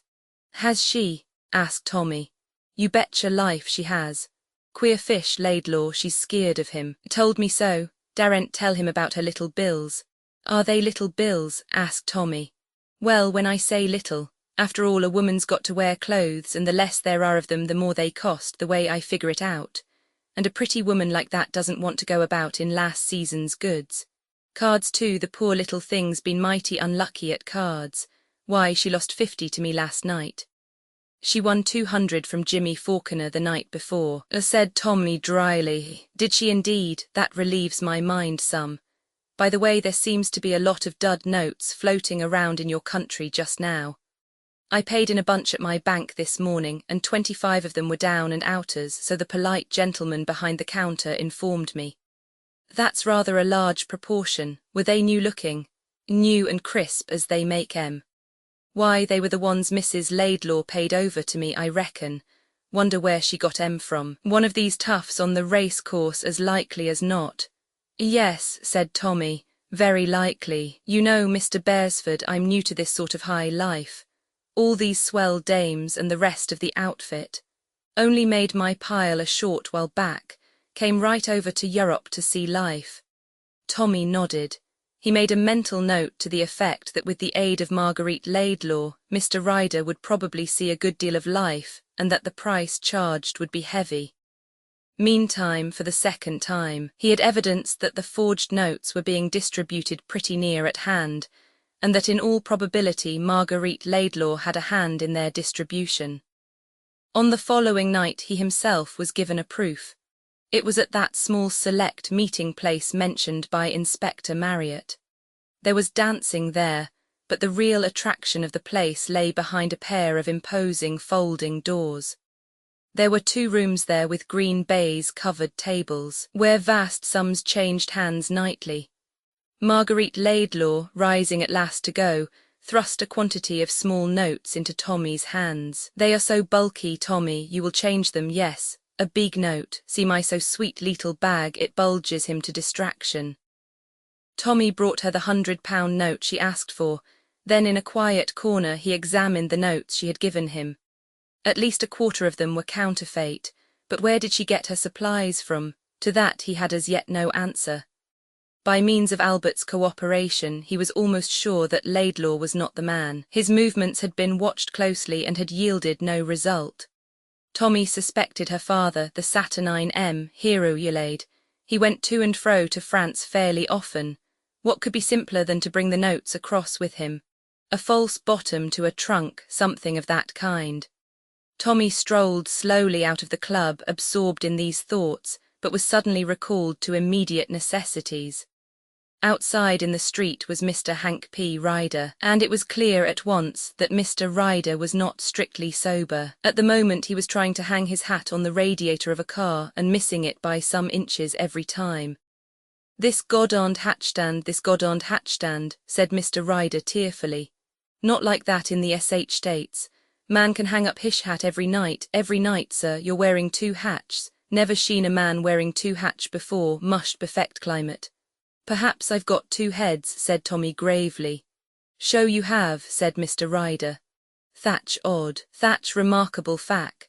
Let's have a cocktail, prohibition, thatch watch done me in. I guess I'm drunk, constitutionally drunk.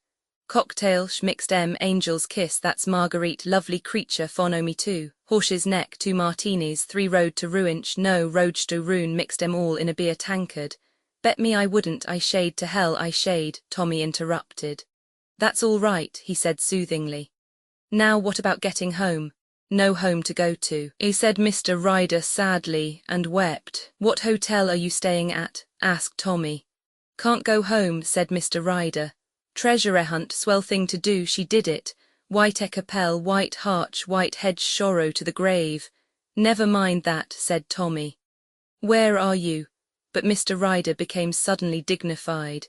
He drew himself erect and attained a sudden miraculous command over his speech. Young man, I'm telling you, Margie took me, in her car, treasure hunting. English aristocracy all do it, under the cobblestones, £500. Solemn thought, 'tis solemn thought, I'm telling you, young man, you've been kind to me, I've got your welfare at heart, sir, at heart, we Americans. Tommy interrupted him this time with even less ceremony. What's that you say, Mrs. Laidlaw took you in a car? The American nodded with a kind of owlish solemnity. To White Capel, again that owlish nod. And you found £500 there? Mr. Ryder struggled for words. Yes, she did, he corrected his questioner. Left me outside the door, always left outside, it's kinda sad, outside, always outside. Would you know your way there? I guess so. Hank Ryder doesn't lose his bearings. Tommy hauled him along unceremoniously.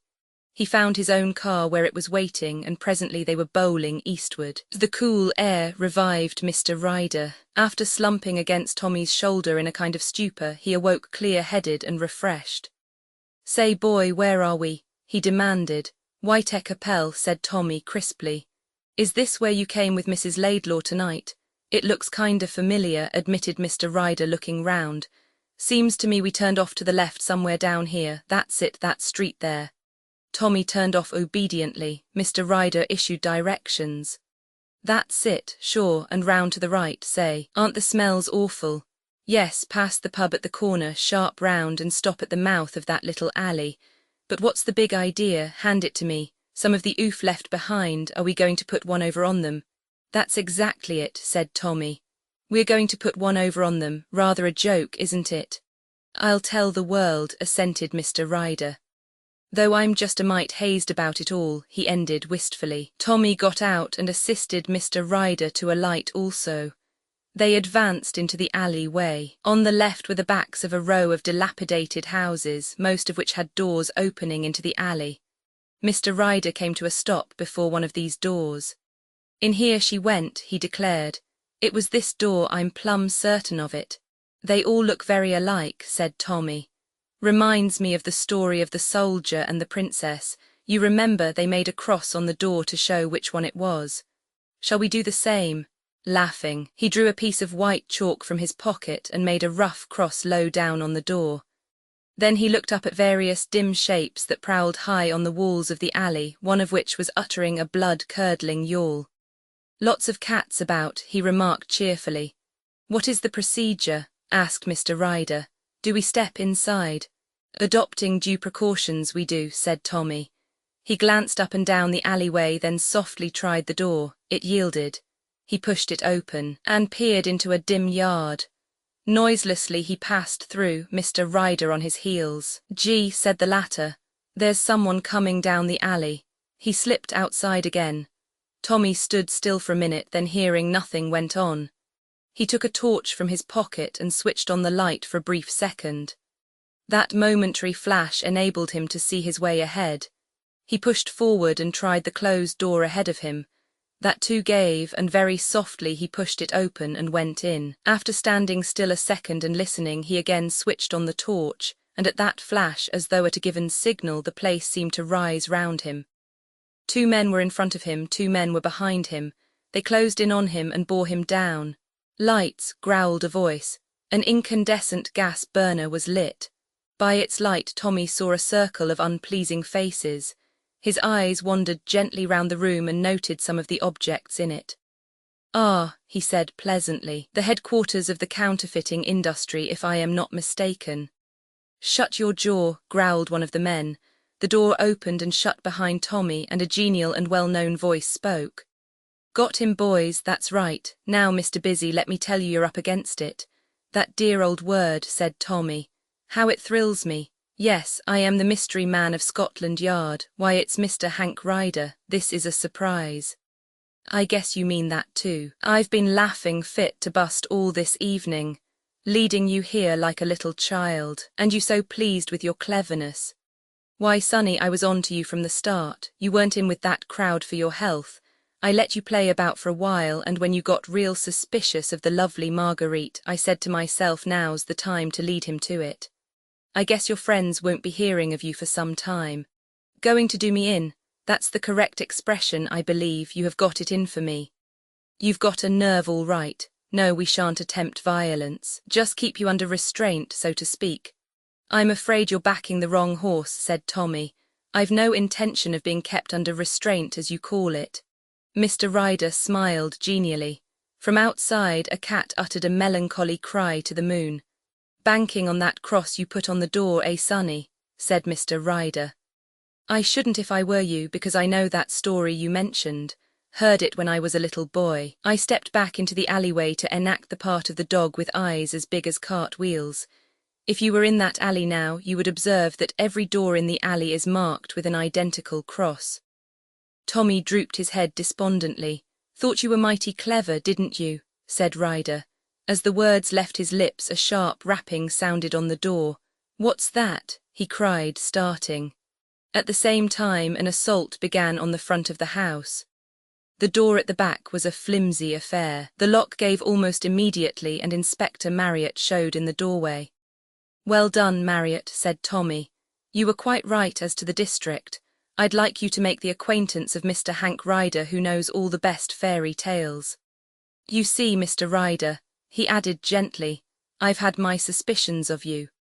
Albert, that important-looking boy with the big ears is Albert, had orders to follow on his motorcycle if you and I went off joy riding at any time, and whilst I was ostentatiously marking a chalk cross on the door to engage your attention, I also emptied a little bottle of valerian on the ground. Nasty smell, but cats love it. All the cats in the neighbourhood were assembled outside to mark the right house when Albert and the police arrived. He looked at the dumbfounded Mr. Ryder with a smile, then rose to his feet. I said I would get you, Crackler, and I have got you, he observed. What the hell are you talking about? I asked Mr. Ryder. What do you mean, Crackler? You will find it in the glossary of the next criminal dictionary, said Tommy. Etymology doubtful. He looked round him with a happy smile. And all done without a nose, he murmured brightly. Good night, Marriott, I must go now to where the happy ending of the story awaits me. No reward like the love of a good woman, and the love of a good woman awaits me at home. That is, I hope it does, but one never knows nowadays. This has been a very dangerous job, Marriott. Do you know Captain Jimmy Falconer? His dancing is simply too marvellous, and as for his taste in cocktails. Yes, Marriott, it has been a very dangerous job.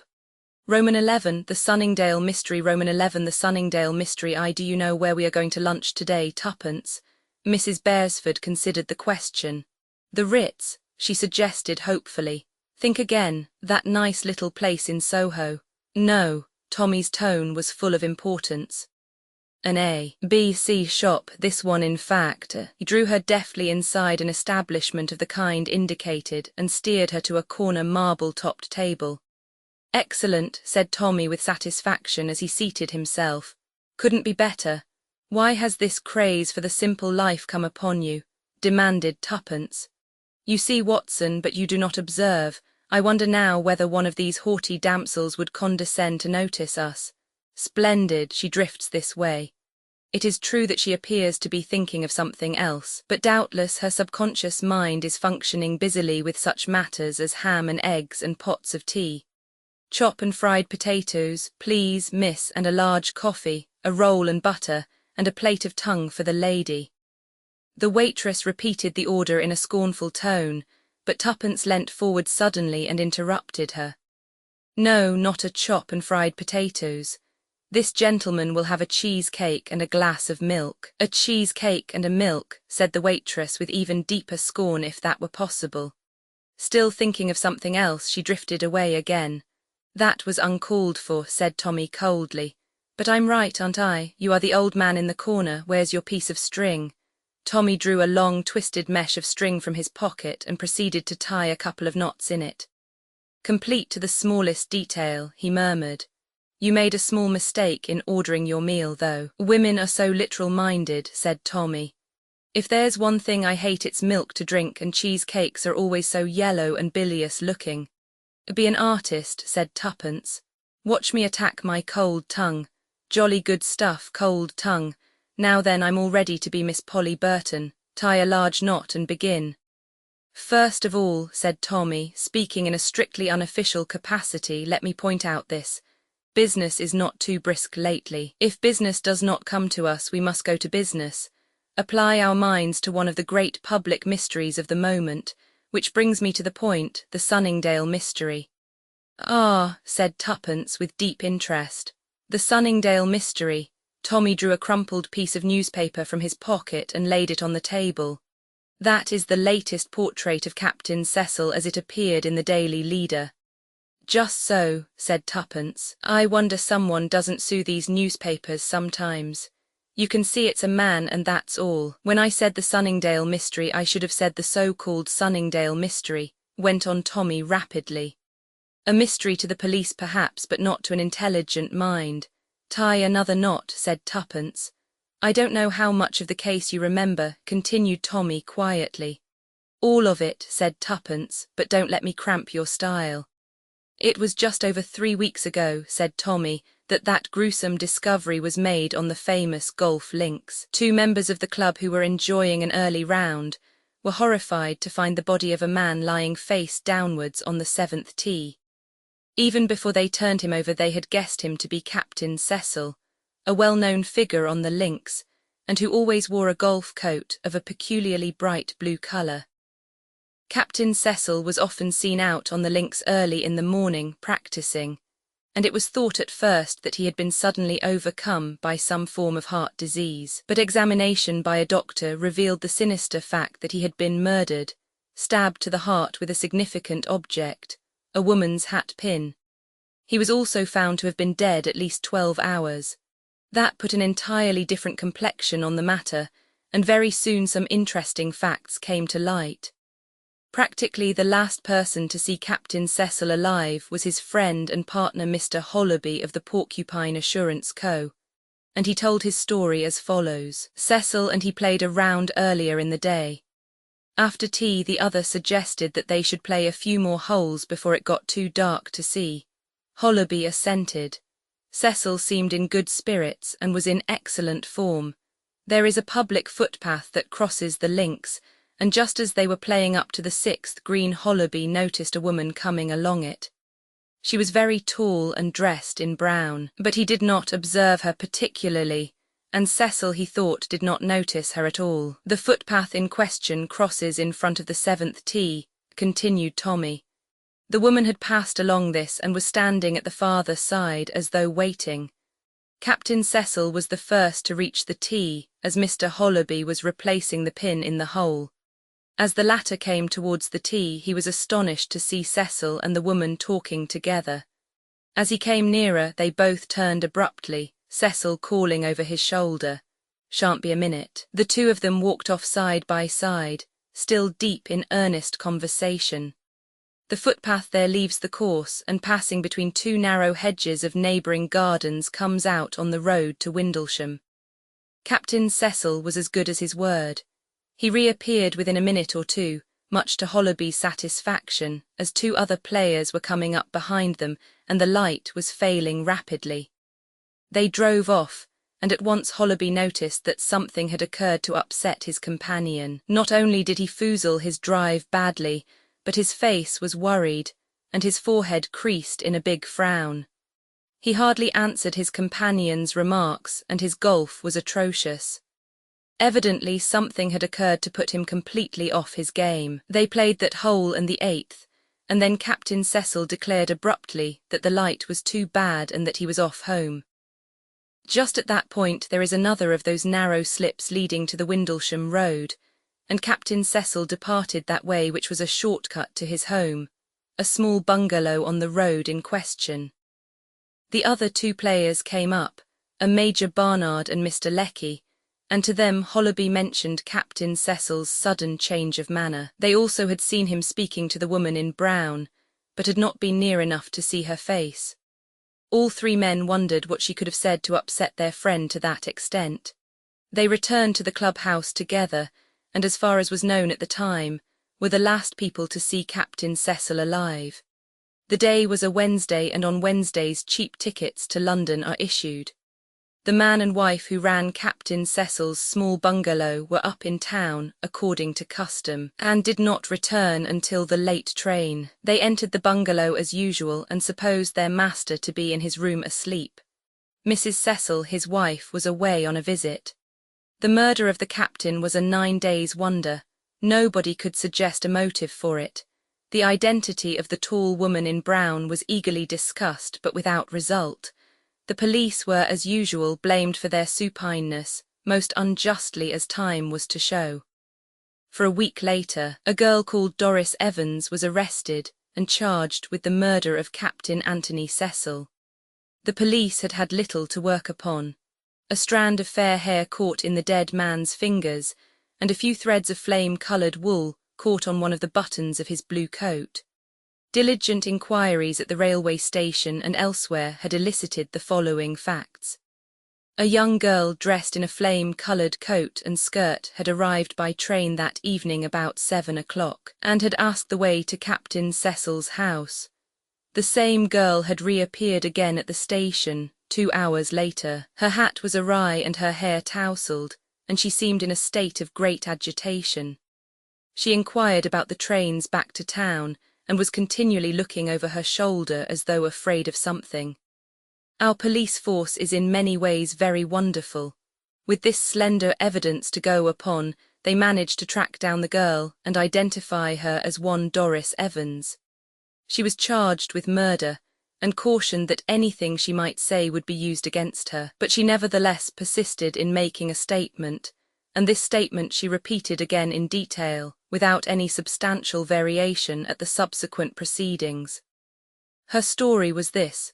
She was a typist by profession and had made friends one evening in a cinema with a well-dressed man who declared he had taken a fancy to her. His name, he told her, was Anthony, and he suggested that she should come down to his bungalow at Sunningdale. She had no idea then, or at any other time, that he had a wife. It was arranged between them that she should come down on the following Wednesday. The day, you will remember, when the servants would be absent and his wife away from home. In the end he told her his full name was Anthony Cecil, and gave her the name of his house. She duly arrived at the bungalow on the evening in question, and was greeted by Cecil, who had just come in from the links. Though he professed himself delighted to see her, the girl declared that from the first his manner was strange and different. A half-acknowledged fear sprang up in her, and she wished fervently that she had not come. After a simple meal which was all ready and prepared, Cecil suggested going out for a stroll. The girl consenting, he took her out of the house, down the road and along the slip onto the golf course. And then suddenly, just as they were crossing the 7th tee, he seemed to go completely mad. Drawing a revolver from his pocket, he brandished it in the air, declaring that he had come to the end of his tether. "Everything must go, I'm ruined, done for, and you shall go with me. I shall shoot you first, then myself. They will find our bodies here in the morning side by side, together in death." And so on, a lot more. He had hold of Doris Evans by the arm, and she, realizing she had to do with a madman, made frantic efforts to free herself, or failing that to get the revolver away from him. They struggled together, and in that struggle he must have torn out a piece of her hair and got the wool of her coat entangled on a button. Finally, with a desperate effort, she freed herself and ran for her life across the golf links, expecting every minute to be shot down with a revolver bullet. She fell twice, tripping over the heather, but eventually regained the road to the station and realized that she was not being pursued. That is the story that Doris Evans tells, and from which she has never varied. She strenuously denies that she ever struck at him with a hat pin in self-defense, a natural enough thing to do under the circumstances, though, and one which may well be the truth. In support of her story, a revolver has been found in the furze bushes near where the body is lying. It had not been fired. Doris Evans has been sent for trial, but the mystery still remains a mystery. If her story is to be believed, who was it who stabbed Captain Cecil? The other woman, the tall woman in brown whose appearance so upset him, so far no one has explained her connection with the case. She appears out of space suddenly on the footpath across the links. She disappears along the slip and no one ever hears of her again. Who was she? A local resident? A visitor from London? If so, did she come by car or train? There is nothing remarkable about her except her height. No one seems to be able to describe her appearance. She could not have been Doris Evans, for Doris Evans is small and fair, and moreover was only just then arriving at the station. The wife, suggested Tuppence. What about the wife? A very natural suggestion, but Mrs. Cecil is also a small woman, and besides Mr. Hollerby knows her well by sight, and there seems no doubt that she was really away from home. One further development has come to light. The Porcupine Assurance Co. is in liquidation. The accounts reveal the most daring misappropriation of funds. The reasons for Captain Cecil's wild words to Doris Evans are now quite apparent. For some years past, he must have been systematically embezzling money. Neither Mr. Hollerby nor his son had any idea of what was going on. They are practically ruined. The case stands like this. Captain Cecil was on the verge of discovery and ruin. Suicide would be a natural solution, but the nature of the wound rules that theory out. Who killed him? Was it Doris Evans? Was it the mysterious woman in brown? Tommy paused, took a sip of milk, made a wry face, and bit cautiously at the cheese cake. Roman II, of course, murmured Tommy. I saw at once where the hitch in this particular case lay and just where the police were going astray. Yes, said Tuppence eagerly. Tommy shook his head sadly. I wish I did. Tuppence, it's dead easy being the old man in the corner up to a certain point, but the solution beats me. Who did murder the beggar, I don't know. He took some more newspaper cuttings out of his pocket. Further exhibits, Mr. Hollaby, his son, Mrs. Cecil, Doris Evans. Tuppence pounced on the last and looked at it for some time. She didn't murder him anyway, she remarked at last. Not with a hat pin. Why this certainty? The Lady Molly touch. She's got bobbed hair. Only one woman in 20 uses hat pins nowadays anyway, long hair or short. Hats fit tight and pull on, there's no need for such a thing. Still, she might have had one by her. My dear boy, we don't keep them as heirlooms. What on earth should she have brought a hat pin down to Sunningdale for? Then it must have been the other woman, the woman in brown. I wish she hadn't been tall, then she could have been the wife. I always suspect wives who are away at the time and so couldn't have had anything to do with it. If she found her husband carrying on with that girl, it would be quite natural for her to go for him with a hat pin. I shall have to be careful, I see, remarked Tommy, but Tuppence was deep in thought and refused to be drawn.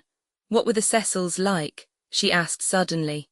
What sort of thing did people say about them?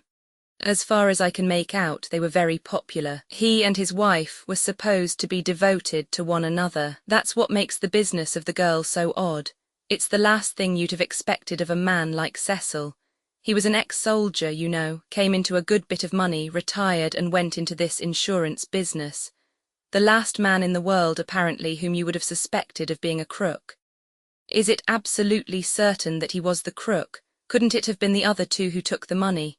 The Hollabys, they say they're ruined. Oh, they say. Perhaps they've got it all in a bank under another name. I put it foolishly, I dare say, but you know what I mean. Suppose they'd been speculating with the money for some time, unbeknownst to Cecil, and lost it all. It might be jolly convenient for them that Cecil died just when he did. Tommy tapped the photograph of Mr. Hollaby Sr. with his finger-nail. So you're accusing this respectable gentleman of murdering his friend and partner. You forget that he parted from Cecil on the links in full view of Barnard and Lecky, and spent the evening in the Dormy house. Besides, there's the hat pin. Bother the hat pin, said Tuppence impatiently. That hat pin, you think, points to the crime having been committed by a woman? Naturally. Don't you agree? No, men are notoriously old-fashioned. It takes them ages to rid themselves of preconceived ideas. They associate hat pins and hairpins with the female sex and call them women's weapons. They may have been in the past, but they are both rather out of date now. Why, I haven't had a hat pin or hairpin for the last 4 years. Then you think that it was a man killed Cecil. The hat pin was used to make it seem a woman's crime. There's something in what you say, Tuppence, said Tommy slowly. It's extraordinary how things seem to straighten themselves out when you talk a thing over. Tuppence nodded. Everything must be logical if you look at it the right way. And remember what Marriott once said about the amateur point of view, that it had the intimacy. We know something about people like Captain Cecil and his wife. We know what they're likely to do and what they're not likely to do, and we've each got our special knowledge. Tommy smiled. You mean, he said, that you are an authority on what people with bobbed and shingled heads are likely to have in their possession, and that you have an intimate acquaintance with what wives are likely to feel and do. Something of the sort. And what about me? What is my special knowledge? Do husbands pick up girls, etc.? No, said Tuppence gravely. You know the course, you've been on it, not as a detective searching for clues, but as a golfer. You know about golf, and what's likely to put a man off his game. It must have been something pretty serious to put Cecil off his game. His handicaps too, and from the 7th tee on he played like a child, so they say. Who say? Barnard and Lecky. They were playing just behind him, you remember. That was after he met the woman, the tall woman in brown. They saw him speaking to her, didn't they? Yes, at least, Tommy broke off. Tuppence looked up at him and was puzzled. He was staring at the piece of string in his fingers, but staring with the eyes of one who sees something very different. Tommy, what is it? Be quiet, Tuppence. I'm playing the 6th hole at Sunningdale. Cecil and old Hollaby are holing out on the 6th green ahead of me. It's getting dusk, but I can see that bright blue coat of Cecil's clearly enough. And on the footpath to the left of me there's a woman coming along. She hasn't crossed from the ladies' course, that's on the right. I should have seen her if she had done so. And it's odd I didn't see her on the footpath before, from the 5th tee, for instance. He paused. You said just now I knew the course, Tuppence. Just behind the 6th tee there's a little hut or shelter made of turf. Anyone could wait in there until the right moment came. They could change their appearance there. I mean, tell me, Tuppence, this is where your special knowledge comes in again. Would it be very difficult for a man to look like a woman, and then change back to being a man again? Could he wear a skirt over +4s, for instance? Certainly he could. The woman would look a bit bulky, that would be all.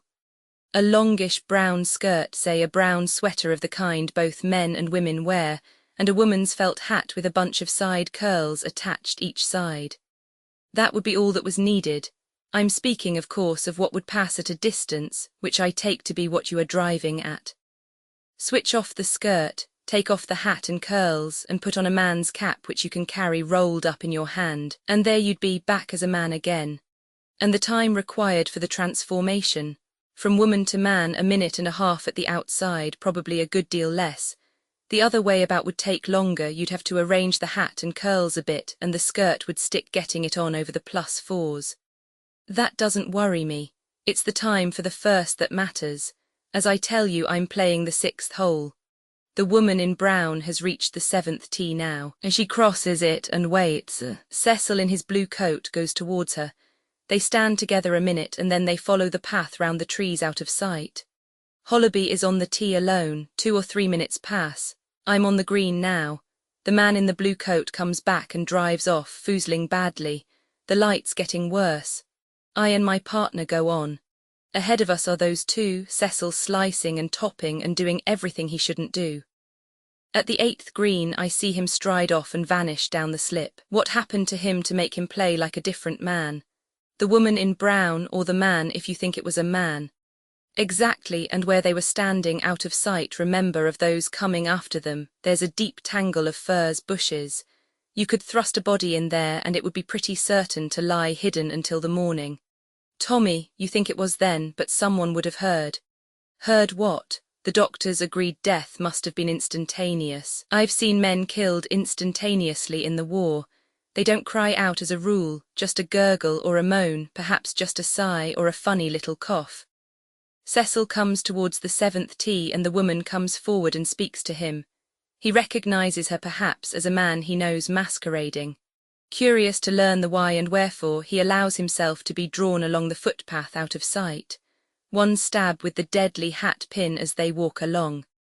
Cecil falls, dead. The other man drags his body into the furze bushes, strips off the blue coat, then sheds his own skirt and the hat and curls. He puts on Cecil's well-known blue coat and cap and strides back to the tee. 3 minutes would do it. The others behind can't see his face, only the peculiar blue coat they know so well. They never doubt that it's Cecil, but he doesn't play Cecil's brand of golf. They all say he played like a different man. Of course he did. He was a different man. But, point no, 2. His action in bringing the girl down, there was the action of a different man. It wasn't Cecil who met Doris Evans at a cinema and induced her to come down to Sunningdale. It was a man calling himself Cecil. Remember, Doris Evans wasn't arrested until a fortnight after the crime. She never saw the body. If she had, she might have bewildered everyone by declaring that that wasn't the man who took her out on the golf links that night and spoke so wildly of suicide. It was a carefully laid plot. The girl invited down for Wednesday when Cecil's house would be empty, then the hat pin which pointed to its being a woman's doing. The murderer meets the girl, takes her into the bungalow and gives her supper, then takes her out on the links, and when he gets to the scene of the crime, brandishes his revolver and scares the life out of her.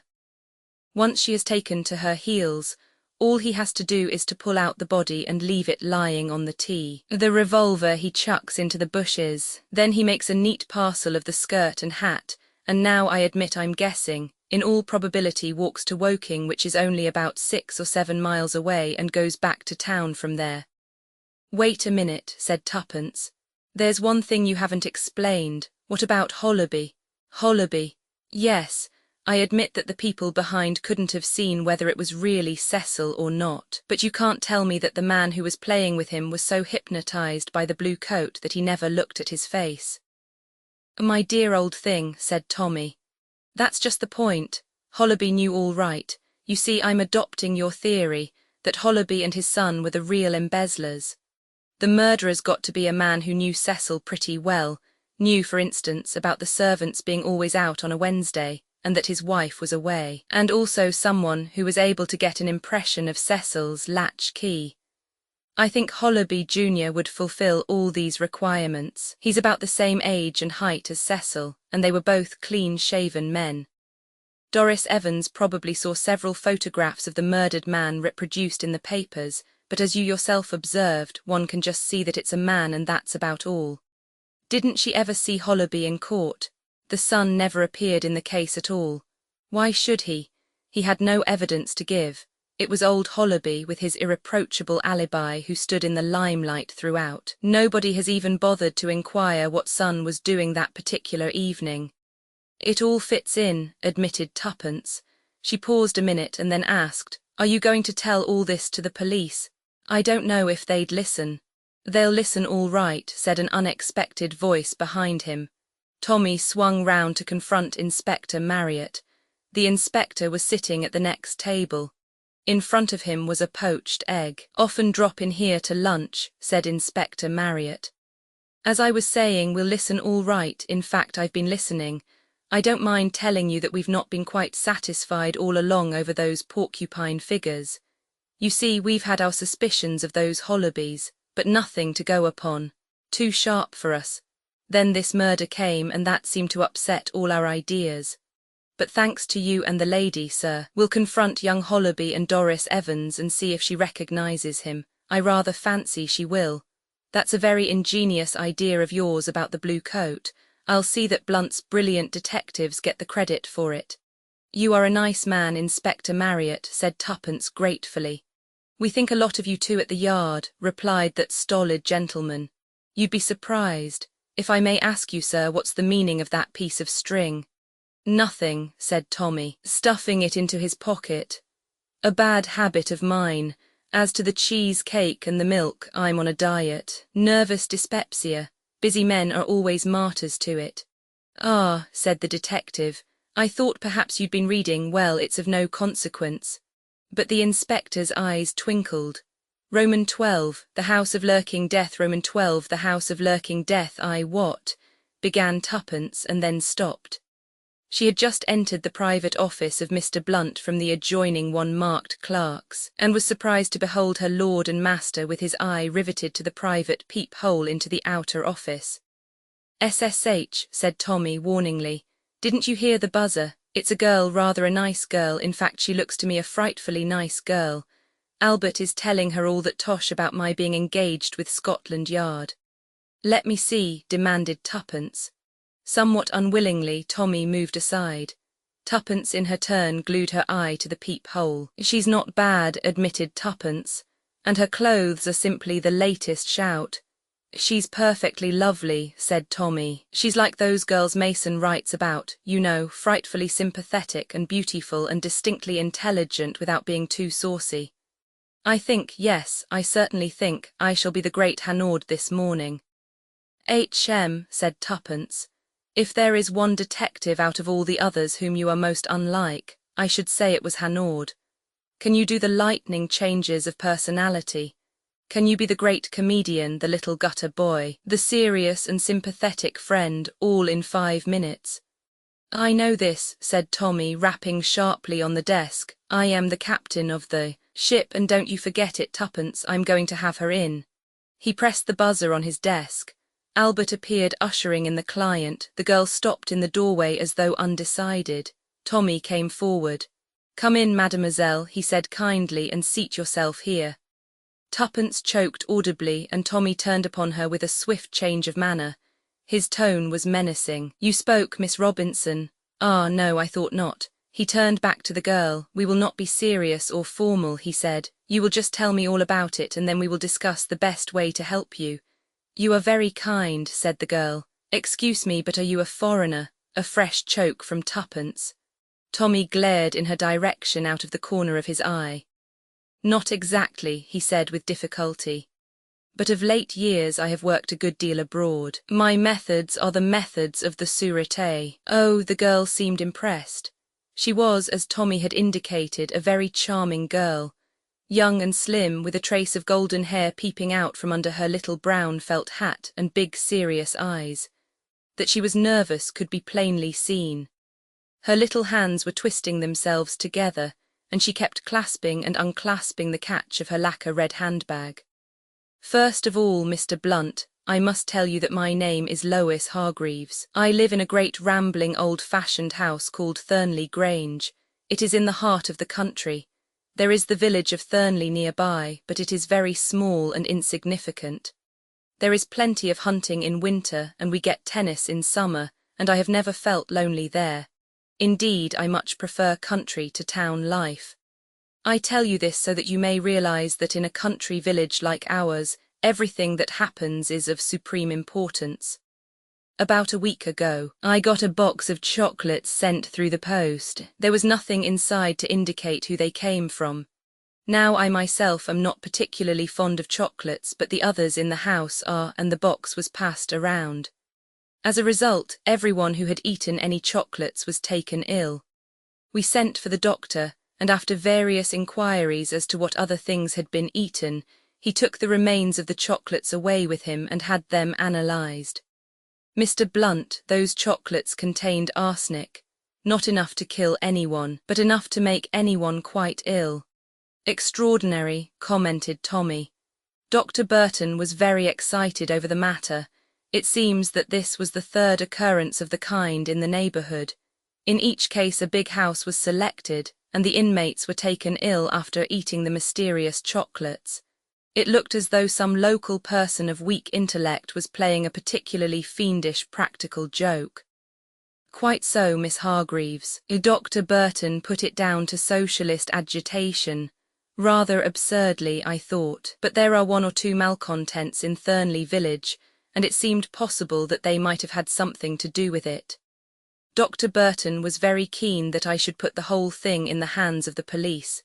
A very natural suggestion, said Tommy, but you have not done so, I gather, Miss Hargreaves. No, admitted the girl. I hate the fuss and the publicity that would ensue, and you see I know our local inspector.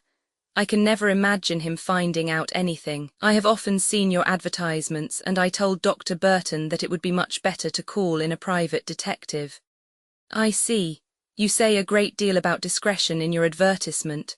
I take that to mean that you would not make anything public without my consent.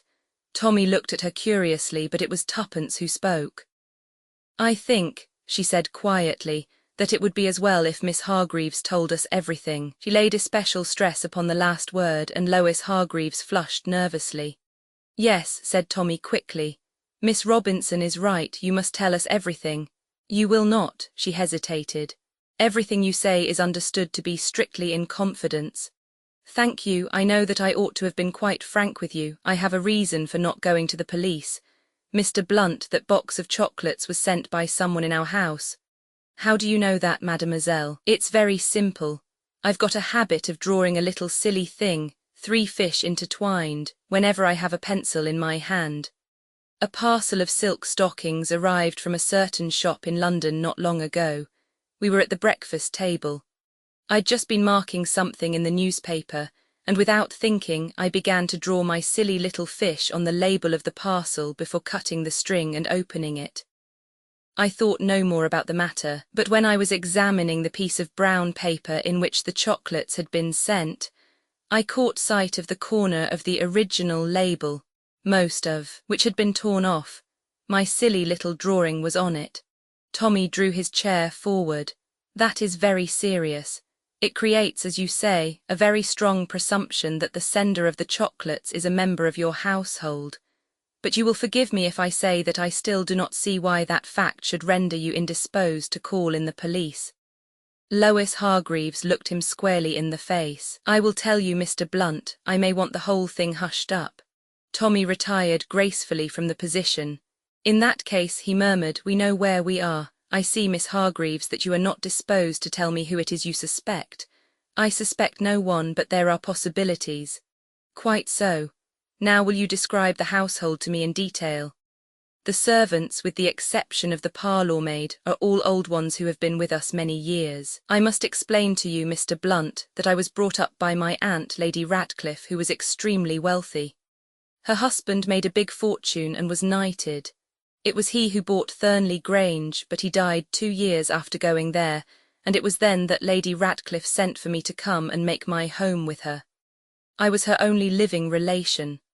The other inmate of the house was Dennis Ratcliffe, her husband's nephew. I have always called him cousin, but of course he is really nothing of the kind. Aunt Lucy always said openly that she intended to leave her money, with the exception of a small provision for me to Dennis. It was Radcliffe money, she said, and ought to go to a Radcliffe. However, when Dennis was 22, she quarrelled violently with him, over some debts that he had run up, I think. When she died a year later, I was astonished to find that she had made a will leaving all her money to me. It was, I know, a great blow to Dennis, and I felt very badly about it.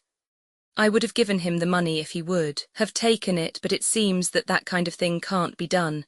However, as soon as I was 21, I made a will leaving it all to him. That's the least I can do, so if I'm run over by a motor, Dennis will come into his own. Exactly, said Tommy. And when were you 21, if I may ask the question? Just 3 weeks ago. Ah, said Tommy. Now will you give me fuller particulars of the members of your household at this minute? Servants or others? Both. The servants, as I say, have been with us some time. There is old Mrs. Holloway, the cook, and her niece Rose, the kitchen maid. Then there are 2 elderly housemaids, and Hannah, who was my aunt's maid and who has always been devoted to me. The parlour-maid is called Esther Quant, and seems a very nice, quiet girl. As for ourselves, there is Miss Logan, who was Aunt Lucy's companion and who runs the house for me, and Captain Ratcliffe, Dennis, you know, whom I told you about. And there is a girl called Mary Chilcot, an old school friend of mine who is staying with us. Tommy thought for a moment. That all seems fairly clear and straightforward, Miss Hargreaves, he said after a minute or two. I take it that you have no special reason for attaching suspicion more to one person than another. You are only afraid it might prove to be, well, not a servant, shall we say. That's it exactly, Mr. Blunt. I have honestly no idea who used that piece of brown paper. The handwriting was printed. There seems only one thing to be done, said Tommy. I must be on the spot. The girl looked at him inquiringly. Tommy went on after a moment's thought. I suggest that you prepare the way for the arrival of, say, Mr. and Miss Van Dusen, American friends of yours. Will you be able to do that quite naturally? Oh, yes, there will be no difficulty at all. When will you come down, tomorrow or the day after? Tomorrow, if you please, there is no time to waste. That is settled, then. The girl rose and held out her hand. One thing, Miss Hargreaves, not a word, mind, to anyone at all, that we are not what we seem. What do you think of it, Tuppence? He asked when he returned from showing the visitor out. I don't like it, said Tuppence decidedly. Especially I don't like the chocolates having so little arsenic in them. What do you mean? Don't you see, all those chocolates being sent round the neighbourhood were a blind to establish the idea of a local maniac. Then, when the girl was really poisoned, it would be thought to be the same thing. You see, but for a stroke of luck, no one would ever have guessed that the chocolates were actually sent by someone in the house itself. That was a stroke of luck, you're right. You think it's a deliberate plot against the girl herself? I'm afraid so. I remember reading about old Lady Radcliffe's will.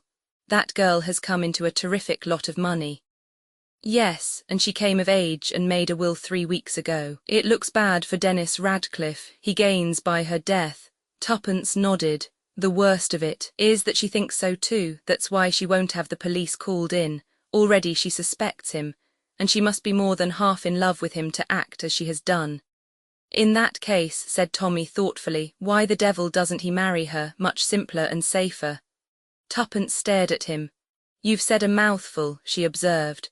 Oh boy, I'm getting ready to be Miss Van Dusen, you observe. Why rush to crime where there is a lawful means near at hand? Tuppence reflected for a minute or two. I've got it, she announced. Clearly he must have married a barmaid whilst at Oxford, origin of the quarrel with his aunt, that explains everything. Then why not send poisoned sweets to the barmaid? Suggested Tommy. Much more practical. I wish you wouldn't jump to these wild conclusions, Tuppence. They are deductions, said Tuppence with a good deal of dignity.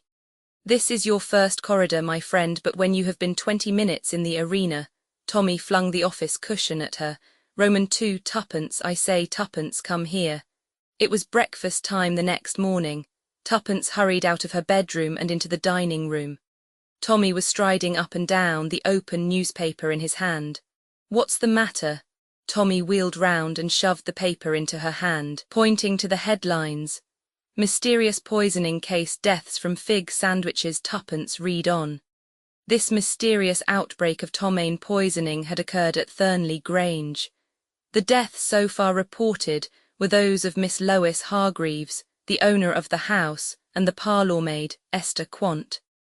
A Captain Radcliffe and a Miss Logan were reported to be still seriously ill. The cause of the outbreak was supposed to be some fig paste used in sandwiches, since another lady, a Miss Chilcot, who had not partaken of these, was reported to be quite well.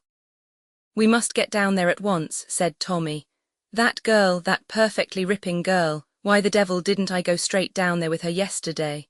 If you had, said Tuppence, you'd probably have eaten fig sandwiches too for tea and then you'd have been dead. Come on, let's start at once. I see it says that Dennis Ratcliffe is seriously ill also. Probably shamming, the dirty blackguard. They arrived at the small village of Thurnley about midday. An elderly woman with red eyes opened the door to them when they arrived at Thurnley Grange. Look here, said Tommy quickly before she could speak. I'm not a reporter or anything like that. Miss Hargreaves came to see me yesterday and asked me to come down here. Is there anyone I can see? Dr. Burton is here now if you'd like to speak to him, said the woman doubtfully. Or Miss Chilcot, she's making all the arrangements. But Tommy had caught at the first suggestion. Dr. Burton, he said authoritatively. I should like to see him at once if he is here. The woman showed them into a small morning room. 5 minutes later the door opened and a tall elderly man with bent shoulders and a kind but worried face came in. Dr. Burton, said Tommy. He produced his professional card. Miss Hargreaves called on me yesterday with reference to those poisoned chocolates. I came down to investigate the matter at her request. Alas, too late. The doctor looked at him keenly. You are Mr. Blunt himself? Yes, this is my assistant, Miss Robinson. The doctor bowed to Tuppence. Under the circumstances there is no need for reticence, but for the episode of the chocolates I might have believed these deaths to be the result of severe ptomaine poisoning, but ptomaine poisoning of an unusually virulent kind. There is gastrointestinal inflammation and hemorrhage. As it is, I am taking the fig paste to be analysed. You suspect arsenic poisoning? No. The poison, if a poison has been employed, is something far more potent and swift in its action. It looks more like some powerful vegetable toxin. I see. I should like to ask you, Dr. Burton, whether you are thoroughly convinced that Captain Radcliffe is suffering from the same form of poisoning. The doctor looked at him. Captain Radcliffe is not suffering from any sort of poisoning now. Aha, said Tommy. Aye. Captain Radcliffe died at 5 o'clock this morning. Tommy was utterly taken aback. The doctor prepared to depart. And the other victim, Miss Logan, asked Tuppence. I have every reason to hope that she will recover since she has survived so far. Being an older woman, the poison seems to have had less effect on her. I will let you know the result of the analysis, Mr. Blunt. In the meantime, Miss Chilcot will, I am sure, tell you anything you want to know. As he spoke, the door opened and a girl appeared. She was tall, with a tanned face and steady blue eyes. Dr. Burton performed the necessary introductions. I am glad you have come, Mr. Blunt, said Mary Chilcot. This affair seems too terrible. Is there anything you want to know that I can tell you? Where did the fig paste come from? It is a special kind that comes from London. We often have it. No one suspected that this particular pot differed from any of the others. Personally, I dislike the flavour of figs. That explains my immunity. I cannot understand how Dennis was affected since he was out for tea. He must have picked up a sandwich when he came home, I suppose. Tommy felt Tuppence's hand press his arm ever so slightly. What time did he come in? He asked. I don't really know, I could find out. Thank you, Miss Chilcot, it doesn't matter. You have no objection, I hope, to my questioning the servants. Please do anything you like, Mr. Blunt, I am nearly distraught. Tell me you don't think there has been foul play. Her eyes were very anxious as she put the question. I don't know what to think, we shall soon know. Yes, I suppose Dr. Burton will have the paste analysed. Quickly excusing herself, she went out by the window to speak to one of the gardeners. You take the housemaid's tuppence, said Tommy, and I'll find my way to the kitchen. I say Miss Chilcot may feel very distraught, but she doesn't look it. Tuppence nodded assent without replying. Husband and wife met half an hour later. Now to pool results, said Tommy. The sandwiches came out from tea and the parlour-maid ate one, that's how she got it in the neck. Cook is positive Dennis Ratcliffe hadn't returned when tea was cleared away. Query, how did he get poisoned? He came in at 6:45, said Tuppence.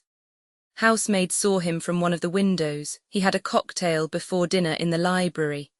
She was just clearing away the glass now, and luckily I got it from her before she washed it. It was after that he complained of feeling ill. Good, said Tommy. I'll take that glass along to Burton presently. Anything else? I'd like you to see Hannah, the maid. She's queer. How do you mean queer? She looks to me as though she were going off her head. Let me see her. Tuppence led the way upstairs. Hannah had a small sitting room of her own. The maid sat upright on a high chair. On her knees was an open Bible. She did not look towards the two strangers as they entered. Instead, she continued to read aloud to herself. Let hot burning coals fall upon them, let them be cast into the fire and into the pit, that they never rise up again. May I speak to you a minute? Asked Tommy.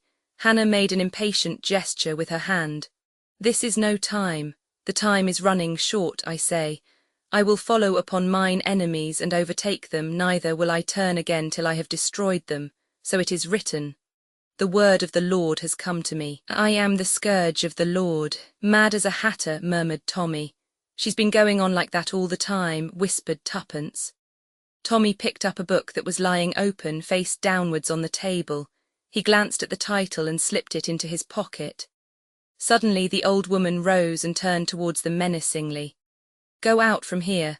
The time is at hand. I am the flail of the Lord. The wind bloweth where it listeth, so do I destroy. The ungodly shall perish. This is a house of evil, I tell you. Beware of the wrath of the Lord, whose handmaiden I am. She advanced upon them fiercely. Tommy thought it best to humour her and withdrew. As he closed the door, he saw her pick up the Bible again. I wonder if she's always been like that, he muttered. He drew from his pocket the book he had picked up off the table. Look at that, funny reading for an ignorant maid. Tuppence took the book. Materia Medica, she murmured. She looked at the fly leaf. Edward Logan, it's an old book. Tommy, I wonder if we could see Miss Logan. Dr. Burton said she was better. Shall we ask Miss Chilcot? No, let's get hold of a housemaid and send her in to ask. After a brief delay, they were informed that Miss Logan would see them. They were taken into a big bedroom facing over the lawn. In the bed was an old lady with white hair, her delicate old face drawn by suffering. I have been very ill, she said faintly. And I can't talk much. But Ellen tells me you are detectives. Lois went to consult you then. She spoke of doing so. Yes, Miss Logan, said Tommy. We don't want to tire you, but perhaps you can answer a few questions. The maid, Hannah, is she quite right in her head? Miss Logan looked at them with obvious surprise. Oh, yes, she is very religious, but there is nothing wrong with her. Tommy held out the book he had taken from the table.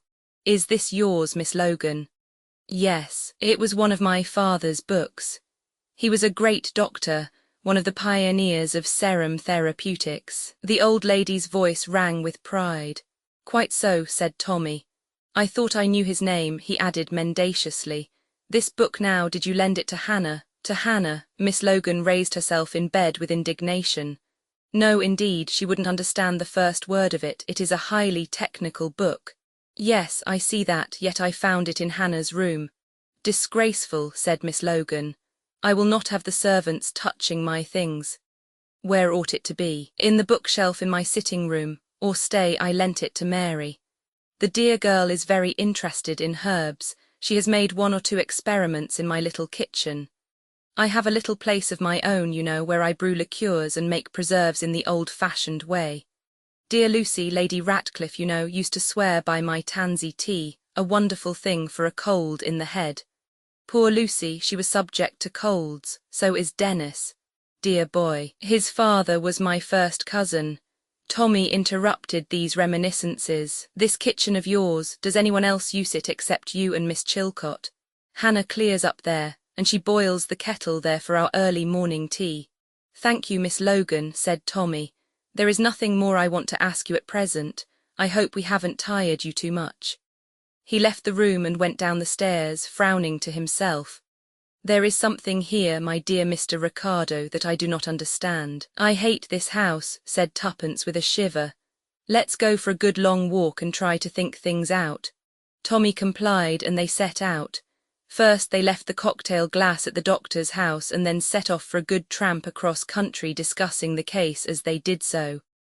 It makes it easier somehow if one plays the fool, said Tommy. All this Hanaud business, I suppose some people would think I didn't care, but I do most awfully. I feel that somehow or other we ought to have prevented this. I think that's foolish of you, said Tuppence. It is not as though we had advised Lois Hargreaves not to go to Scotland Yard or anything like that. Nothing would have induced her to bring the police into the matter. If she hadn't come to us, she would have done nothing at all. And the result would have been the same. Yes, you are right, Tuppence. It's morbid to reproach oneself over something one couldn't help. What I would like to do is to make good now, and that's not going to be easy. No, it isn't. There are so many possibilities, and yet all of them seem wild and improbable. Supposing Dennis Ratcliffe put the poison in the sandwiches. He knew he would be out to tea. That seems fairly plain sailing. Yes, said Tuppence, that's all right so far. Then we can put against that the fact that he was poisoned himself, so that seems to rule him out. There is one person we mustn't forget, and that is Hannah. Hannah, people do all sorts of queer things when they have religious mania. She is pretty far gone with it too, said Tommy. You ought to drop a word to Dr. Burton about it. It must have come on very rapidly, said Tuppence. That is if we go by what Miss Logan said. I believe religious mania does, said Tommy. I mean, you go on singing hymns in your bedroom with the door open for years, and then you go suddenly right over the line and become violent. There is certainly more evidence against Hannah than against anybody else, said Tuppence thoughtfully, and yet I have an idea. She stopped. Yes, said Tommy encouragingly. It is not really an idea, I suppose it is just a prejudice. A prejudice against someone, Tuppence nodded. Tommy, did you like Mary Chilcot? Tommy considered. Yes, I think I did. She struck me as extremely capable and businesslike, perhaps a shade too much so, but very reliable. You didn't think it was odd that she didn't seem more upset? Well, in a way that is a point in her favour. I mean, if she had done anything, she would make a point of being upset, lay it on rather thick. I suppose so, said Tuppence. And anyway, there doesn't seem to be any motive in her case. One doesn't see what good this wholesale slaughter can do her. I suppose none of the servants are concerned. It doesn't seem likely. They seem a quiet, reliable lot. I wonder what Esther Quant, the parlour maid, was like. You mean that if she was young and good-looking there was a chance that she was mixed up in it some way? That is what I mean. Tuppence sighed. It is all very discouraging. Well, I suppose the police will get down to it all right, said Tommy. Probably. I should like it to be us. By the way, did you notice a lot of small red dots on Miss Logan's arm? I don't think I did. What about them? They looked as though they were made by a hypodermic syringe, said Tuppence. Probably Dr. Burton gave her a hypodermic injection of some kind. Oh, very likely, but he wouldn't give her about 40. The cocaine habit, suggested Tommy helpfully. I thought of that, said Tuppence, but her eyes were all right. You would see at once if it was cocaine or morphia. Besides, she doesn't look that sort of old lady. Most respectable and God-fearing, agreed Tommy. "It is all very difficult," said Tuppence. "We have talked and we don't seem any nearer now than we were. Don't let's forget to call at the doctor's on our way home." The doctor's door was opened by a lanky boy of about 15. "Mr. Blunt?" he inquired. "Yes, the doctor is out, but he left a note for you in case you should call." He handed them the note in question and Tommy tore it open. "Dear Mr. Blunt, there is reason to believe that the poison employed was ricin, a vegetable toxalbumose of tremendous potency. Please keep this to yourself for the present." Tommy let the note drop but picked it up quickly. "Ricin," he murmured. "Know anything about it, Tuppence? You used to be rather well up in these things." "Ricin," said Tuppence thoughtfully. "You get it out of castor oil, I believe." "I never did take kindly to castor oil," said Tommy. "I am more set against it than ever now. The oil's all right. You get ricin from the seeds of the castor oil plant. I believe I saw some castor oil plants in the garden this morning, big things with glossy leaves." "You mean that someone extracted the stuff on the premises? Could Hannah do such a thing?" Tuppence shook her head. "Doesn't seem likely, she wouldn't know enough." Suddenly Tommy gave an exclamation. "That book, have I got it in my pocket still?" "Yes." He took it out and turned over the leaves vehemently. "I thought so. Here's the page it was open at this morning. Do you see Tuppence? Ricin." Tuppence seized the book from him. "Can you make head or tail of it? I can't." "It's clear enough to me," said Tuppence. She walked along, reading busily, with one hand on Tommy's arm to steer herself. Presently she shut the book with a bang. They were just approaching the house again. "Tommy, will you leave this to me? Just for once, you see, I am the bull that has been more than 20 minutes in the arena." Tommy nodded. "You shall be the captain of the ship, Tuppence," he said gravely. "We've got to get to the bottom of this." "First of all," said Tuppence as they entered the house, "I must ask Miss Logan one more question." She ran upstairs. Tommy followed her. She rapped sharply on the old lady's door and went in. "Is that you, my dear?" said Miss Logan. "You know you are much too young and pretty to be a detective. Have you found out anything?" "Yes," said Tuppence, "I have." Miss Logan looked at her questioningly. "I don't know about being pretty," went on Tuppence, "but being young, I happened to work in a hospital during the war. I know something about serum therapeutics. I happen to know that when ricin is injected in small doses, hypodermically immunity is produced, antiricin is formed. That fact paved the way for the foundation of serum therapeutics. You knew that, Miss Logan. You injected ricin for some time hypodermically into yourself. Then you let yourself be poisoned with the rest. You helped your father in his work, and you knew all about ricin and how to obtain it and extract it from the seeds. You chose a day when Dennis Ratcliffe was out for tea. It wouldn't do for him to be poisoned at the same time. He might die before Lois Hargreaves. So long as she died first, he inherited her money, and at his death it passes to you, his next of kin. You remember, you told us this morning that his father was your first cousin." The old lady stared at Tuppence with baleful eyes. Suddenly a wild figure burst in from the adjoining room. It was Hannah. In her hand she held a lighted torch which she waved frantically. "Truth has been spoken, that is the wicked one. I saw her reading the book and smiling to herself, and I knew. I found the book and the page, but it said nothing to me. But the voice of the Lord spoke to me. She hated my mistress, her ladyship. She was always jealous and envious. She hated my own sweet Miss Lois. But the wicked shall perish. The fire of the Lord shall consume them." Waving her torch, she sprang forward to the bed. A cry arose from the old lady. Take her away, it's true, but take her away." Tuppence flung herself upon Hannah, but the woman managed to set fire to the curtains of the bed before Tuppence could get the torch from her and stamp on it. Tommy, however, had rushed in from the landing outside. He tore down the bed hangings and managed to stifle the flames with a rug. Then he rushed to Tuppence's assistance, and between them they subdued Hannah just as Dr. Burton came hurrying in. A very few words sufficed to put him au courant of the situation. He hurried to the bedside, lifted Miss Logan's hand, then uttered a sharp exclamation. "The shock of fire has been too much for her. She's dead. Perhaps it is as well under the circumstances."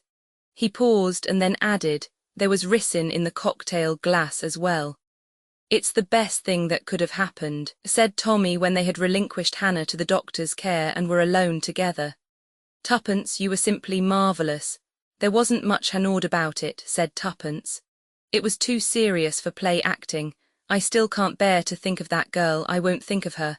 But as I said before, you were marvellous. The honours are with you. To use a familiar quotation, it is a great advantage to be intelligent and not to look it." "Tommy," said Tuppence. "You're a beast." Roman 13, The Unbreakable Alibi. Roman 13, The Unbreakable Alibi. Tommy and Tuppence were busy sorting correspondence. Tuppence gave an exclamation and handed a letter across to Tommy. "A new client," she said importantly. "Ha," said Tommy. "What do we deduce from this letter, Watson?" "Nothing much, except the somewhat obvious fact that Mr. Montgomery Jones is not one of the world's best spellers, thereby proving that he has been expensively educated." "Montgomery Jones," said Tuppence. "Now what do I know about a Montgomery Jones? Oh yes, I have got it now. I think Janet St. Vincent mentioned him. His mother was Lady Aileen Montgomery, very crusty and high church with gold crosses and things, and she married a man called Jones who is immensely rich." "In fact, the same old story," said Tommy. "Let me see, what time does this Mr. M.J. wish to see us?" 11:30. At 11:30 precisely, a very tall young man with an amiable and ingenuous countenance entered the outer office and addressed himself to Albert, the office boy. "Look here, I say, can I see Mr. Blunt? Have you an appointment, sir?" said Albert. "I don't quite know. Yes, I suppose I have. What I mean is I wrote a letter." "What name, sir?" "Mr. Montgomery Jones." "I will take your name in to Mr. Blunt." He returned after a brief interval. "Will you wait a few minutes, please, sir? Mr. Blunt is engaged on a very important conference at present." "Oh, yes, certainly," said Mr. Montgomery Jones. Having, he hoped, impressed his client sufficiently, Tommy rang the buzzer on his desk, and Mr. Montgomery Jones was ushered into the inner office by Albert. Tommy rose to greet him, and shaking him warmly by the hand motioned towards the vacant chair. "Now, Mr. Montgomery Jones," he said briskly, "what can we have the pleasure of doing for you?" Mr. Montgomery Jones looked uncertainly at the third occupant of the office. "My confidential secretary, Miss Robinson," said Tommy. "You can speak quite freely before her. I take it that this is some family matter of a delicate kind." "Well, not exactly," said Mr. Montgomery Jones. "You surprise me," said Tommy. "You are not in trouble of any kind yourself, I hope?" "Oh, rather not," said Mr. Montgomery Jones. "Well," said Tommy, "perhaps you will, state the facts plainly." That, however, seemed to be the one thing that Mr. Montgomery Jones could not do. "It's a dashed odd sort of thing I have got to ask you," he said hesitatingly. I really don't know how to set about it. We never touch divorce cases," said Tommy. "Oh Lord, no," said Mr. Montgomery Jones. "I don't mean that. It is just, well, it's a deuced silly sort of a joke, that's all." "Someone has played a practical joke on you of a mysterious nature," suggested Tommy. But Mr. Montgomery Jones once more shook his head. "Well," said Tommy, retiring gracefully from the position, "take your own time and let us have it in your own words." There was a pause. "You see," said Mr. Jones at last, "it was at dinner. I sat next to a girl." "Yes," said Tommy encouragingly. "She was oh well, I really can't describe her, but she was simply one of the most sporting girls I ever met. She's an Australian over here with another girl, sharing a flat with her in Clarges Street. She's simply game for anything. I absolutely can't tell you the effect that girl had on me." "We can quite imagine it, Mr. Jones," said Tuppence. She saw clearly that if Mr. Montgomery Jones' troubles were ever to be extracted, a sympathetic feminine touch was needed, as distinct from the business-like methods of Mr. Blunt. "We can understand," said Tuppence encouragingly. "Well, the whole thing came as an absolute shock to me," said Mr. Montgomery Jones, "that a girl could, well, knock you over like that. There had been another girl, in fact 2 other girls. One was awfully jolly and all that, but I didn't much like her chin. She danced marvellously though, and I have known her all my life, which makes a fellow feel kind of safe, you know. And then there was one of the girls at the Frivolity."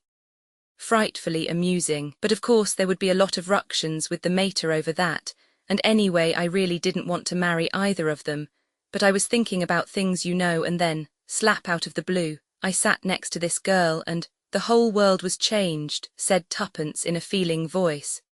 Tommy moved impatiently in his chair. He was by now somewhat bored by the recital of Mr. Montgomery Jones' love affairs.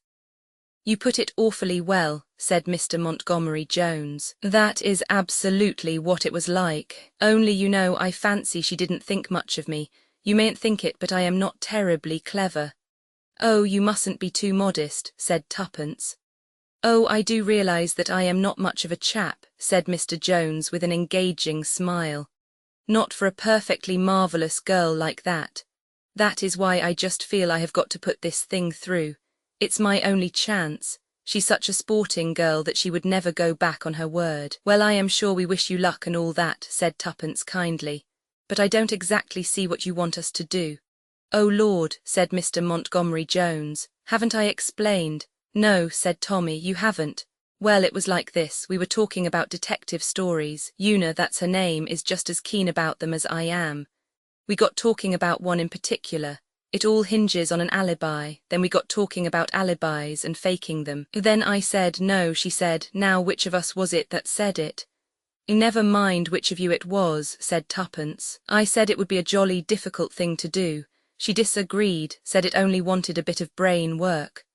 We got all hot and excited about it, and in the end she said, I will make you a sporting offer. What do you bet that I can produce an alibi that nobody can shake? Anything you like, I said, and we settled it then and there. She was frightfully cocksure about the whole thing. It's an odds-on chance for me, she said. Don't be so sure of that, I said. Supposing you lose and I ask you for anything I like. She laughed and said she came of a gambling family and I could. Well, said Tuppence as Mr. Jones came to a pause and looked at her appealingly. Well, don't you see, it is up to me. It is the only chance I have got of getting a girl like that to look at me. You have no idea how sporting she is. Last summer she was out in a boat and someone bet her she wouldn't jump overboard and swim ashore in her clothes. And she did it. It is a very curious proposition, said Tommy. I am not quite sure I yet understand it. It is perfectly simple, said Mr. Montgomery Jones. You must be doing this sort of thing all the time. Investigating fake alibis and seeing where they fall down.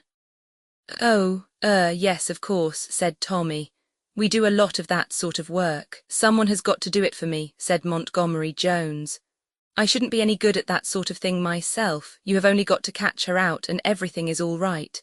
I dare say it seems rather a futile business to you, but it means a lot to me and I am prepared to pay, all necessary whatnots, That will be all right, said Tuppence. I am sure Mr. Blunt will take the case on for you. Certainly, certainly, said Tommy. A most refreshing case, most refreshing indeed. Mr. Montgomery Jones heaved a sigh of relief and pulled a mass of papers from his pocket and selected one of them. Here it is, he said. She says I am sending you proof I was in 2 distinct places at one and the same time. According to one story, I dined at the Bon Temps restaurant in Soho by myself, went to the Duke's Theatre and had supper with a friend, Mr. Le Marchant, at the Savoy. But I was also staying at the Castle Hotel, Torquay, and only returned to London on the following morning. You have got to find out which of the 2 stories is the true one and how I managed the other. There, said Mr. Montgomery Jones, now you see what it is that I want you to do. A most refreshing little problem, said Tommy. Very naive. Here is Una's photograph, said Mr. Montgomery Jones. You will want that. What is the lady's full name? Inquired Tommy. Miss Una Drake, and her address is 180 Clarges Street. Thank you, said Tommy. Well, we will look into the matter for you, Mr. Montgomery Jones. I hope we shall have good news for you very shortly. I say, I am no end grateful, said Mr. Jones, rising to his feet and shaking Tommy by the hand. It has taken an awful load off my mind. Having seen his client out, Tommy returned to the inner office. Tuppence was at the cupboard that contained the classic library. Inspector French, said Tuppence. Eh, said Tommy. Inspector French, of course, said Tuppence. He always does alibis, I know the exact procedure. We have to go over everything and check it. At first it will seem all right, and then when we examine it more closely we shall find the flaw. There ought not to be much difficulty about that, agreed Tommy. I mean, knowing that one of them is a fake to start with makes the thing almost a certainty, I should say. That is what worries me. I don't see anything to worry about in that.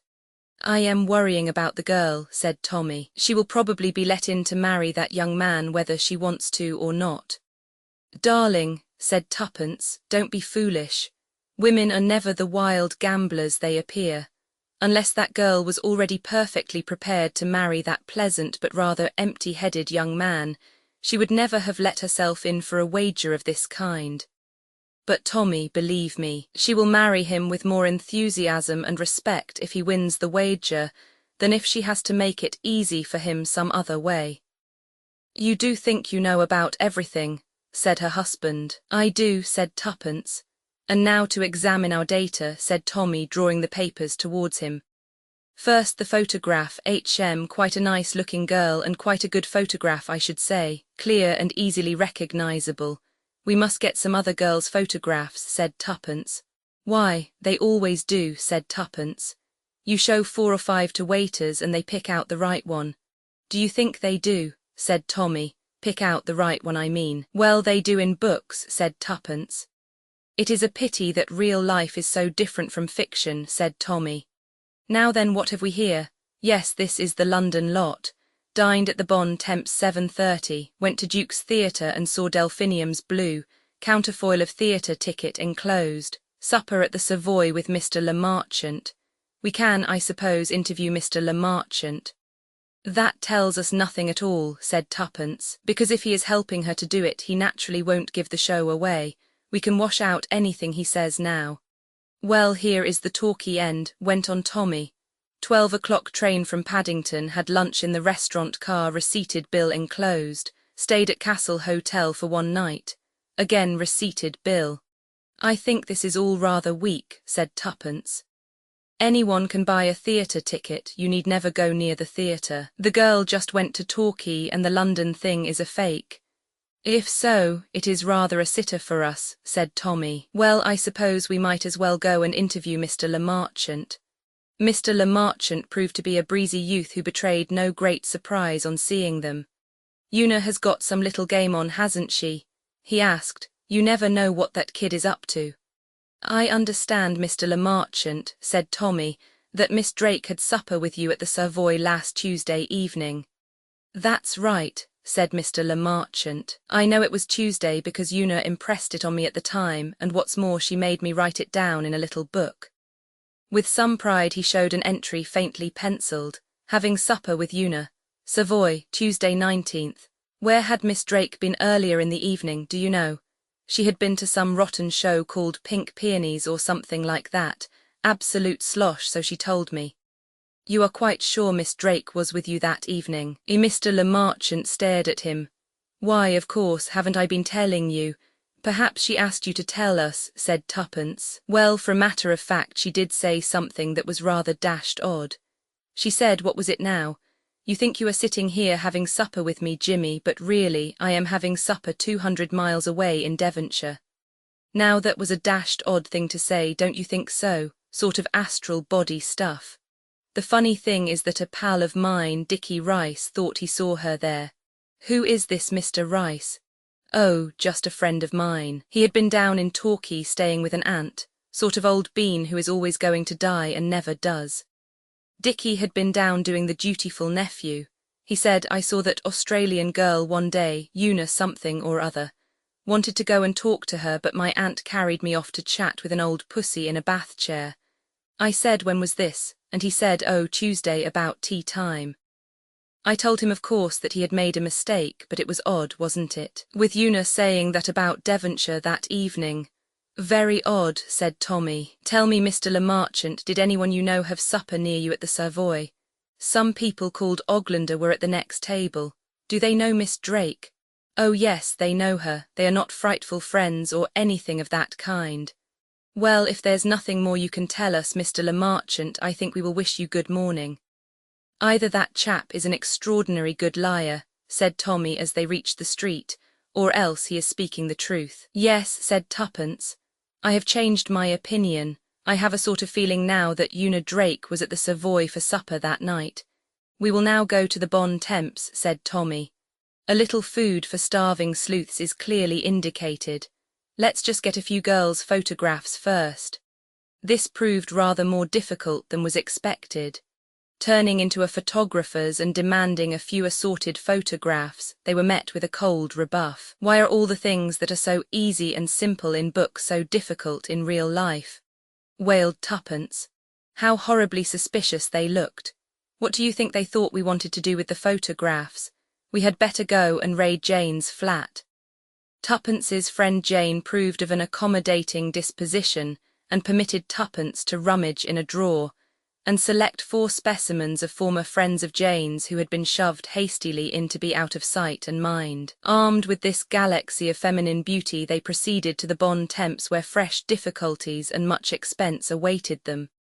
Tommy had to get hold of each waiter in turn, tip him, and then produce the assorted photographs. The result was unsatisfactory.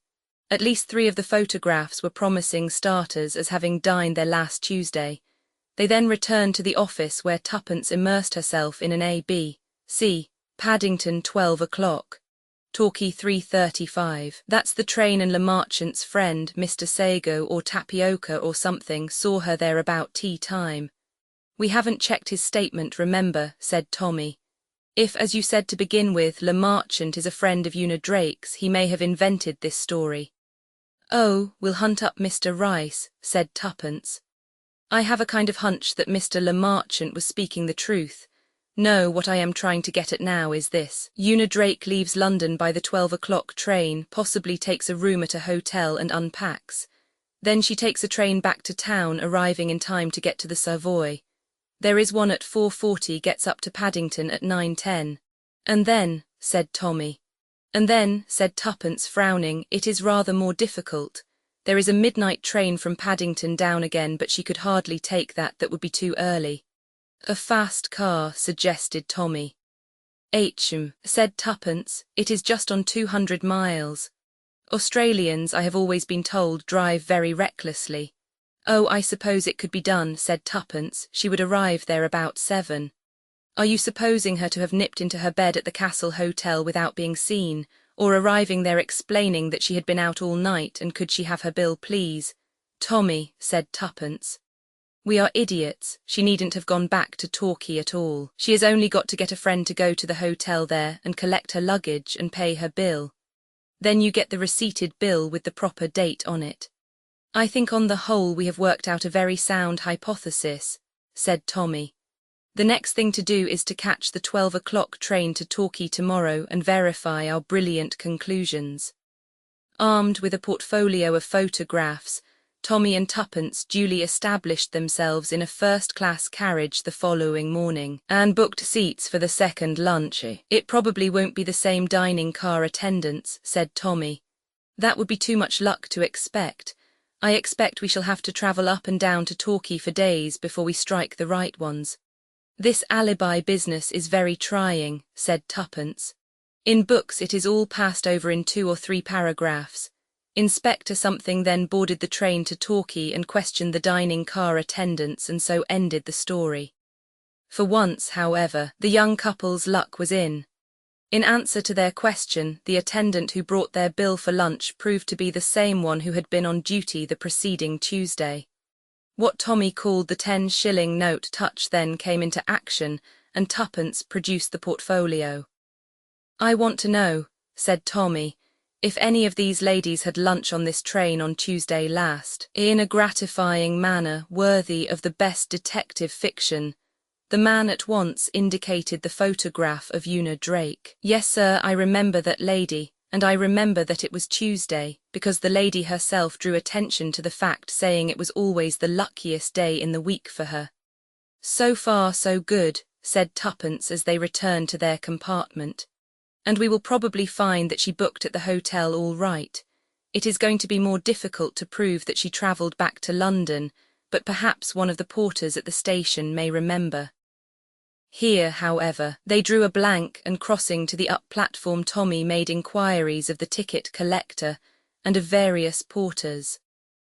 After the distribution of half-crowns as a preliminary to inquiring, two of the porters picked out one of the other photographs with a vague remembrance that someone like that travelled to town by the 4:40 that afternoon, but there was no identification of Una Drake. "But that doesn't prove anything," said Tuppence as they left the station. "She may have travelled by that train and no one noticed her. She may have gone from the other station, from Torra." "That's quite likely," said Tuppence. "However, we can see to that after we have been to the hotel." The Castle Hotel was a big one overlooking the sea. After booking a room for the night and signing the register, Tommy observed pleasantly, "I believe you had a friend of ours staying here last Tuesday, Miss Una Drake." The young lady in the bureau beamed at him. "Oh yes, I remember quite well. An Australian young lady, I believe." At a sign from Tommy, Tuppence produced the photograph. "That is rather a charming photograph of her, isn't it?" said Tuppence. "Oh, very nice indeed, quite stylish." "Did she stay here long?" inquired Tommy. "Only one night. She went away by the express the next morning back to London." It seemed a long way to come for one night, but of course I suppose Australian ladies don't think anything of travelling. "She is a very sporting girl," said Tommy, "always having adventures. It wasn't here, was it, that she went out to dine with some friends, went for a drive in their car afterwards, ran the car into a ditch and wasn't able to get home till morning?" "Oh no," said the young lady. "Miss Drake had dinner here in the hotel." "Really?" said Tommy. "Are you sure of that? I mean, how do you know?" "Oh, I saw her." "I asked because I understood she was dining with some friends in Torquay," explained Tommy. "Oh no, sir, she dined here." The young lady laughed and blushed a little. "I remember she had on a most sweetly pretty frock, one of those new flowered chiffons all over pansies." "Tuppence, this tears it," said Tommy when they had been shown upstairs to their room. "It does rather," said Tuppence. "Of course that woman may be mistaken. We will ask the waiter at dinner. There can't be very many people here just at this time of year." This time it was Tuppence who opened the attack. "Can you tell me if a friend of mine was here last Tuesday?" she asked the waiter with an engaging smile. "A Miss Drake, wearing a frock all over pansies, I believe." She produced a photograph. "This lady." The waiter broke into immediate smiles of recognition. Yes, Miss Drake. I remember her very well. She told me she came from Australia." "She dined here?" "Yes, it was last Tuesday. She asked me if there was anything to do afterwards in the town." "Yes, I told her the theatre, the pavilion, but in the end she decided not to go and stayed here listening to our orchestra." "Oh damn," said Tommy under his breath. "You don't remember what time she had dinner, do you?" said Tuppence. "She came down a little late. It must have been about 8 o'clock." "Damn, blast and curse," said Tuppence as she and Tommy left the dining room. "Tommy, this is all going wrong. It seemed so clear and lovely." "Well, I suppose we ought to have known it wouldn't all be plain sailing. Is there any train she could have taken after that, I wonder? Not one that would have landed her in London in time to go to the Savoy." "Well," said Tuppence, "as a last hope I am going to talk to the chambermaid. Una Drake had a room on the same floor as ours." The chambermaid was a voluble and informative woman. Yes, she remembered the young lady quite well. That was her picture right enough. A very nice young lady, very merry and talkative, had told her a lot about Australia and the kangaroos. The young lady rang the bell about 9:30 and asked for her bottle to be filled and put in her bed, and also to be called the next morning at 7:30 with coffee instead of tea. "You did call her and she was in bed?" asked Tuppence. The chambermaid stared at her. "Why, yes ma'am, of course." "Oh, I only wondered if she was doing exercises or anything," said Tuppence wildly. "So many people do in the early morning." "Well, that seems cast iron enough," said Tommy when the chambermaid had departed. "There is only one conclusion to be drawn from it. It is the London side of the thing that must be faked." "Mr. Le Marchant must be a more accomplished liar than we thought," said Tuppence. "We have a way of checking his statements," said Tommy. "He said there were people sitting at the next table whom Una knew slightly." "What was their name? Oglander." "That was it. We must hunt up these Oglanders, and we ought also to make inquiries at Miss Drake's flat in Clarges Street. The following morning they paid their bill and departed somewhat crestfallen. Hunting out the Oglanders was fairly easy with the aid of the telephone book. Tuppence this time took the offensive and assumed the character of a representative of a new illustrated paper. She called on Mrs. Oglander asking for a few details of their smart supper party at the Savoy on Tuesday evening. These details Mrs. Oglander was only too willing to supply. Just as she was leaving, Tuppence added carelessly, "Let me see, wasn't Miss Una Drake sitting at the table next you? Is it really true that she is engaged to the Duke of Perth? You know her, of course." "I know her slightly," said Mrs. Oglander. "A very charming girl, I believe. Yes, she was sitting at the next table to ours with Mr. Le Marchant. My girls know her better than I do." Tuppence's next port of call was the flat in Clarges Street. Here she was greeted by Miss Marjorie Lester, the friend with whom Miss Drake shared a flat. "Do tell me what all this is about," asked Miss Lester plaintively. "Una has some deep game on and I don't know what it is. Of course she slept here on Tuesday night.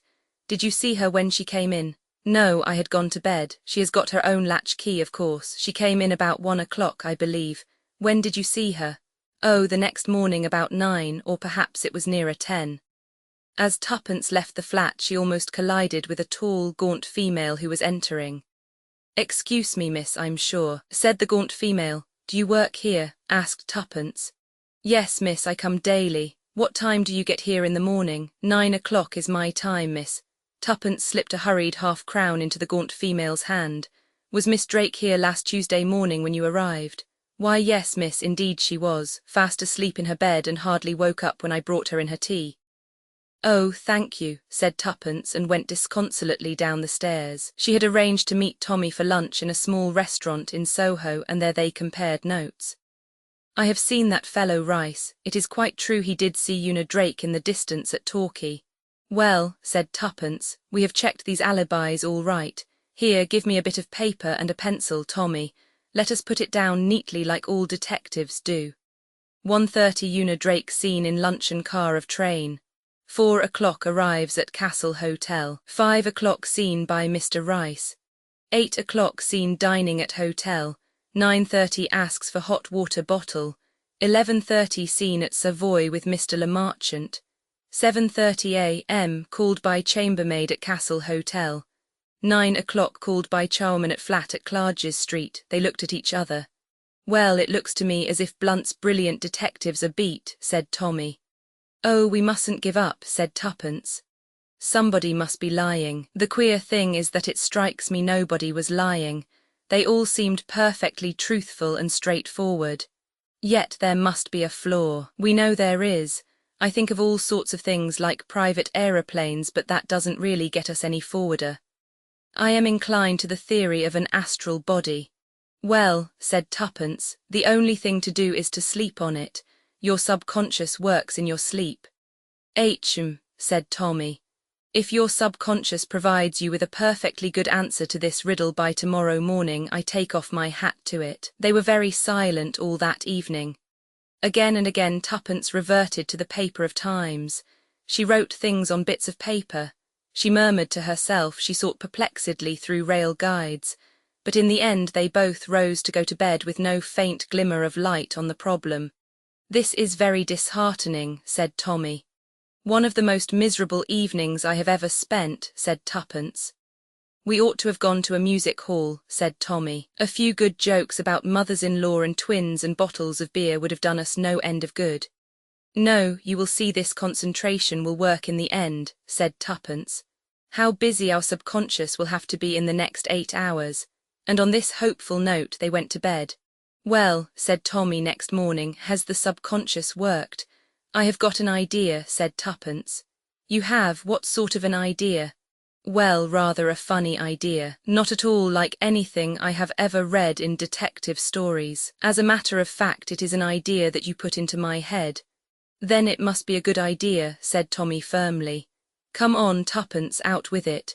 "I shall have to send a cable to verify it," said Tuppence.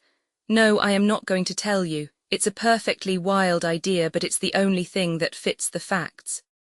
"Well," said Tommy. I must away to the office. A roomful of disappointed clients must not wait in vain. I leave this case in the hands of my promising subordinate. Tuppence nodded cheerfully. She did not put in an appearance at the office all day. When Tommy returned that evening about 5:30, it was to find a wildly exultant Tuppence awaiting him. I have done it, Tommy. I have solved the mystery of the alibi. We can charge up all these half-crowns and 10-shilling notes and demand a substantial fee of our own from Mr. Montgomery Jones, and he can go right off and collect his girl. What is the solution? Cried Tommy. A perfectly simple one, said Tuppence. Twins. What do you mean, twins? Why just that? Of course it is the only solution. I will say you put it into my head last night talking about mothers-in-law, twins and bottles of beer. I cabled to Australia and got back the information I wanted. Una has a twin sister, Vera, who arrived in England last Monday. That is why she was able to make this bet so spontaneously. She thought it would be a frightful rag on poor Montgomery Jones. The sister went to Torquay and she stayed in London. Do you think she'll be terribly despondent that she's lost? Asked Tommy. No, said Tuppence. I don't. I gave you my views about that before. She will put all the kudos down to Montgomery Jones. I always think respect for your husband's abilities should be the foundation of married life. I am glad to have inspired these sentiments in you, Tuppence. It is not a really satisfactory solution, said Tuppence. Not the ingenious sort of flaw that Inspector French would have detected. Nonsense, said Tommy. I think the way I showed these photographs to the waiter in the restaurant was exactly like Inspector French. He didn't have to use nearly so many half-crowns and 10-shilling notes as we seem to have done, said Tuppence. Never mind, said Tommy. We can charge them all up with additions to Mr. Montgomery Jones. He will be in such a state of idiotic bliss that he would probably pay the most enormous bill without jibbing at it. So he should, said Tuppence. Haven't Blunt's brilliant detectives been brilliantly successful?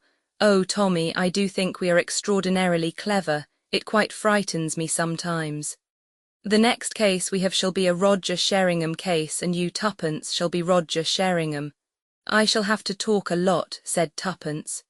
You do that naturally, said Tommy. And now I suggest that we carry out my programme of last night and seek out a music hall where they have plenty of jokes about mothers-in-law, bottles of beer and twins. Roman 14, the clergyman's daughter, Roman 14, the clergyman's daughter, I wish, said Tuppence, roaming moodily round the office, that we could befriend a clergyman's daughter.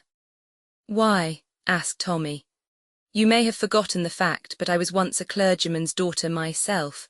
I remember what it was like. Hence this altruistic urge, this spirit of thoughtful consideration for others, this.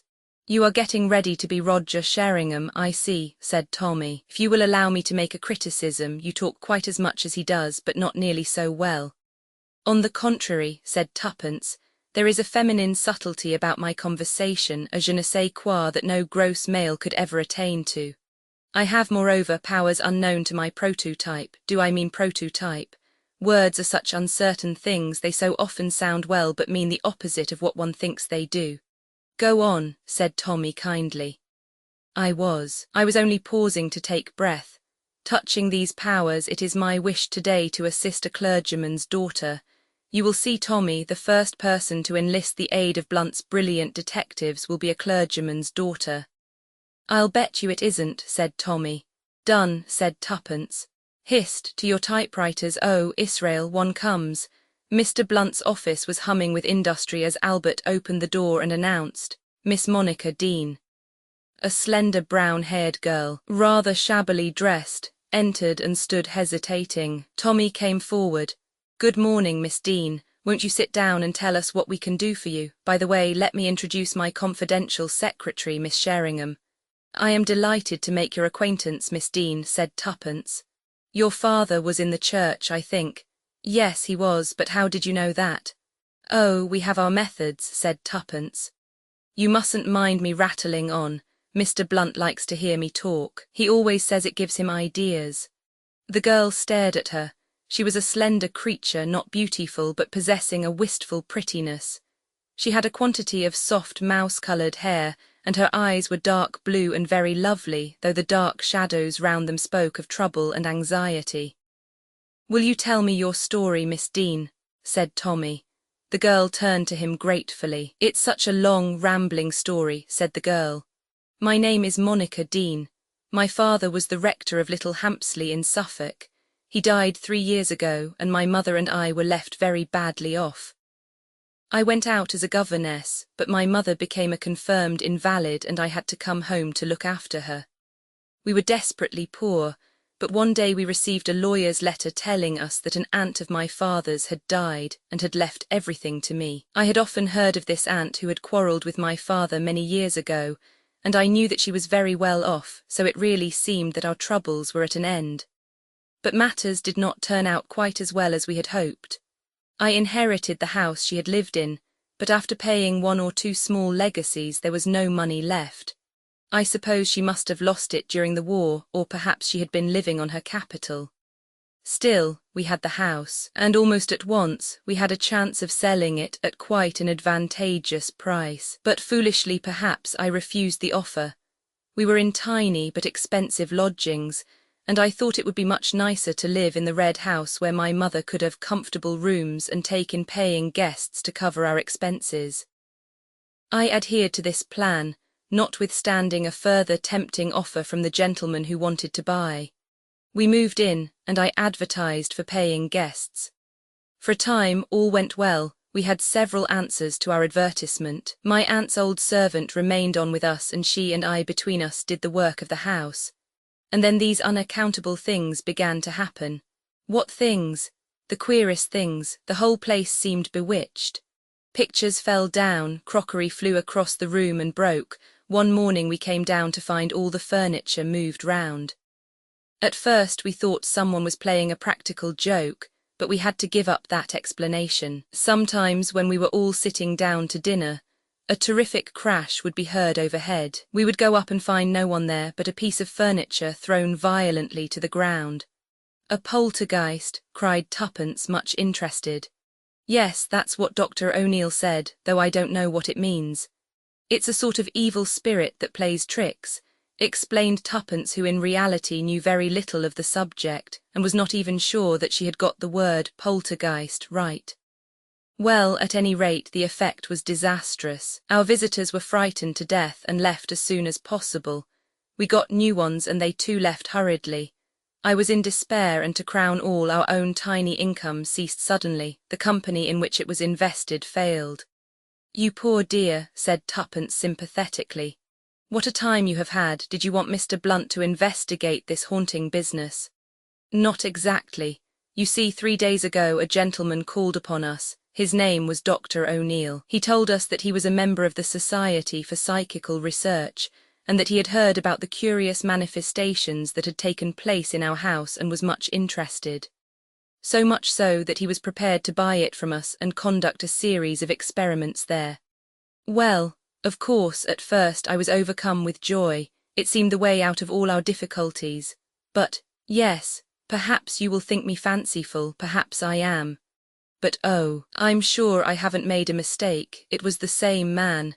"What same man?" "Same man who wanted to buy it before. Oh, I'm sure I'm right.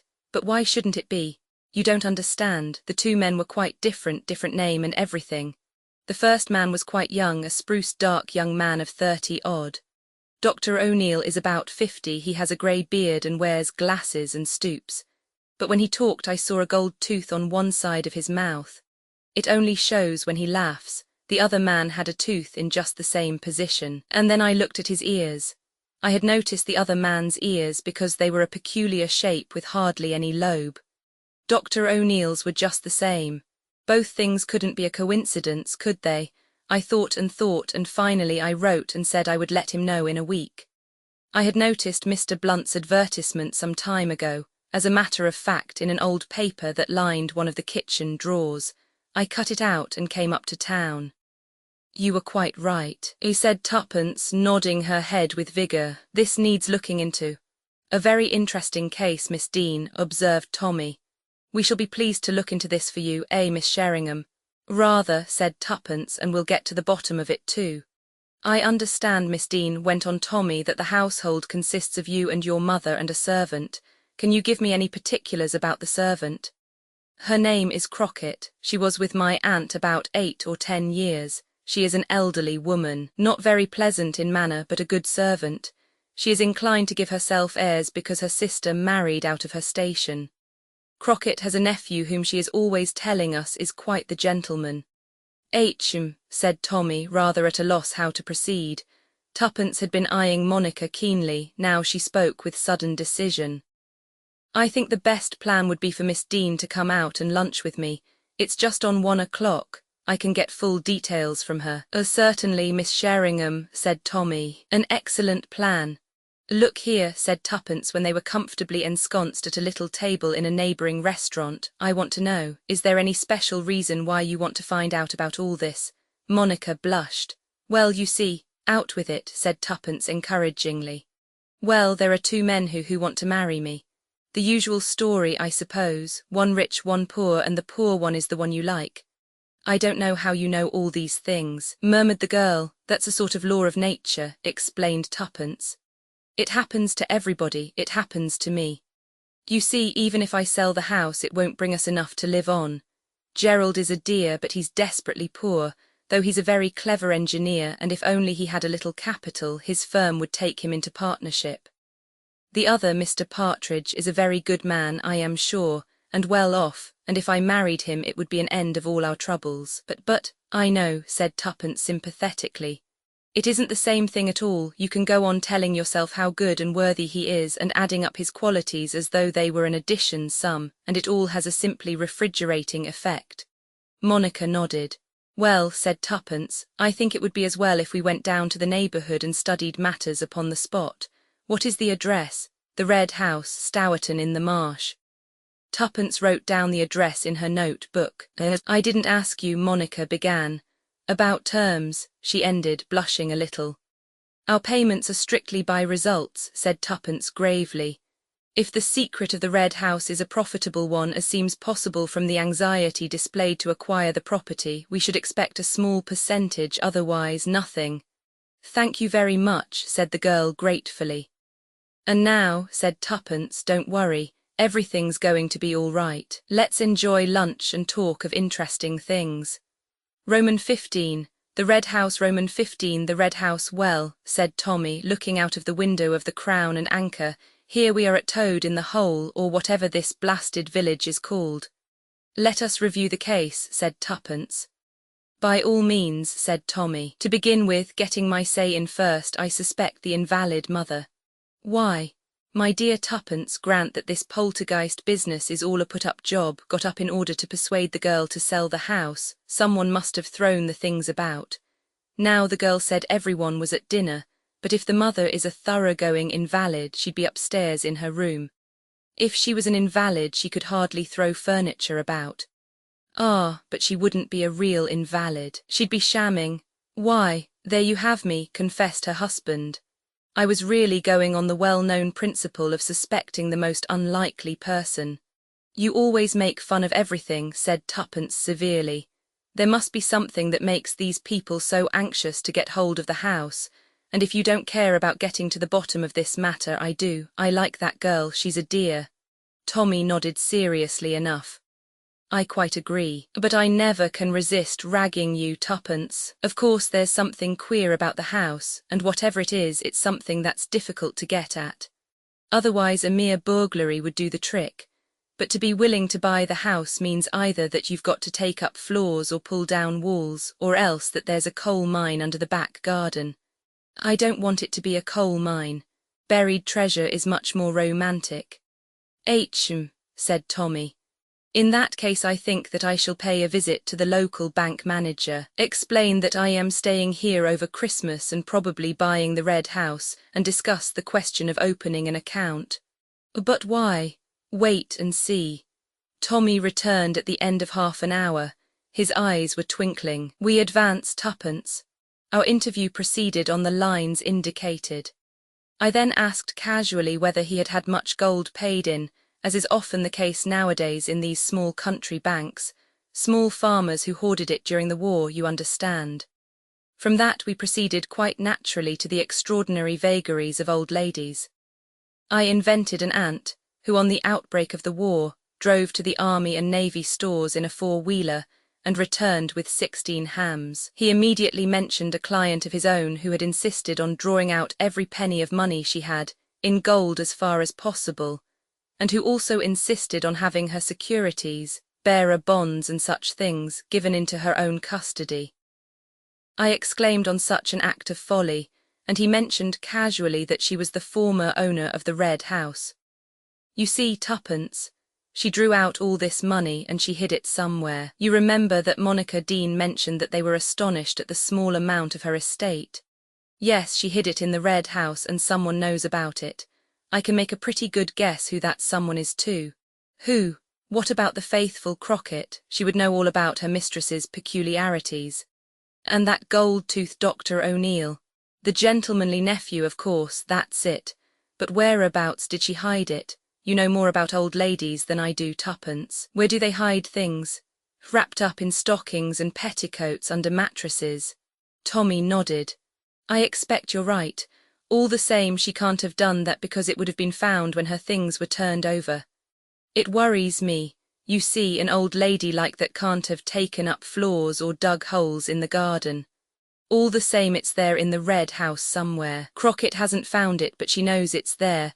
And once they get the house to themselves, she and her precious nephew, they can turn it upside down until they find what they are after. We've got to get ahead of them. Come on, Tuppence, we'll go to the Red House. Monica Dean received them. To her mother and Crockett, they were represented as would-be purchasers of the Red House, which would account for their being taken all over the house and grounds. Tommy did not tell Monica of the conclusions he had come to, but he asked her various searching questions. Of the garments and personal belongings of the dead woman, some had been given to Crockett and the others sent to various poor families. Everything had been gone through and turned out. Did your aunt leave any papers? The desk was full and there were some in a drawer in her bedroom, but there was nothing of importance amongst them. Have they been thrown away?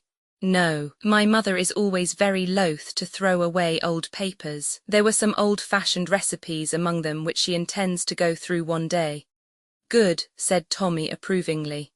Then, indicating an old man who was at work upon one of the flower beds in the garden, he asked, Was that old man the gardener here in your aunt's time? Yes, he used to come 3 days a week. He lives in the village. Poor old fellow, he is past doing any really useful work. We have him just once a week to keep things tidied up. We can't afford more. Tommy winked at Tuppence to indicate that she was to keep Monica with her, and he himself stepped across to where the gardener was working. He spoke a few pleasant words to the old man, asked him if he had been there in the old lady's time, and then said casually, You buried a box for her once, didn't you? No, sir, I never buried naught for her. What should she want to bury a box for? Tommy shook his head. He strolled back to the house frowning. It was to be hoped that a study of the old lady's papers would yield some clue, otherwise the problem was a hard one to solve. The house itself was old-fashioned, but not old enough to contain a secret room or passage. Before leaving, Monica brought them down a big cardboard box tied with string. I've collected all the papers, she whispered. And they are in here. I thought you could take it away with you, and then you'll have plenty of time to go over them, but I'm sure you won't find anything to throw light on the mysterious happenings in this house. Her words were interrupted by a terrific crash overhead. Tommy ran quickly up the stairs. A jug and basin in one of the front rooms was lying on the ground, broken to pieces. There was no one in the room.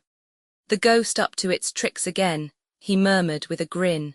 He went downstairs again thoughtfully. I wonder, Miss Dean, if I might speak to the maid Crockett for a minute. Certainly, I will ask her to come to you.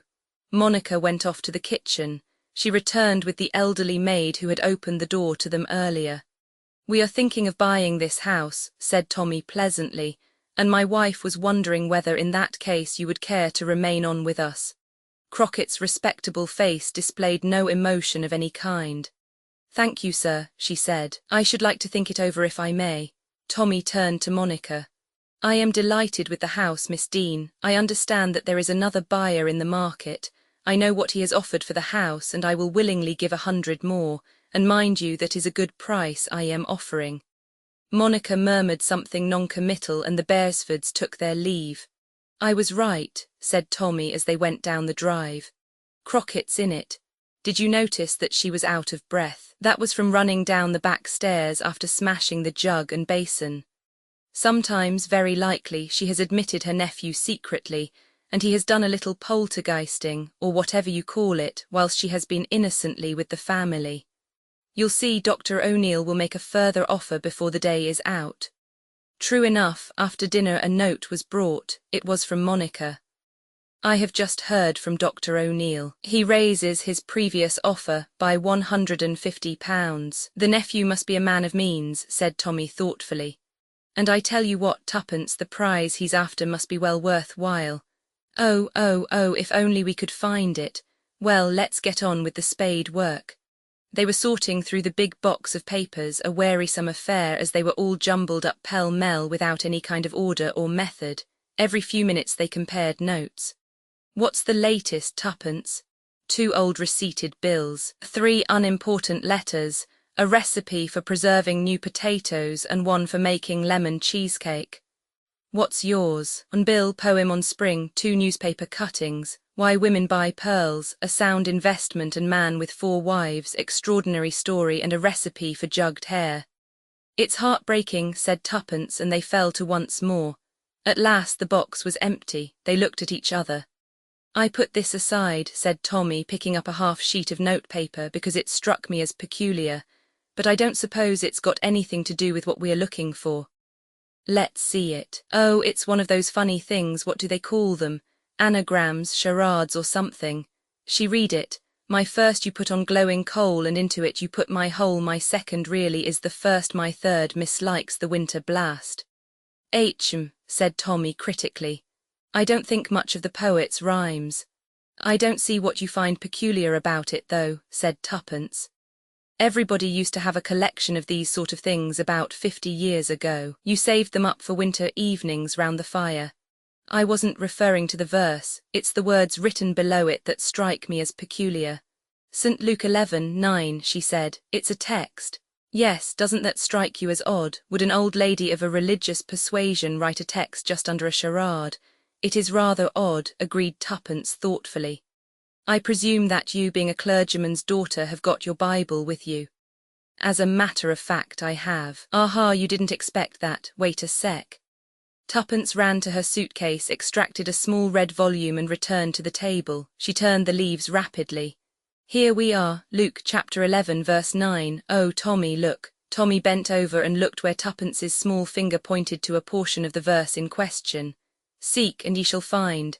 "That's it," cried Tuppence. "We've got it. Solve the cryptogram and the treasure is ours, or rather Monica's."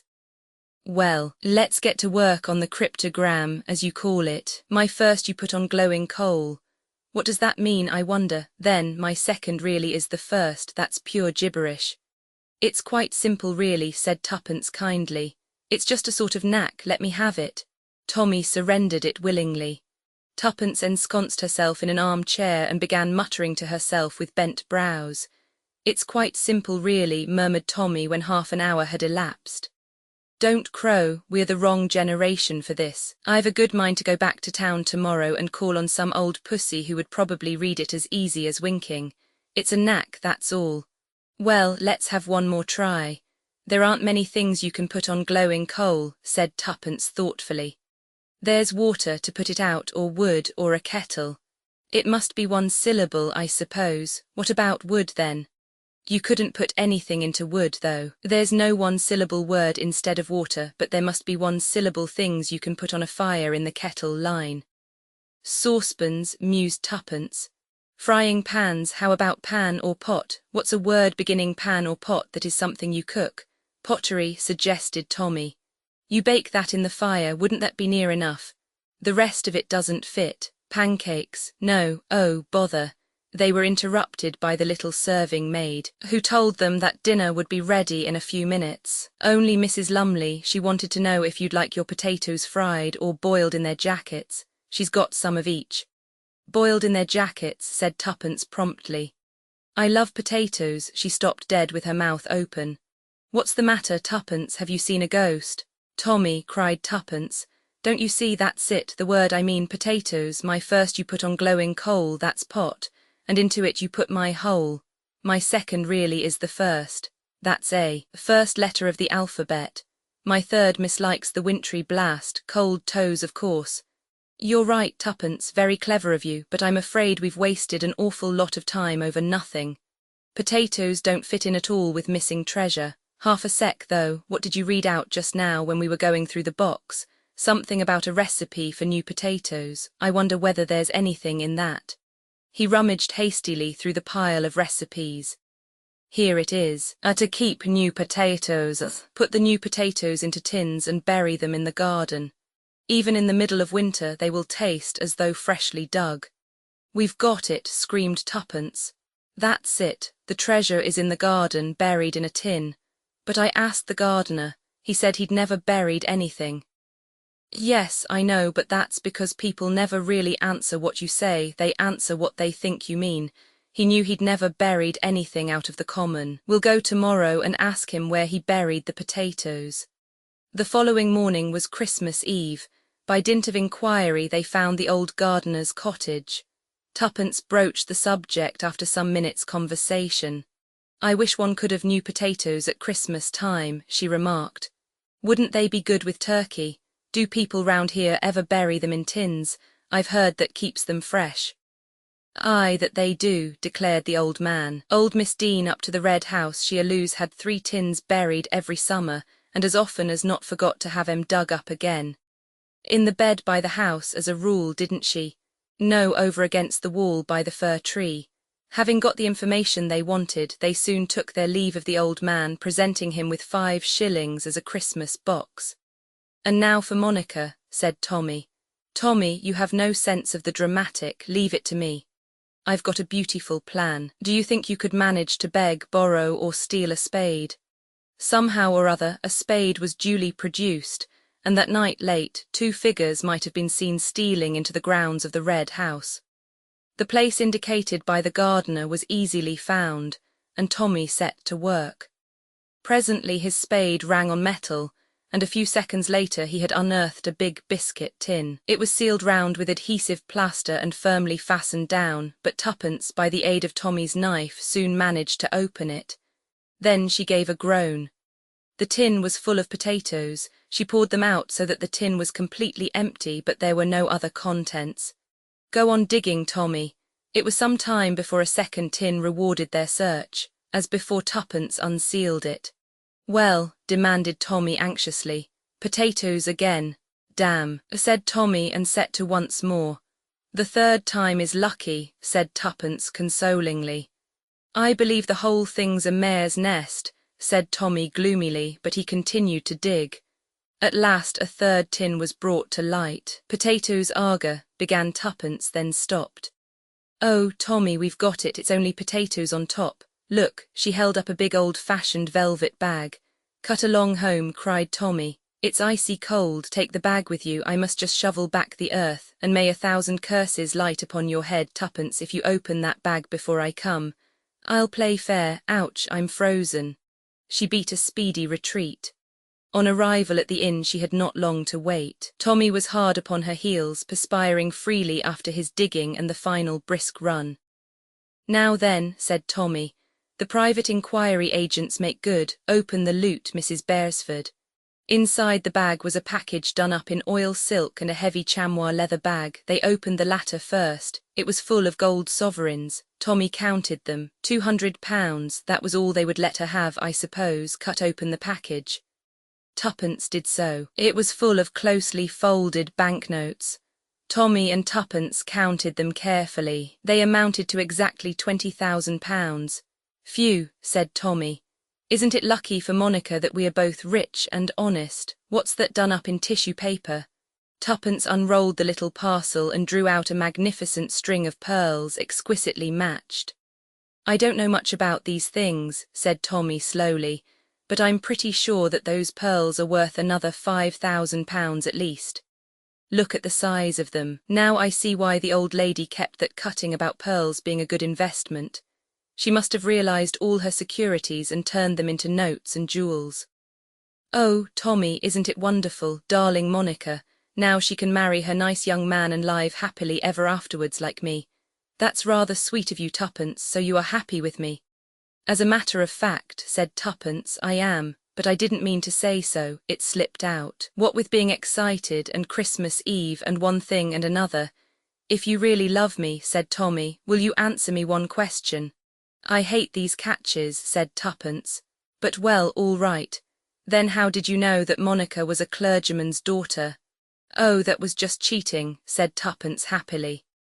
"I opened her letter making an appointment, and a Mr. Dean was father's curate once, and he had a little girl called Monica, about 4 or 5 years younger than me, so I put 2 and 2 together."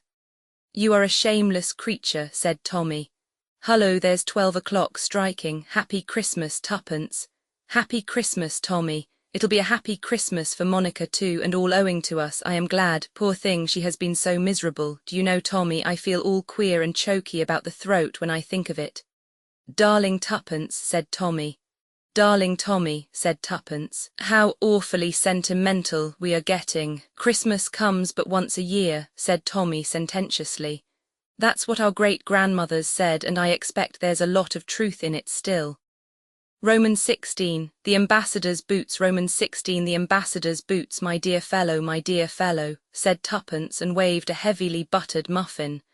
Tommy looked at her for a minute or two, then a broad grin spread over his face and he murmured, "We do have to be so very careful." "That's right," said Tuppence, delighted. "You guessed, I am the famous Dr. Fortune and you are Superintendent Bell." "Why are you being Reginald Fortune?" "Well, really because I feel like a lot of hot butter. That is the pleasant side of it," said Tommy. "But there is another. You will have to examine horribly smashed faces and very extra dead bodies a good deal." In answer, Tuppence threw across a letter. Tommy's eyebrows rose in astonishment. "Randolph Wilmot, the American ambassador. I wonder what he wants. We shall know tomorrow at 11 o'clock. Punctually to the time named, Mr. Randolph Wilmot, United States Ambassador to the Court of St. James, was ushered into Mr. Blunt's office. He cleared his throat and commenced speaking in a deliberate and characteristic manner. "I have come to you, Mr. Blunt. By the way, it is Mr. Blunt himself to whom I am speaking, is it not?" "Certainly," said Tommy. "I am Theodore Blunt, the head of the firm." "I always prefer to deal with heads of departments," said Mr. Wilmot. "It is more satisfactory in every way. As I was about to say, Mr. Blunt, this business gets my goat. There's nothing in it to trouble Scotland Yard about. I'm not a penny the worse in any way, and it's probably all due to a simple mistake. But all the same, I don't see just how that mistake arose. There's nothing criminal in it, I dare say, but I'd like just to get the thing straightened out. It makes me mad not to see the why and wherefore of a thing." "Absolutely," said Tommy. Mr. Wilmot went on. He was slow and given to much detail. At last Tommy managed to get a word in. "Quite so," he said. "The position is this. You arrived by the liner Nomadic a week ago. In some way your kit bag and the kit bag of another gentleman, Mr. Ralph Westrom, whose initials are the same as yours, got mixed up. You took Mr. Westrom's kit bag and he took yours. Mr. Westrom discovered the mistake immediately, sent round your kit bag to the embassy and took away his own. Am I right so far?" "That is precisely what occurred. The 2 bags must have been practically identical, and with the initials R.W. being the same in both cases, it is not difficult to understand that an error might have been made. I myself was not aware of what had happened until my valet informed me of the mistake, and that Mr. Westrom, he is a senator and a man for whom I have a great admiration, had sent round for his bag and returned mine. Then I don't see, but you will see. That's only the beginning of the story. Yesterday, as it chanced, I ran up against Senator Westrom, and I happened to mention the matter to him jestingly. To my great surprise, he did not seem to know what I was talking about, and when I explained, he denied the story absolutely. He had not taken my bag off the ship in mistake for his own. In fact, he had not travelled with such an article amongst his luggage. What an extraordinary thing! Mr. Blunt, it is an extraordinary thing. There seems no rhyme or reason in it. Why, if anyone wanted to steal my kit bag, He could do so easily enough without resorting to all this roundabout business. And anyway, it was not stolen but returned to me. On the other hand, if it were taken by mistake, why use Senator Westrum's name? It's a crazy business, but just for curiosity, I mean to get to the bottom of it. I hope the case is not too trivial for you to undertake. Not at all. It is a very intriguing little problem, capable, as you say, of many simple explanations, but nevertheless baffling on the face of it. The first thing, of course, is the reason of the substitution, if substitution it was. You say nothing was missing from your bag when it came back into your possession. My man says not. He would know. What was in it, if I may ask? Mostly boots. Boots, said Tommy, discouraged. Yes, said Mr. Wilmot. Boots. Odd, isn't it? You'll forgive my asking you, said Tommy, but you didn't carry any secret papers or anything of that sort sewn in the lining of a boot or screwed into a false heel. The ambassador seemed amused by the question. Secret diplomacy hasn't got to that pitch, I hope. Only in fiction, said Tommy with an answering smile and a slightly apologetic manner. But you see, we've got to account for the thing somehow. Who came for the bag, the other bag, I mean, is supposed to be one of Westerham's servants, quite a quiet, ordinary man, so I understand. My valet saw nothing wrong with him. Had it been unpacked, do you know? That I can't say, I presume not, but perhaps you'd like to ask the valet a few questions. He can tell you more than I can about the business. I think that would be the best plan, Mr. Wilmot. The ambassador scribbled a few words on a card and handed it to Tommy. I opine that you would prefer to go round to the embassy and make your inquiries there. If not, I will have the man, his name is Richards, by the way, sent round here. No, thank you, Mr. Wilmot, I should prefer to go to the embassy. The ambassador rose, glancing at his watch. Dear me, I shall be late for an appointment. Well, goodbye, Mr. Blunt, I leave the matter in your hands. He hurried away. Tommy looked at Tuppence, who had been scribbling demurely on her pad in the character of the efficient Miss Robinson. What about it, old thing?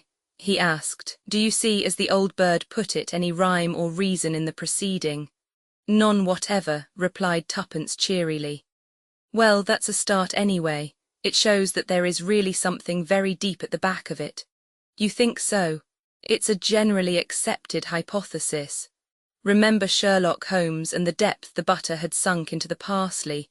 I mean the other way round. I've always had a devouring wish to know all about that case. Perhaps Watson will disinter it from his notebook one of these days. Then I shall die happy, but we must get busy. Quite so, said Tuppence. Not a quick man, the esteemed Wilmot, but sure. She knows men, said Tommy. Or do I say he knows men? It is so confusing when you assume the character of a male detective. Oh, my dear fellow, my dear fellow. A little more action, Tuppence, and a little less repetition. A classic phrase cannot be repeated too often, said Tuppence with dignity. Have a muffin, said Tommy kindly. Not at 11 o'clock in the morning, thank you. Silly case this, boots, you know. Why boots? Well, said Tommy, why not? It doesn't fit, boots. She shook her head. All wrong, who wants other people's boots? The whole thing's mad. Perhaps they got hold of the wrong bag, suggested Tommy. That's possible, but if they were after papers, a dispatch case would be more likely. Papers are the only things one thinks of in connection with ambassadors. Boots suggest footprints, said Tommy thoughtfully. Do you think they wanted to lay a trail of Wilmot's footsteps somewhere? Tuppence considered the suggestion, abandoning her role, then shook her head. It seems wildly impossible, she said. No, I believe we shall have to resign ourselves to the fact that the boots have nothing to do with it. Well, said Tommy with a sigh. The next step is to interview friend Richards. He may be able to throw some light on the mystery. On production of the ambassador's card, Tommy was admitted to the embassy, and presently a pale young man with a respectful manner and a subdued voice presented himself to undergo examination. I am Richards, sir, Mr. Wilmot's valet. I understood you wished to see me. Yes, Richards. Mr. Wilmot called on me this morning and suggested that I should come round and ask you a few questions. It is this matter of the kit bag. Mr. Wilmot was rather upset over the affair. I know, sir. I can hardly see why, since no harm was done.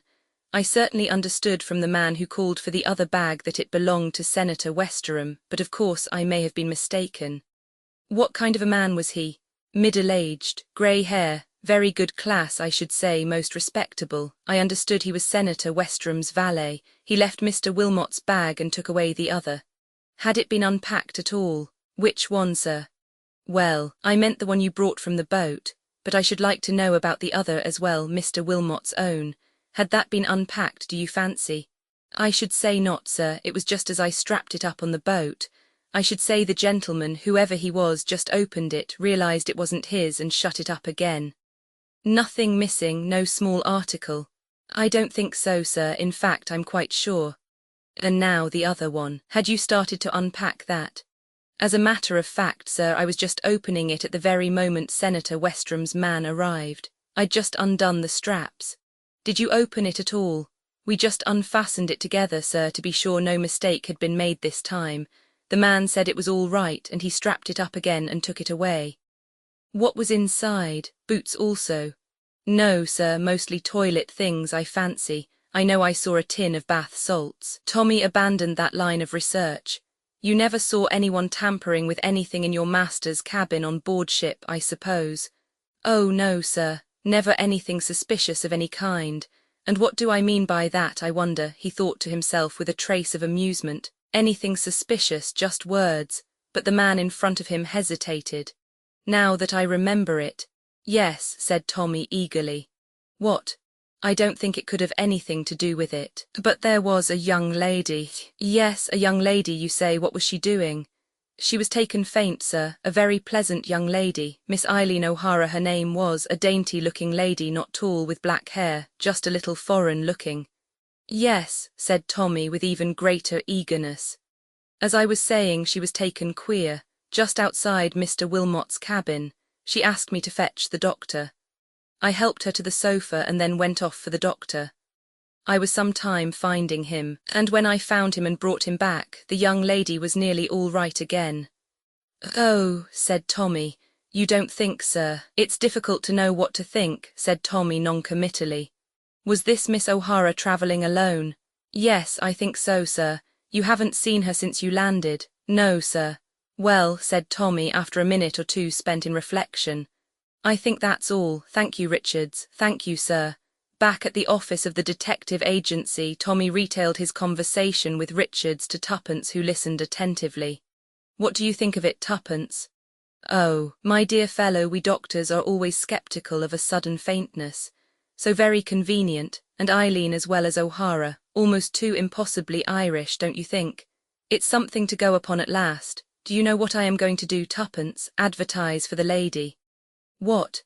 Yes, any information respecting Miss Eileen O'Hara, known to have travelled such and such a ship and such a date. Either she'll answer it herself if she's genuine, or someone may come forward to give us information about her. So far it's the only hope of a clue. You'll also put her on her guard, remember. Well, said Tommy, one's got to risk something. I still can't see any sense in the thing, said Tuppence, frowning. If a gang of crooks get hold of the ambassador's bag for an hour or two and then send it back, what possible good can it do them? Unless there are papers in it they want to copy, and Mr. Wilmot swears there was nothing of the kind. Tommy stared at her thoughtfully. You put these things rather well, Tuppence, he said at last. You've given me an idea. It was 2 days later. Tuppence was out to lunch. Tommy, alone in the austere office of Mr. Theodore Blunt, was improving his mind by reading the latest sensational thriller. The door of the office opened and Albert appeared. A young lady to see you, sir, Miss Cicely March. She says she has called in answer to an advertisement. Show her in at once, cried Tommy, thrusting his novel into a convenient drawer. In another minute Albert had ushered in the young lady. Tommy had just time to see that she was fair-haired and extremely pretty when the amazing occurrence happened. The door through which Albert had just passed out was rudely burst open. In the doorway stood a picturesque figure, a big dark man, Spanish in appearance, with a flaming red tie. His features were distorted with rage, and in his hand was a gleaming pistol. So this is the office of Mr. Busybody Blunt, he said in perfect English. His voice was low and venomous. Hands up at once, or I shoot." It sounded no idle threat. Tommy's hands went up obediently. The girl, crouched against the wall, gave a gasp of terror. "This young lady will come with me," said the man. "Yes, you will, my dear. You have never seen me before, but that doesn't matter. I can't have my plans ruined by a silly little chit like you. I seem to remember that you were one of the passengers on the Nomadic. You must have been peering into things that didn't concern you, but I've no intention of letting you blab any secrets to Mr. Blunt here. A very clever gentleman, Mr. Blunt, with his fancy advertisements, but as it happens, I keep an eye on the advertisement columns. That's how I got wise to his little game." "You interest me exceedingly," said Tommy. "Won't you go on?" "Cheek won't help you, Mr. Blunt. From now on, you're a marked man. Give up this investigation and we'll leave you alone. Otherwise, God help you. Death comes swiftly to those who thwart our plans." Tommy did not reply. He was staring over the intruder's shoulder as though he saw a ghost. As a matter of fact, he was seeing something that caused him far more apprehension than any ghost could have done. Up to now, he had not given a thought to Albert as a factor in the game. He had taken for granted that Albert had already been dealt with by the mysterious stranger. If he had thought of him at all, it was as one lying stunned on the carpet in the outer office. He now saw that Albert had miraculously escaped the stranger's attention. But instead of rushing out to fetch a policeman in good sound British fashion, Albert had elected to play a lone hand. The door behind the stranger had opened noiselessly, and Albert stood in the aperture enveloped in a coil of rope. An agonized yelp of protest burst from Tommy, but too late. Fired with enthusiasm, Albert flung a loop of rope over the intruder's head and jerked him backwards off his feet. The inevitable happened. The pistol went off with a roar and Tommy felt the bullet scorch his ear in passing ere it buried itself in the plaster behind him. "I've got him, sir," cried Albert, flushed with triumph. "I've lassoed him. I've been practicing with a lasso in my spare time, sir. Can you give me a hand? He's very violent." Tommy hastened to his faithful henchman's assistance, mentally determining that Albert should have no further spare time. "You damned idiot," he said. "Why didn't you go for a policeman? Owing to this fool's play of yours, he as near as anything plugged me through the head. Phew, I've never had such a near escape." "Lassoed him in the nick of time, I did," said Albert, his ardour quite undamped. "It's wonderful what those chaps can do on the prairies." "Oh, sir." "Quite so," said Tommy, "but we're not on the prairies. We happen to be in a highly civilized city. And now, my dear sir," he added to his prostrate foe, "what are we going to do with you?" A stream of oaths in a foreign language was his only reply. "Hush," said Tommy. "I don't understand a word of what you're saying, but I've got a shrewd idea it's not the kind of language to use before a lady. You'll excuse him, won't you, miss, do you know? In the excitement of this little upset, I've quite forgotten your name." "March," said the girl. She was still white and shaken, but she came forward now and stood by Tommy looking down on the recumbent figure of the discomfited stranger. "What are you going to do with him?" "I could fetch a bobby now," said Albert helpfully. But Tommy, looking up, caught a very faint negative movement of the girl's head and took his cue accordingly. "We'll let him off this time," he remarked. "Nevertheless, I shall give myself the pleasure of kicking him downstairs, if it's only to teach him manners to a lady." He removed the rope, hauled the victim to his feet and propelled him briskly through the outer office. A series of shrill yelps was heard and then a thud. Tommy came back, flushed but smiling. The girl was staring at him with round eyes. "Did you hurt him?" "I hope so," said Tommy. "But these foreigners make a practice of crying out before they are hurt, so I can't be quite sure about it. Shall we come back into my office, Miss March, and resume our interrupted conversation? I don't think we shall be interrupted again." "I'll have my lasso ready, sir, in case," said the helpful Albert. "Put it away," ordered Tommy sternly. He followed the girl into the inner office and sat down at his desk while she took a chair facing him. "I don't quite know where to begin," said the girl. "As you heard that man say, I was a passenger on the Nomadic. The lady you advertised about, Miss O'Hara, was also on board." "Exactly," said Tommy. "That we know already, but I suspect you must know something about her doings on board that boat, or else that picturesque gentleman would not have been in such a hurry to intervene." "I will tell you everything. The American ambassador was on board. One day as I was passing his cabin, I saw this woman inside, and she was doing something so extraordinary that I stopped to watch. She had a man's boot in her hand. "A boot," cried Tommy excitedly. "I'm sorry, Miss March, go on." With a little pair of scissors she was slitting up the lining, then she seemed to push something inside. Just at that minute the doctor and another man came down the passage, and immediately she dropped back on the couch and groaned. I waited, and I gathered from what was being said that she had pretended to feel faint. I say pretended, because when I first caught sight of her she was obviously feeling nothing of the kind. Tommy nodded. "Well, I rather hate to tell you the next part. I was curious, and also I'd been reading silly books, and I wondered if she'd put a bomb or a poisoned needle or something like that in Mr. Wilmot's boot. I know it's absurd, but I did think so. Anyway, next time I passed the empty cabin, I slipped in and examined the boot. I drew out from the lining a slip of paper. Just as I had it in my hand, I heard the steward coming, and I hurried out so as not to be caught.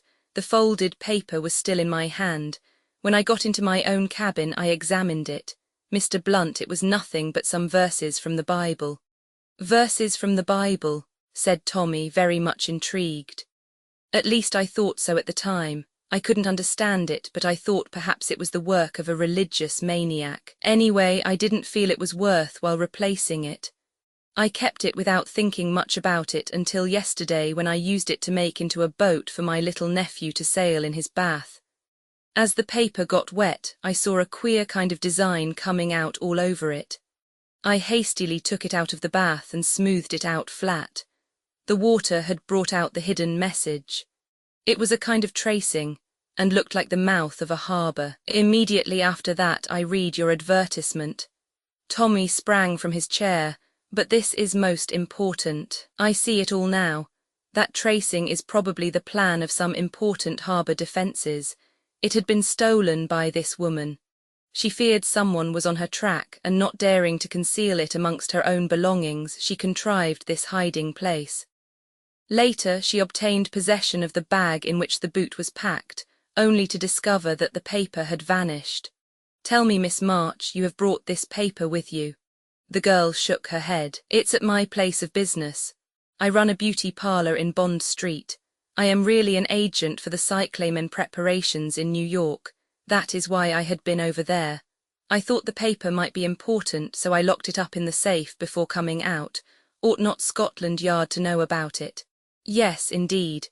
"Then shall we go there now, get it out, and take it straight to Scotland Yard?" "I am very busy this afternoon," said Tommy, adopting his professional manner and consulting his watch. "The Bishop of London wants me to take up a case for him, a very curious problem concerning some vestments and 2 curates. "Then in that case," said Miss March, rising, "I will go alone." Tommy raised a hand in protest. "As I was about to say," he said, "the bishop must wait. I will leave a few words with Albert. I am convinced, Miss March, that until that paper has been safely deposited with Scotland Yard you are in active danger." "Do you think so?" said the girl doubtfully. "I don't think, I'm sure. Excuse me." He scribbled some words on the pad in front of him, then tore off the leaf and folded it. Taking his hat and stick, he intimated to the girl that he was ready to accompany her. In the outer office he handed the folded paper to Albert with an air of importance. "I am called out on an urgent case. Explain that to his lordship if he comes. Here are my notes on the case for Miss Robinson." "Very good, sir," said Albert, playing up. "And what about the Duchess's pearls?" Tommy waved his hand irritably. "That must wait also." He and Miss March hurried out. Halfway down the stairs they encountered Tuppence coming up. Tommy passed her with a brusque, "Late again, Miss Robinson. I am called out on an important case." Tuppence stood still on the stairs and stared after them. Then, with raised eyebrows, she went on up to the office. As they reached the street, a taxi came sailing up to them. Tommy, on the point of hailing it, changed his mind. "You a good walker, Miss March?" he asked seriously. "Yes, why hadn't we better take that taxi? It will be quicker. Perhaps you did not notice that taxi driver has just refused a fare a little lower down the street. He was waiting for us. Your enemies are on the lookout. If you feel equal to it, it would be better for us to walk to Bond Street. In the crowded streets they will not be able to attempt much against us." "Very well," said the girl rather doubtfully. They walked westwards. The streets, as Tommy had said, were crowded and progress was slow. Tommy kept a sharp look out. Occasionally he drew the girl to one side with a quick gesture, though she herself had seen nothing suspicious. Suddenly glancing at her, he was seized with compunction. "I say, you look awfully done up. The shock of that man. Come into this place and have a good cup of strong coffee. I suppose you wouldn't hear of a nip of brandy." The girl shook her head with a faint smile. "A coffee be it then," said Tommy. "I think we can safely risk its being poisoned." They lingered some time over their coffee and finally set off at a brisker pace. "We've thrown them off, I think," said Tommy, looking over his shoulder. Cyclamen Limited was a small establishment in Bond Street with pale pink taffeta curtains and 1 or 2 jars of face cream and a cake of soap decorating the window. Cicely March entered and Tommy followed. The place inside was tiny. On the left was a glass counter with toilet preparations. Behind this counter was a middle-aged woman with grey hair and an exquisite complexion who acknowledged Cicely March's entrance with a faint inclination of the head before continuing to talk to the customer she was serving. This customer was a small dark woman. Her back was to them and they could not see her face. She was speaking in slow, difficult English. On the right was a sofa and a couple of chairs with some magazines on a table. Here sat 2 men, apparently bored husbands waiting for their wives. Cicely March passed straight on through a door at the end which she held ajar for Tommy to follow her. As he did so, the woman customer exclaimed, "Ah, but I think that is an amigo of mine," and rushed after them, inserting her foot in the door just in time to prevent its closing. At the same time, the 2 men rose to their feet. One followed her through the door, the other advanced to the shop attendant and clapped his hand over her mouth to drown the scream rising to her lips. In the meantime, things were happening rather quickly beyond the swing door. As Tommy passed through, a cloth was flung over his head, and a sickly odour assailed his nostrils. Almost as soon, however, it was jerked off again, and a woman's scream rang out.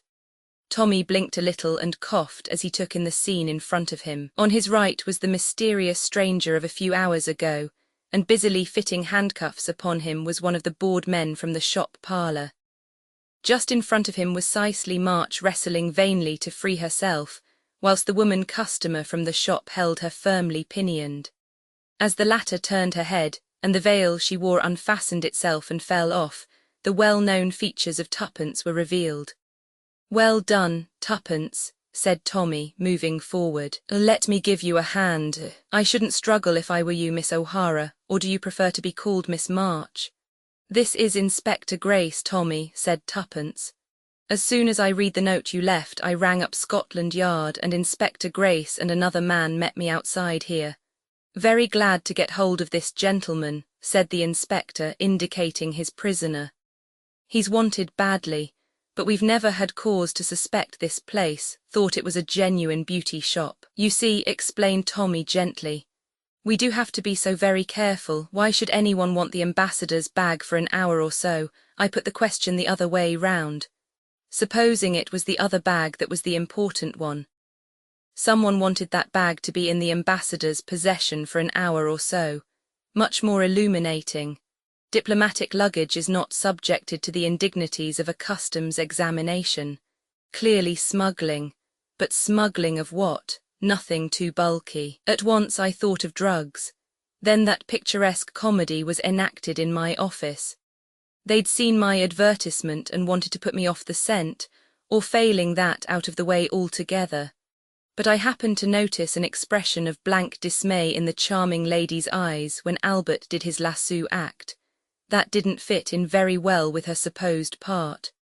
The stranger's attack was meant to assure my confidence in her. I played the part of the credulous sleuth with all my might, swallowed her rather impossible story and permitted her to lure me here, carefully leaving behind full instructions for dealing with the situation. Under various pretexts I delayed our arrival so as to give you all plenty of time." Cicely March was looking at him with a stony expression. You are mad. What do you expect to find here? Remembering that Richard saw a tin of bath salts, what do you say about beginning with the bath salts, Inspector?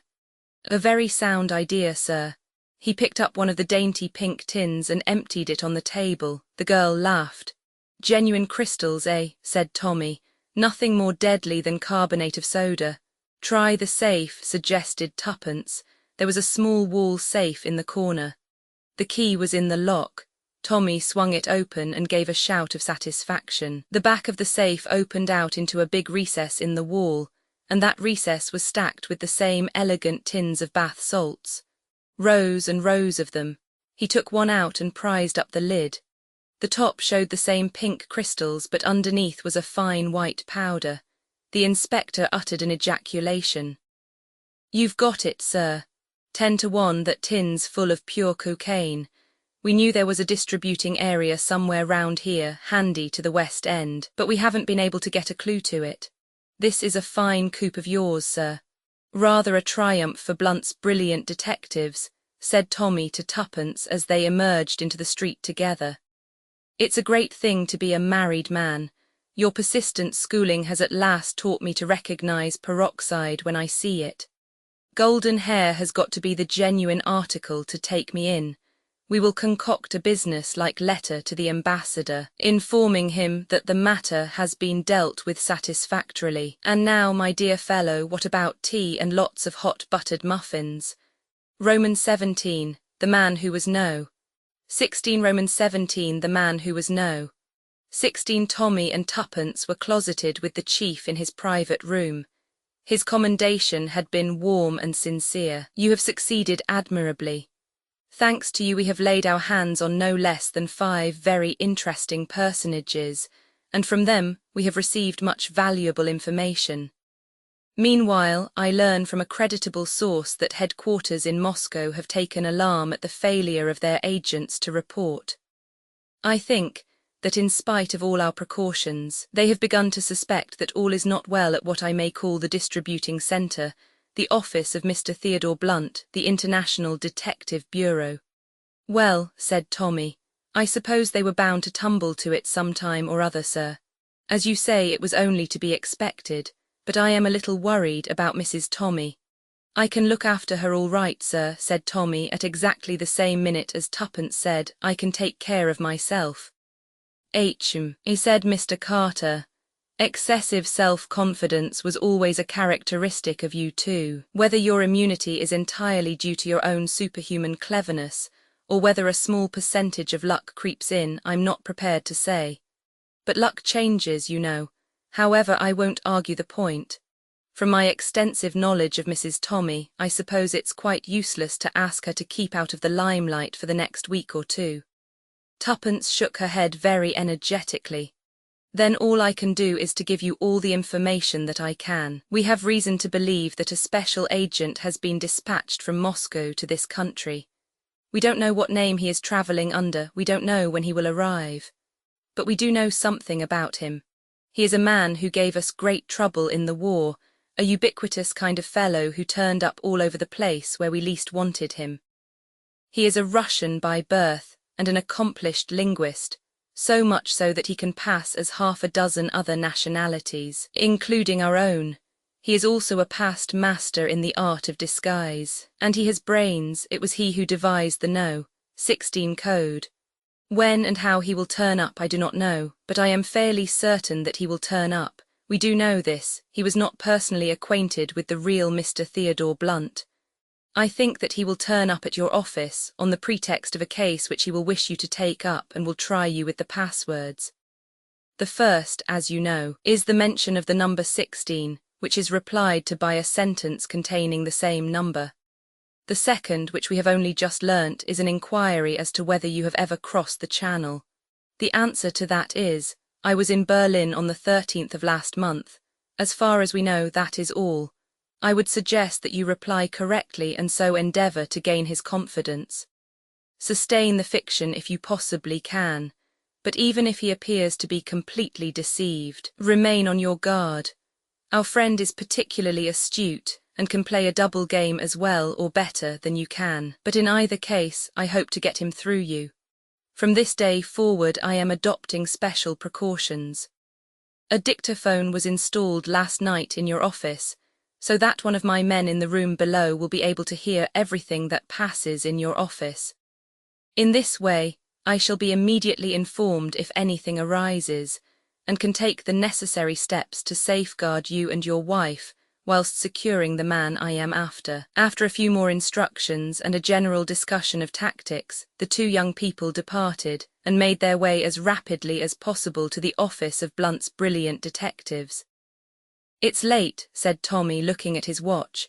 "Just on 12 o'clock, we've been a long time with the chief. I hope we haven't missed a particularly spicy case." "On the whole," said Tuppence, "we've not done badly.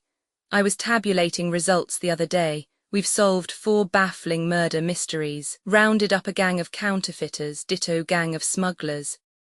"Actually 2 gangs," interpolated Tommy. "So we have, I'm glad of that. Gangs sound so professional." Tuppence continued, ticking off the items on her fingers.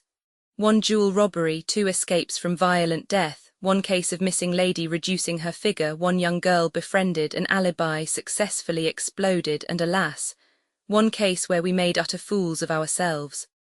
On the whole, jolly good. "We're very clever, I think." "You would think so," said Tommy.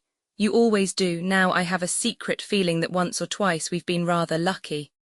"Nonsense," said Tuppence. "All done by the little grey cells." "Well, I was damned lucky once," said Tommy. "The day that Albert did his lasso act, but you speak, Tuppence, as though it was all over." "So it is," said Tuppence. She lowered her voice impressively. "This is our last case, when they have laid the super spy by the heels. The great detectives intend to retire and take to beekeeping or vegetable marrow growing. It's always done." "Tired of it, eh?" "Ye ease, I think I am. Besides, we're so successful now, the luck might change." "Who's talking about luck now?" asked Tommy triumphantly. At that moment they turned in at the doorway of the block of buildings in which the International Detective Bureau had its offices, and Tuppence did not reply. Albert was on duty in the outer office, employing his leisure in balancing, or endeavouring to balance, the office ruler upon his nose. With a stern frown of reproof, the great Mr. Blunt passed into his own private office. Divesting himself of his overcoat and hat, he opened the cupboard, on the shelves of which reposed his classic library of the great detectives of fiction. "The choice narrows," murmured Tommy. "On whom shall I model myself today?" Tuppence's voice, with an unusual note in it, made him turn sharply. "Tommy," she said, "what day of the month is it?" "Let me see, the 11th. Why, look at the calendar." Hanging on the wall was one of those calendars from which you tear a leaf every day. It bore the legend of Sunday the 16th. Today was Monday. "By Jove, that's odd. Albert must have torn off too many. Careless little devil." "I don't believe he did," said Tuppence. "But we'll ask him." Albert, summoned and questioned, seemed very astonished. He swore he had only torn off 1 leaf, that of the day before. His statement was presently supported, for whereas the leaf torn off by Albert was found in the grate, the succeeding ones were lying neatly in the waste paper basket. "A neat and methodical criminal," said Tommy. "Who's been here this morning, Albert? A client of any kind?" "Just one, sir." "What was he like?" "It was a she, a hospital nurse, very upset and anxious to see you. Said she'd wait until you came. I put her in Clark's because it was warmer, and from there she could walk in here, of course, without your seeing her." "How long has she been gone?" "About half an hour, sir. Said she'd call again this afternoon. A nice motherly-looking body." "A nice motherly, oh, get out, Albert." Albert withdrew injured. "Queer start that," said Tommy. "It seems a little purposeless, puts us on our guard. I suppose there isn't a bomb concealed in the fireplace or anything of that kind." He reassured himself on that point. Then he seated himself at the desk and addressed Tuppence. "Mon ami," he said, "we are here faced with a matter of the utmost gravity. You recall, do you not, the man who was for him whom I crushed like an egg-shell in the Dolomites with the aid of high explosives by en intendo. But he was not really dead. Ah, no, they are never really dead, these super-criminals.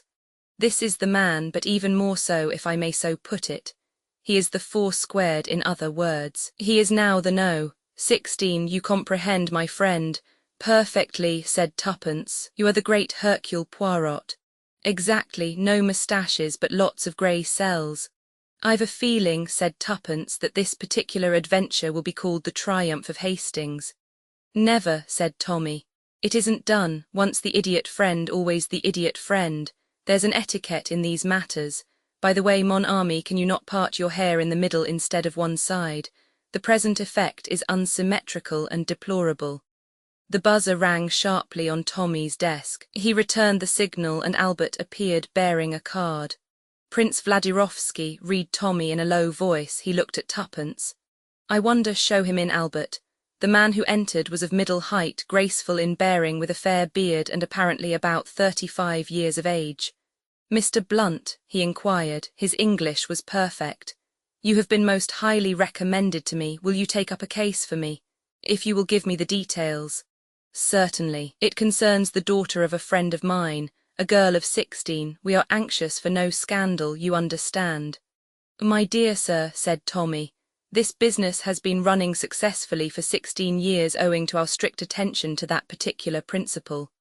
He fancied he saw a sudden gleam in the other's eye. If so, it passed as quickly as it came.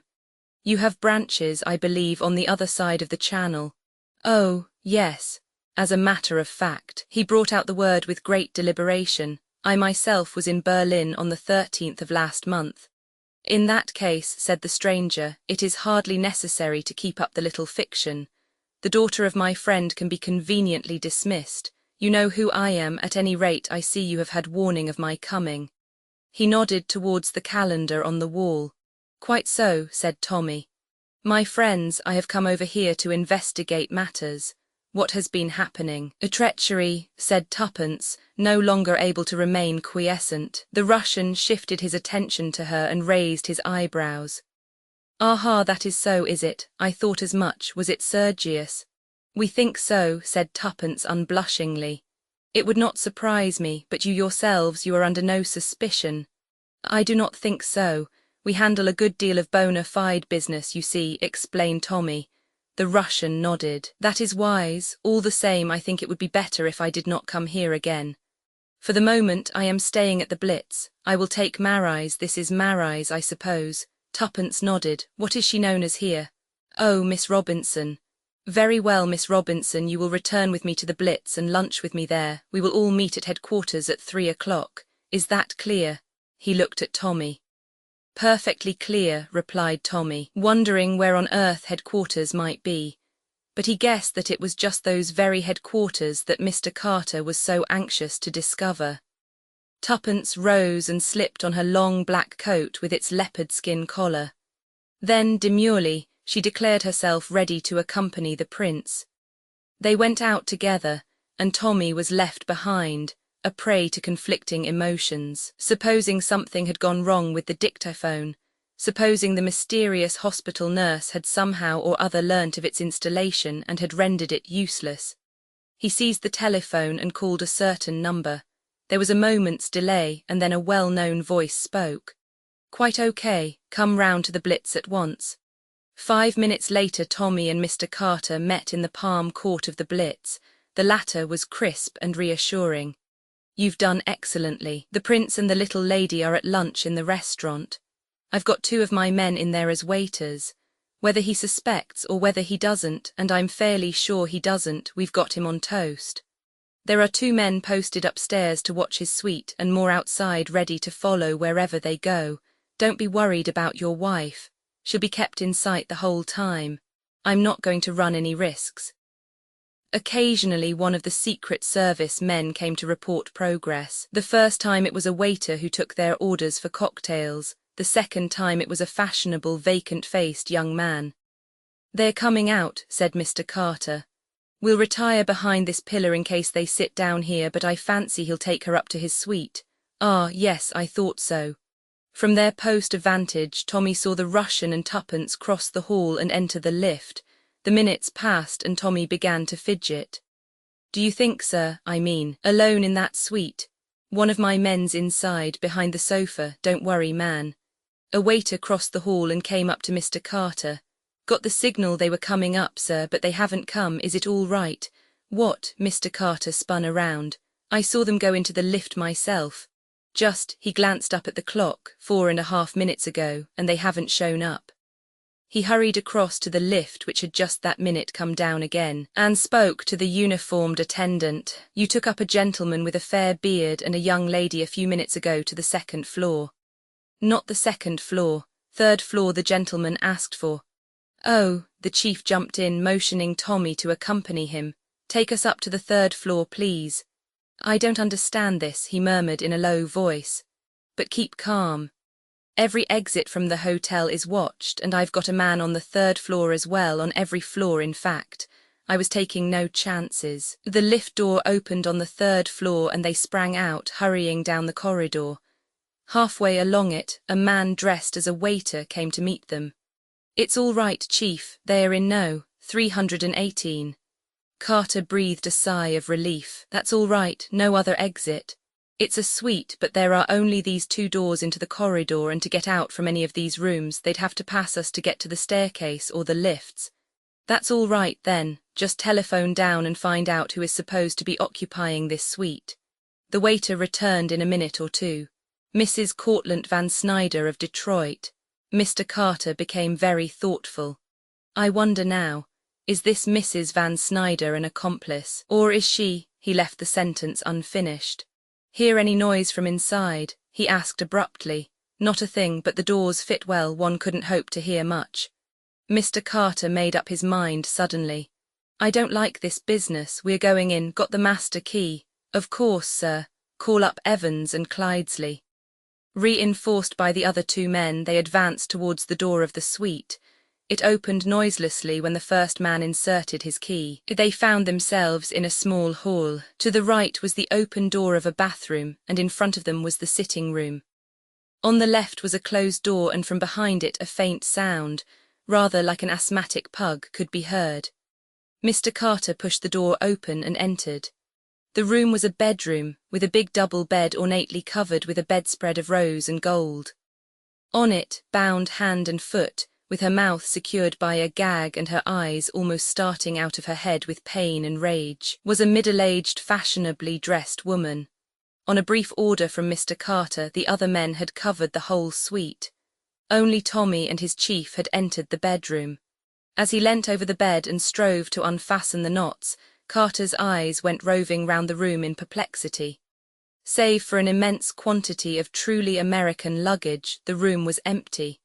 There was no sign of the Russian or Tuppence. In another minute the waiter came hurrying in, and reported that the other rooms were also empty. Tommy went to the window only to draw back and shake his head. There was no balcony, nothing but a sheer drop to the street below. Certain it was this room they entered? Asked Carter peremptorily. Sure. Besides, the man indicated the woman on the bed. With the aid of a penknife, Carter parted the scarf that was half choking her, and it was at once clear that whatever her sufferings, they had not deprived Mrs. Cortlandt Van Snyder of the use of her tongue. When she had exhausted her first indignation, Mr. Carter spoke mildly. Would you mind telling me exactly what happened, from the beginning? I guess I'll sue the hotel for this. It's a perfect outrage. I was just looking for my bottle of Killer Grip when a man sprang on me from behind and broke a little glass bottle right under my nose, and before I could get my breath I was all in. When I came to, I was lying here, all trussed up, and goodness knows what's happened to my jewels. He's gotten the lot, I guess. Your jewels are quite safe, I fancy, said Mr. Carter dryly. He wheeled round and picked up something from the floor. You were standing just where I am when he sprang upon you. That's so, assented Mrs. Van Snyder. It was a fragment of thin glass that Mr. Carter had picked up. He sniffed it and handed it to Tommy. Ethyl chloride, he murmured. Instant anesthetic, but it only keeps one under for a moment or two. Surely he must still have been in the room when you came to, Mrs. Van Snyder. Isn't that just what I'm telling you? Oh, it drove me half crazy to see him getting away and me not able to move or do anything at all. Getting away, said Mr. Carter sharply. Which way? Through that door. She pointed to one in the opposite wall. He had a girl with him, but she seemed kind of limp, as though she'd had a dose of the same dope. Carter looked a question at his henchman. Leads into the next suite, sir, but double doors supposed to be bolted each side. Mr. Carter examined the door carefully, then he straightened himself up and turned towards the bed. "Mrs. Van Snyder," he said quietly, "do you still persist in your assertion that the man went out this way?" "Why, certainly he did. Why shouldn't he?" "Because the door happens to be bolted on this side," said Mr. Carter dryly. He rattled the handle as he spoke. A look of the utmost astonishment spread over Mrs. Van Snyder's face. "Unless someone bolted the door behind him," said Mr. Carter, "he cannot have gone out that way." He turned to Evans, who had just entered the room. "Sure they are not anywhere in this suite, any other communicating doors?" "No, sir, and I'm quite sure." Carter turned his gaze this way and that about the room. He opened the big hanging wardrobe, looked under the bed, up the chimney, and behind all the curtains. Finally, struck by a sudden idea, and disregarding Mrs. Van Snyder's shrill protests, he opened the large wardrobe trunk and rummaged swiftly in the interior. Suddenly Tommy, who had been examining the communicating door, gave an exclamation. "Come here, sir, look at this. They did go this way." The bolt had been very cleverly filed through, so close to the socket that the join was hardly perceptible. "The door won't open because it's locked on the other side," explained Tommy. In another minute they were out in the corridor again, and the waiter was opening the door of the adjoining suite with his pass key. This suite was untenanted. When they came to the communicating door, they saw that the same plan had been adopted. The bolt had been filed through and the door was locked, the key having been removed.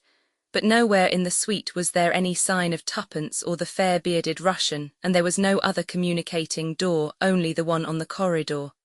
"But I'd have seen them come out," protested the waiter. "I couldn't have helped seeing them. I can take my oath they never did." "Damn it all," cried Tommy. "They can't have vanished into thin air." Carter was calm again now, his keen brain working. "Telephone down and find who had this suite last, and when." Evans, who had come with them, leaving Clydesley on guard in the other suite, obeyed. Presently he raised his head from the telephone. "An invalid French lad, Paul de Verez. He had a hospital nurse with him. They left this morning." An exclamation burst from the other Secret Service man, the waiter. He had gone deathly pale. "The invalid boy, the hospital nurse," he stammered. They passed me in the passage. I never dreamed. I had seen them so often before." "Are you sure they were the same?" cried Mr. Carter. "Are you sure, man, you looked at them well?" The man shook his head. "I hardly glanced at them. I was waiting, you understand, on the alert for the others, the man with the fair beard and the girl." "Of course," said Mr. Carter with a groan. "They counted on that." With a sudden exclamation, Tommy stooped down and pulled something out from under the sofa. It was a small rolled-up bundle of black. Tommy unrolled it and several articles fell out. The outside wrapper was the long black coat Tuppence had worn that day. Inside was her walking dress, her hat, and a long fair beard. "It's clear enough now," he said bitterly.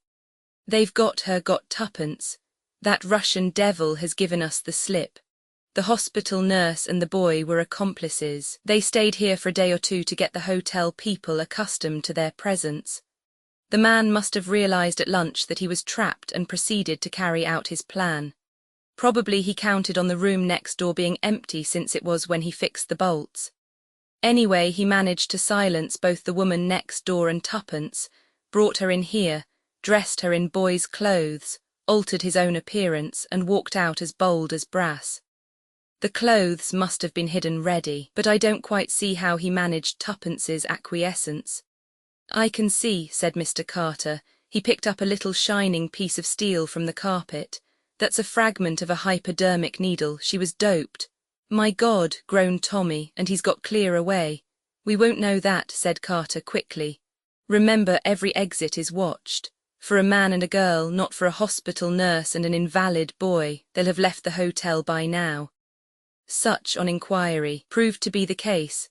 The nurse and her patient had driven away in a taxi some 5 minutes earlier. "Look here, Beresford," said Mr. Carter. "For God's sake, pull yourself together. You know that I won't leave a stone unturned to find that girl. I'm going back to my office at once, and in less than 5 minutes every resource of the department will be at work. We'll get them yet." "Will you, sir? He's a clever devil, that Russian. Look at the cunning of this coup of his. But I know you'll do your best.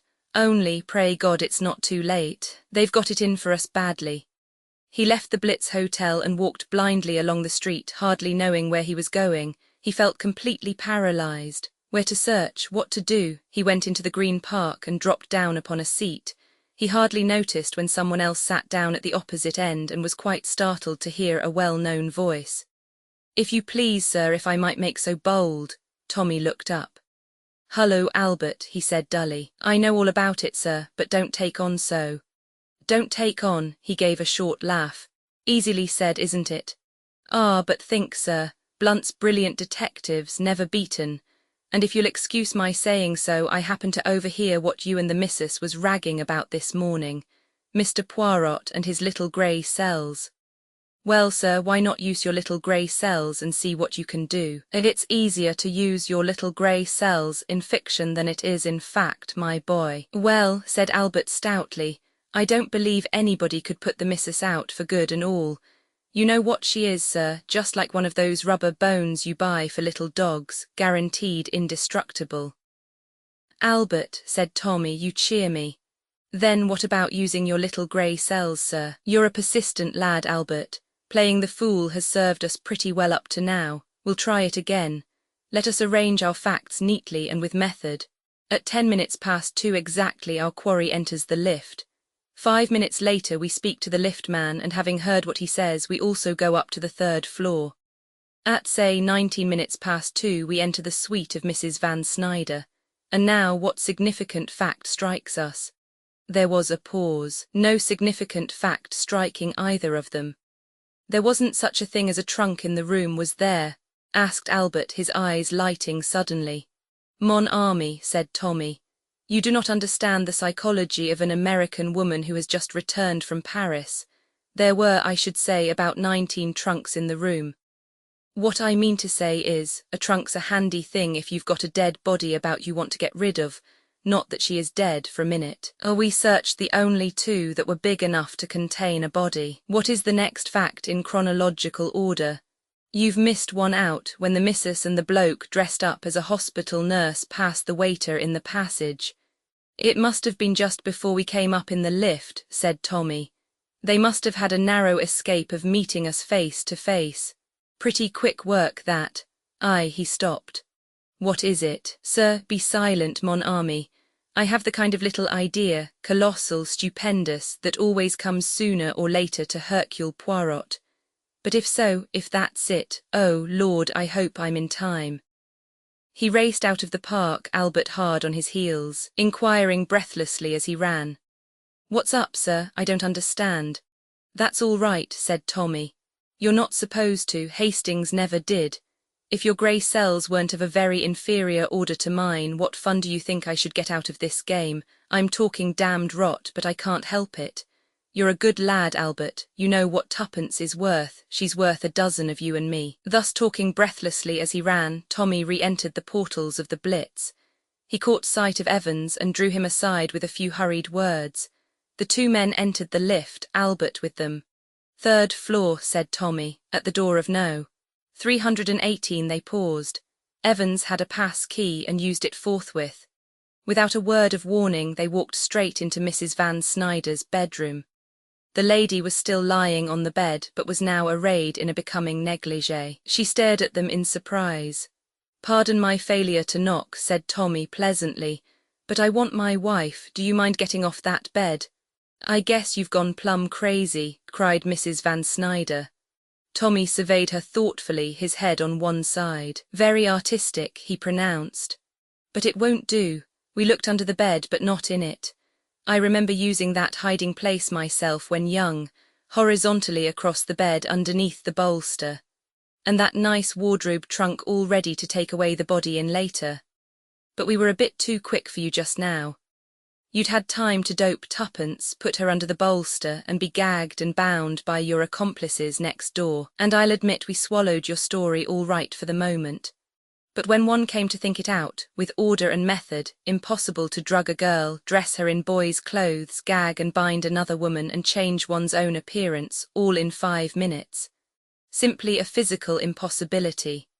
The hospital nurse and the boy were to be a decoy. We were to follow that trail, and Mrs. Van Snyder was to be a pitied victim. Just help the lady off the bed, will you, Evans? You have your automatic, good. Protesting shrilly, Mrs. Van Snyder was hauled from her place of repose. Tommy tore off the coverings and the bolster. There, lying horizontally across the top of the bed, was Tuppence, her eyes closed and her face waxen. For a moment, Tommy felt a sudden dread, then he saw the slight rise and fall of her breast. She was drugged, not dead. He turned to Albert and Evans. And now, messieurs, he said dramatically. The final coup. With a swift, unexpected gesture, he seized Mrs. Van Snyder by her elaborately dressed hair. It came off in his hand. As I thought, said Tommy. No, 16. It was about half an hour later when Tuppence opened her eyes and found a doctor and Tommy bending over her. Over the events of the next quarter of an hour a decent veil had better be drawn, but after that period the doctor departed with the assurance that all was now well. Mon ami Hastings, said Tommy fondly, how I rejoice that you are still alive. Have we got no? 16. Once more have I crushed him like an egg shell. In other words, Carter's got him. The little grey cells, by the way, I'm raising Albert's wages. Tell me all about it. Tommy gave her a spirited narrative with certain omissions. Weren't you half frantic about me? Asked Tuppence faintly. Not particularly, one must keep calm, you know. Liar, said Tuppence. You look quite haggard still. Well, perhaps I was just a little worried, darling. I say, we're going to give it up now, aren't we? Certainly we are. Tommy gave a sigh of relief. I hoped you'd be sensible, after a shock like this. It's not the shock, you know I never mind shocks. A rubber bone indestructible, murmured Tommy. I've got something better to do, continued Tuppence. Something ever so much more exciting, something I've never done before. Tommy looked at her with lively apprehension. I forbid it, Tuppence. You can't, said Tuppence. It's a law of nature. What are you talking about, Tuppence? I'm talking, said Tuppence, of our baby. Wives don't whisper nowadays, they shout. Our baby, Tommy, isn't everything marvellous? Colophon Partners in Crime was published in 1929 by Agatha Christie. This ebook was produced for Standard eBooks by David Reamer, and is based on a transcription produced in 2026 by Greg Weeks, Mary Meehan, and distributed proofreaders for and on digital scans from the Internet Archive. The cover page is adapted from In Safe Arms, a painting completed in 1923 by W.H.D. Cohener. The cover and title pages feature the League Spartan and Sorts Mill Gaudi typefaces created in 2014 and 2009 by the League of Movable Type. This edition was released on June 30, 2026, 248 A.M., and is based on revision 368 BD08. The first edition of this ebook was released on June 11, 2026, 9:35 p.m. You can check for updates to this ebook, view its revision history, or download it for different e-reading systems at Standard Books. org/ebooks/Agatha Christie/Partners in Crime. The volunteer-driven Standard eBooks project relies on readers like you to submit typos, corrections, and other improvements. Anyone can contribute at Standard Books. Org. Uncopyright, may you do good and not evil. May you find forgiveness for yourself and forgive others. May you share freely, never taking more than you give. Copyright pages exist to tell you that you can't do something. Unlike them, this uncopyright page exists to tell you that the writing and artwork in this ebook are believed to be in the United States public domain. That is, they are believed to be free of copyright restrictions in the United States. The United States public domain represents our collective cultural heritage, and items in it are free for anyone in the United States to do almost anything at all with, without having to get permission. Copyright laws are different all over the world, and the source text or artwork in this ebook may still be copyrighted in other countries. If you're not located in the United States, you must check your local laws before using this ebook. Standard eBooks makes no representations regarding the copyright status of the source text or artwork in this ebook, in any country other than the United States. Non-authorship activities performed on items that are in the public domain, so-called sweat of the brow work, don't create a new copyright. That means that nobody can claim a new copyright on an item that is in the public domain for, among other things, work like digitization, markup, or typography. Regardless, the contributors to this ebook release their contributions under the terms in the CC01. 0 Universal Public Domain Dedication, thus dedicating to the worldwide public domain all of the work they've done on this ebook, including but not limited to metadata, the title page in print, colophon, this uncopyright, and any changes or enhancements to, or markup on, the original text and artwork. This dedication doesn't change the copyright status of the source text or artwork. We make this dedication in the interest of enriching our global cultural heritage, to promote free and libre culture around the world, and to give back to the unrestricted culture that has given all of us so much.